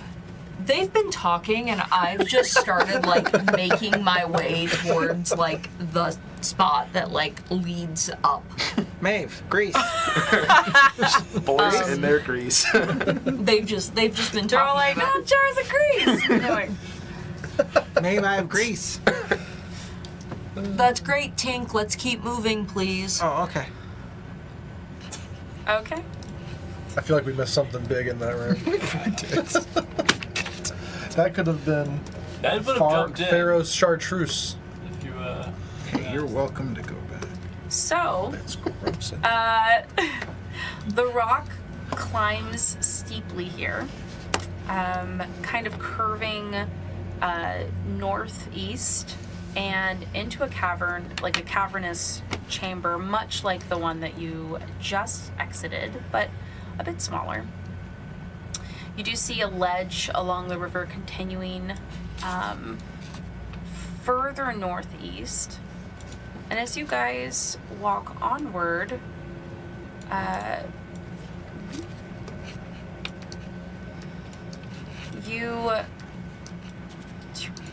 sorry, I'm trying to put them up on the wall.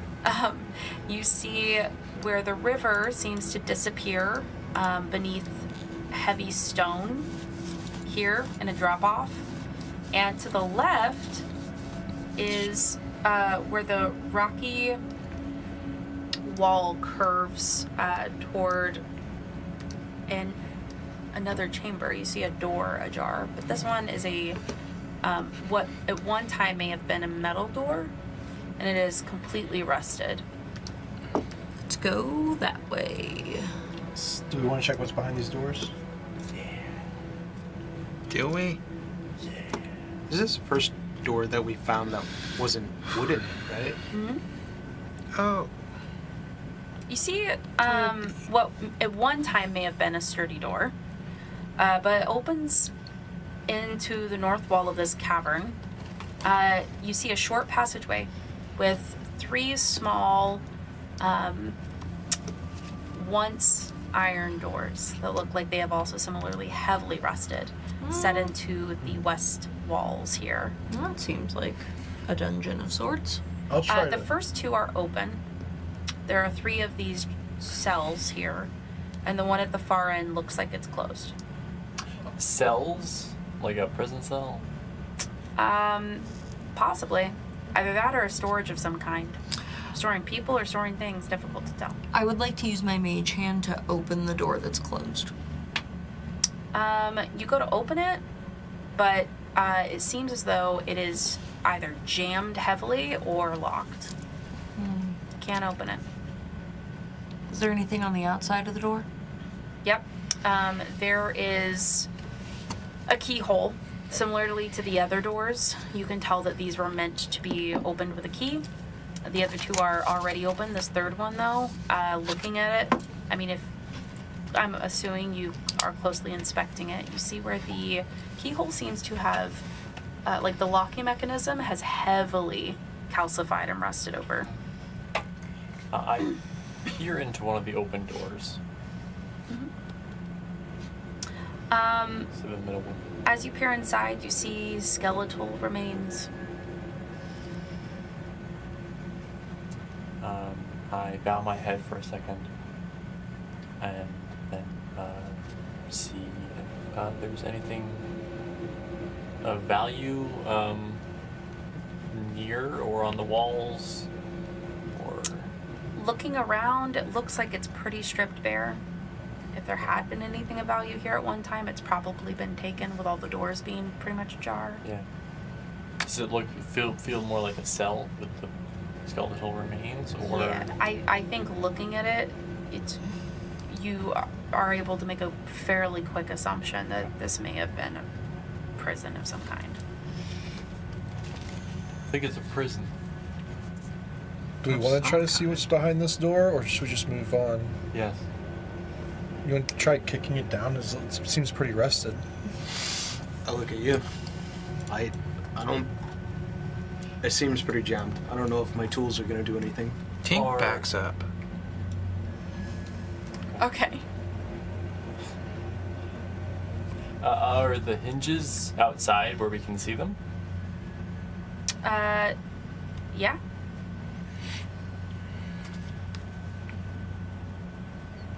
Hold my grease. Okay.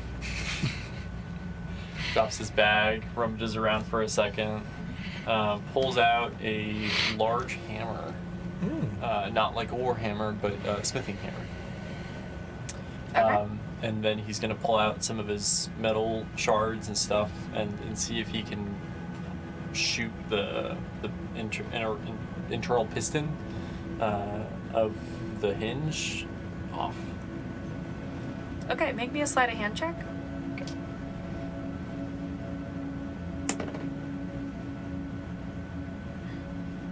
Do you want my inspiration? Sure. Can I have it? Everyone's giving each other their inspiration. Guys, we're such a team. Not only are the characters getting closer, we're getting closer. Wholesome! Yeah, you guys. motherfucker. It's the same roll. Oh, the dice have spoken. So I rolled a 4 minus the 1. So 3. 3. Yeah. You feel like this would work on a regular door, Yeah. not a door that's been standing here for who knows how long in this damp But cave. do you want your grease back Yeah. for it? Oh, that's a good idea. So I opened the grease bottle, and then I dip my hammer in the grease, and I whack it. Dip your I try hammer in breaking grease? the hinge. So are you using the grease? Not really. What? Yeah. Ned did not understand the instructions. Not at all. He just kind of like I just know it's good for dips. dispersing heat. That's. I don't work with hinges. All right, make a strength check. I make swords. Athletics, please.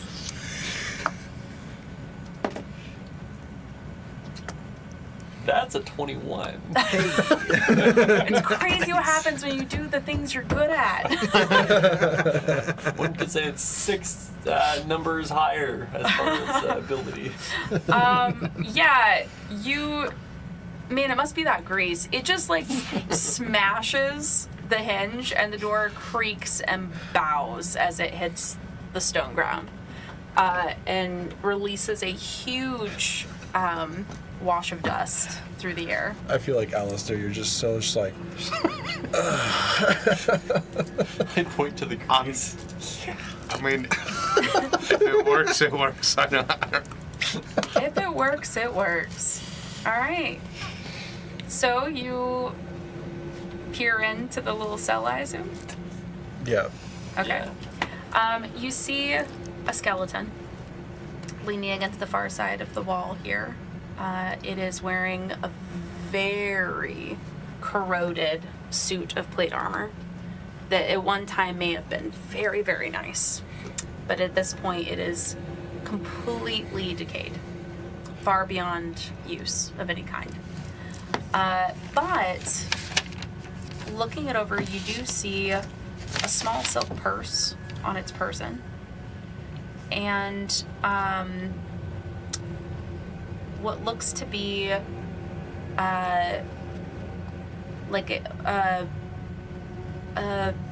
so sorry guys, a string, like a leather string, and at the end of it is hanging a key, and it's wrapped around its hand.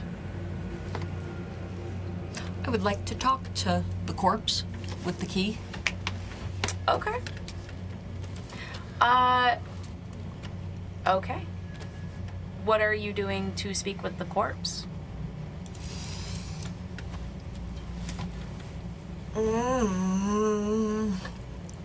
Okay.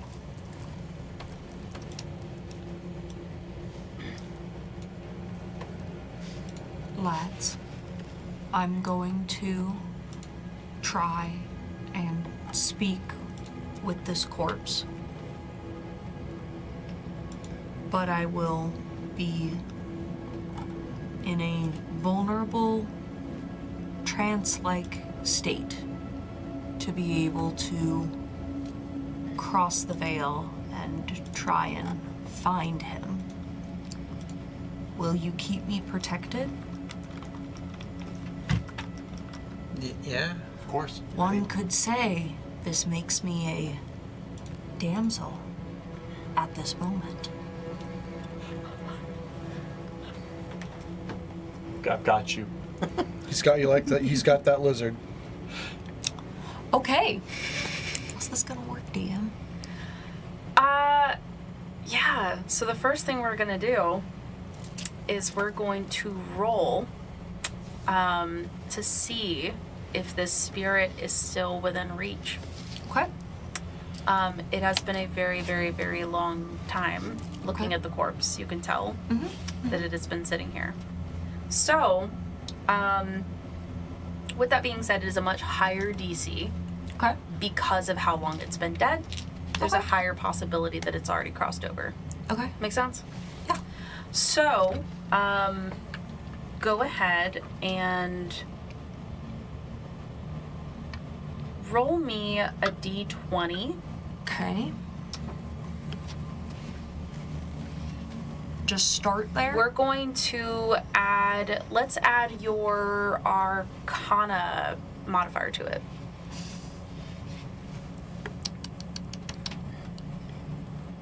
Well, that's unfortunate. I don't have any mods on Arcana.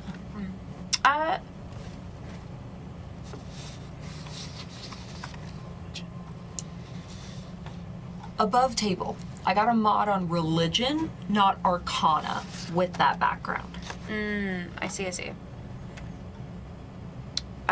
You and I will have to talk about this after session. But for today, let's go ahead and I'll let you pick either Arcana or religion. I'm gonna pick religion, Okay. because I want my mods. Okay. Come on, dice. I'm gonna let you know you need at least a 17. I'm gonna use my inspiration. Okay. I really want this to work.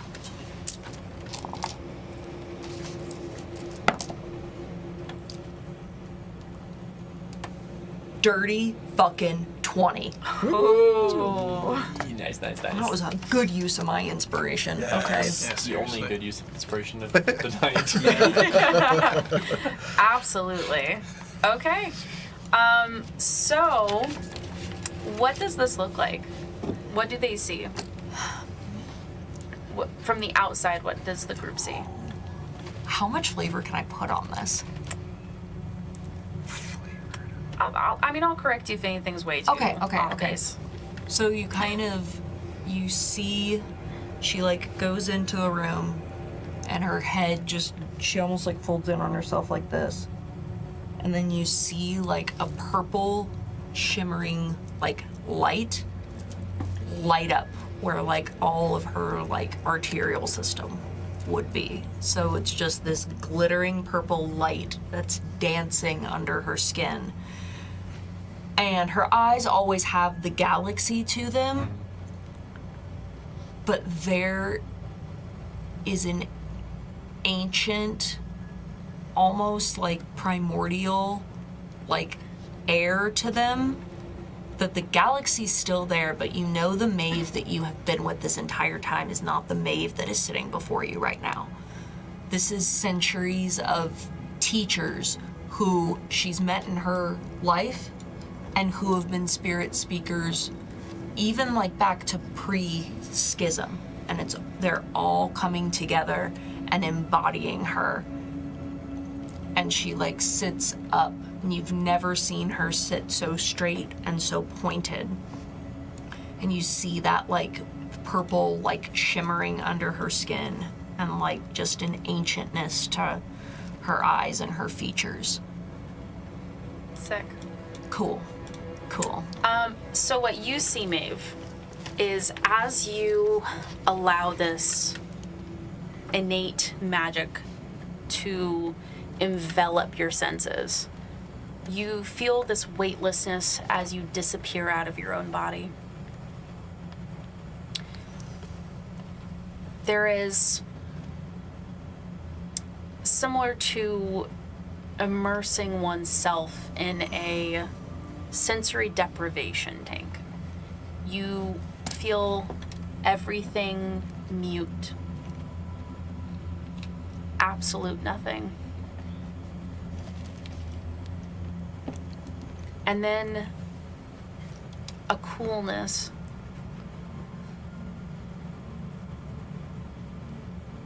As though a presence seems to flicker around you. And then another. And another and another. And very rapidly, like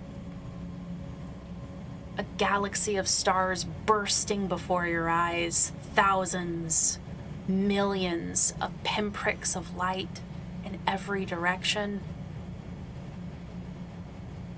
But you don't see them the way one does when they look at the sky. You feel their presence, like millions of cool pinpricks throughout the dark. You cast your senses out for them, like throwing a line into an ocean. looking for one specific fish. There's a familiarity, like a honing beacon, because you are speaking to a body that was once connected to this specific soul. And it's like bait on your line. You don't know how long you spend in this state. You never truly do. There's a part of you that thinks as they bob and wash and drift around you, some of them vying for your attention, others brushing against you eagerly, some malignant. But there's a part of you that thinks with the time that passes, or maybe not time, but these swells that you allow to move around you, that perhaps it's no longer here. And then you feel a very faint tug, as though you're patiently waiting in the boat, and finally there's a bite.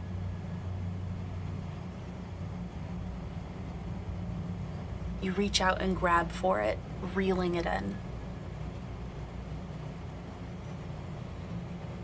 And then the rest of them bleed out, and you allow yourself to focus on this one presence. And it's as though you are sitting in the dark with this other person across from you. You feel those recognizable last moments.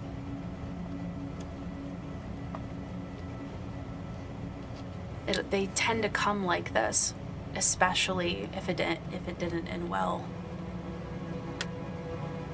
Sometimes it's overwhelming anger and disbelief. This one feels regretful, a common feeling.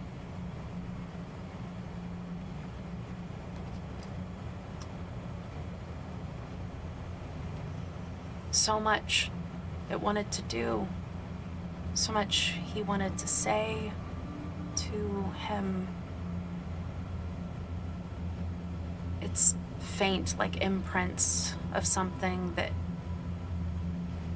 was there a very long time ago, and no one has looked at it.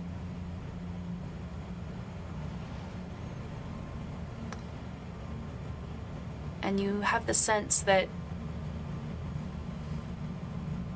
this person has suddenly become aware of you, and they feel you encompassing their space, wherever this is.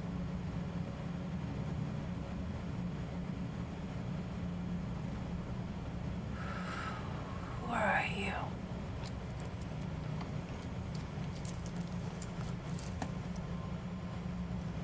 My name is Maeve. Are you?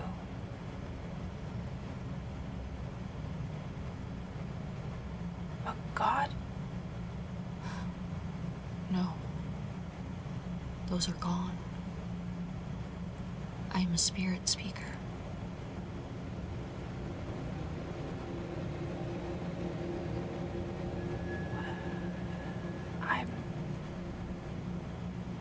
I'm dead. For quite a while, it seems.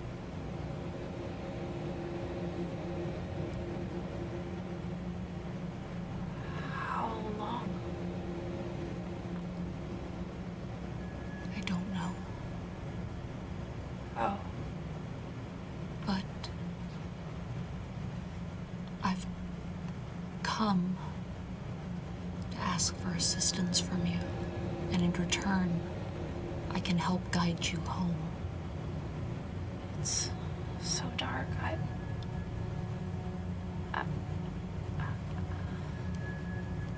feel like I've been turned around. I just want to rest. She reaches out her hand to him, and she looks down, and in this plane, she's not in her chair anymore. She's standing on her 2 feet. But she reaches out her hand, but it's not her arm that she sees. She's like a spectral of purple light. You see the spectral impression of that light, but gathered darkness where you try to reach. This is very common with this experience. You can't really see what's on the other side.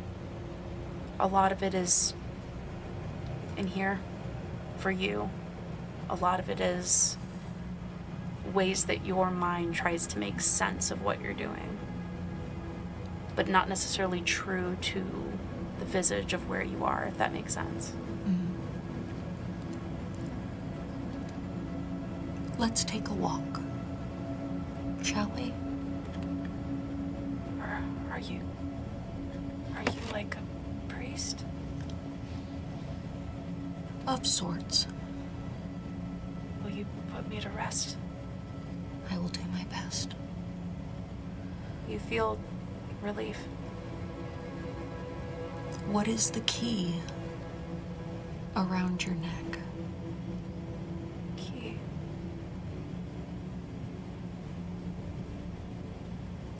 Key.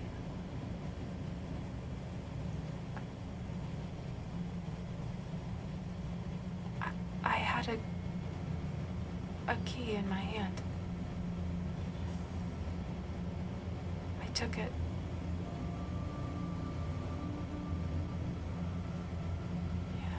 I took it from my captors.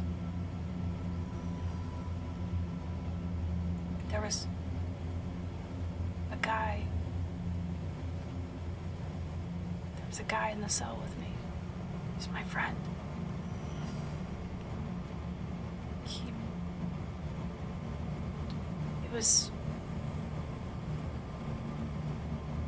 He had the key and he told me to not let them have it. Let who have it? The people that killed me, that killed us. May we take the key with us when we leave your material form after I've helped you put you to rest? You weren't one of the people that killed me. No, we are not.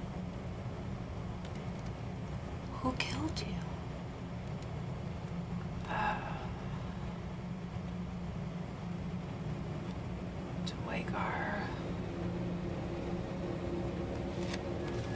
What was that? Dwagar? I don't need the key anymore. You can have it if you want. Are you alive? In a way.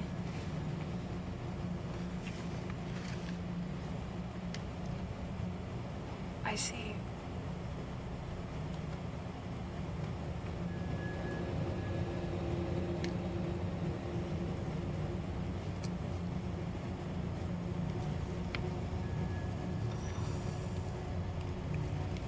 We're trying to get out of this dungeon and have been incredibly turned around. Dungeon? The prison? We are underground, trying to find our way to Lassex. Lassex? Was that a city? I don't know. The prison I died in? What is the name of the prison you died in? I don't know. I was doing a job. It was once they said there were ruins of an old city from a long time ago. And I was just going to... I was going down there with my friend. We were going to... I can't remember. There were Dwegar. But they didn't... It wasn't their city. They captured us and left us in a cell to starve. What is your name, dear friend? Autonomous. Autonomous? Yeah. I miss my sister. Is she okay? What is her name? Fareed. Fareed? It has been quite some time since you died. She may have lived an incredibly happy life and died of natural causes, but I can't say for sure. But when I return to my body, I don't think she will be alive any longer from my side of things. I haven't seen her here.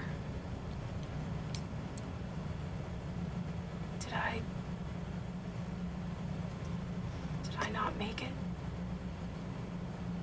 You may have been lost on your way to the land of milk and honey. But I will help guide you there once we are done. It would be my honor. Okay. Thank you. Thank you, Maeve. Vela, Mynir. Vela, Mynir. Vela, Mynir. So do you... That's releasing his spirit and helping it Okay. get to that Make place, me- and then Go ahead and make me, and this will be an Arcana check. okay.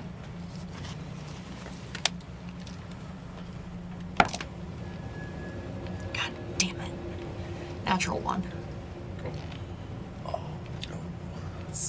You release his spirit.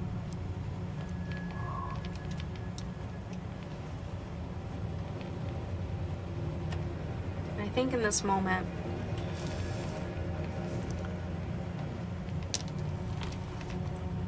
there is like a fishing line being snapped.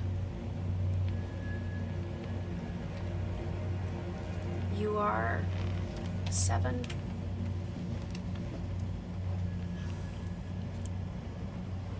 She let you watch. Pretty early on what the process looked like.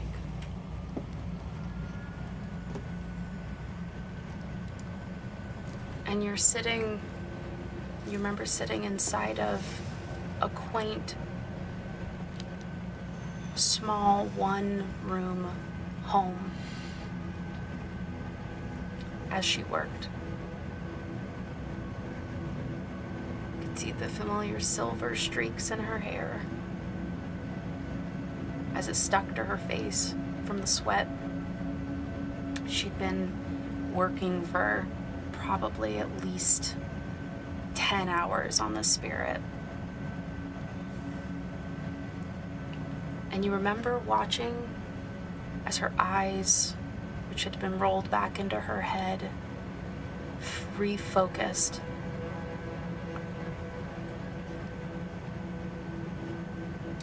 Your cousin had told you to go to bed, but you had insisted you had to stay up until she came back. And you remember the look on her face as her eyes refocused and the tears spilled over her cheeks. It had been so abrupt, and the sobs that came out of her were so sorrowful that you had thought she had been hurt. When you tried to rush over to her to check on her, your cousin had picked you up and taken you out of the room. And later, when you asked her about it, remember her voice as she had said,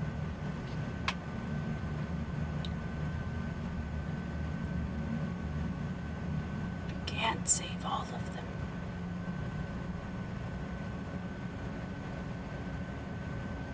We do what we can to bring peace."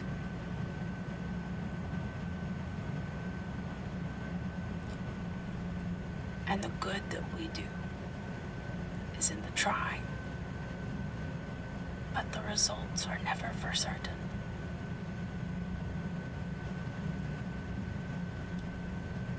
You feel your heart drop into your stomach as the spirit disappears. The connection snapped and lost. And then nothing.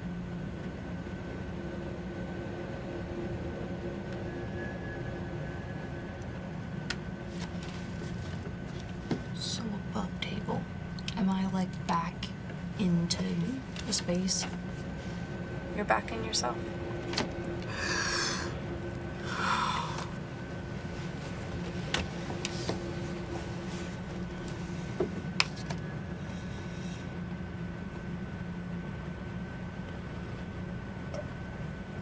Bedroll out of my back. Drape it over.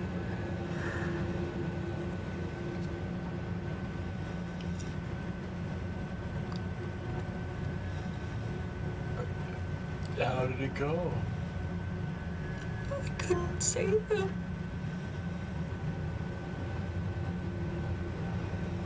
He'll never know peace.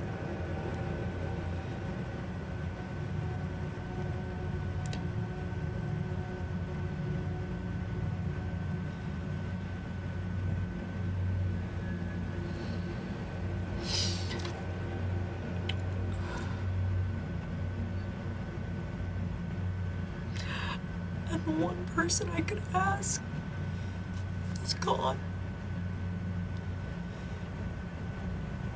I just kind of come over and kind of pat your back a little bit.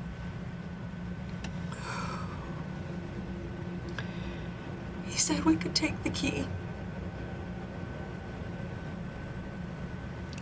He was killed by Doikar. Do I know what that means? I was gonna ask, the dwarves' disappearance is something I definitely would have looked into. Would that have come up at all? Yeah. I think you remember reading about kind of like a race of people that lived underground. Okay. He's been here for a long time. That should be pre. Is that? He asked if I was a god. He did not know that they are gone. Pre-schism. It could have been also anywhere in the timeline within that first century. Would it help if we took the bones and buried them?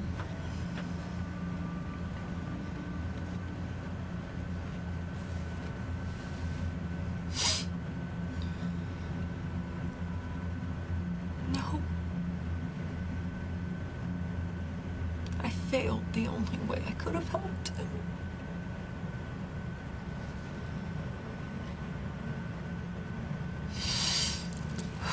I mean, if we can't lay him to rest that way, perhaps we can at least lay him to rest physically. Do you have room in your pack? Always. There's always room for more.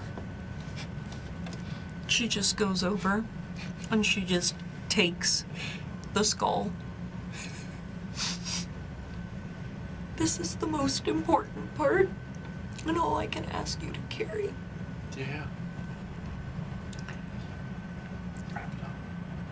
It's cloth. Yeah. You put it in a bag.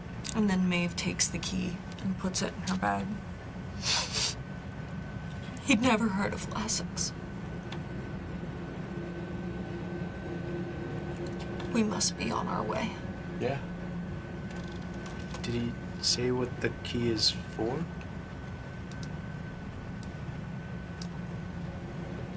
He didn't entirely remember.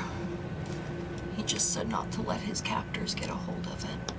But he said we could take it with us and it was no use to him now. Maybe we'll find something here. Could use it. I need to get out of here. Yeah. And she, like, runs all the way out and down and is just sitting by the, like, underground river. I grab the pouch that he had. And then take a dagger and scoop in some of the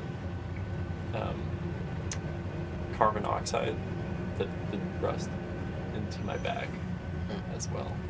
Okay. And walk out. All right. So as you all follow after Maeve, this key in hand, uncertain what it opens or leads to, we will discover that next session. That's where we will end tonight. Ending on a sad note.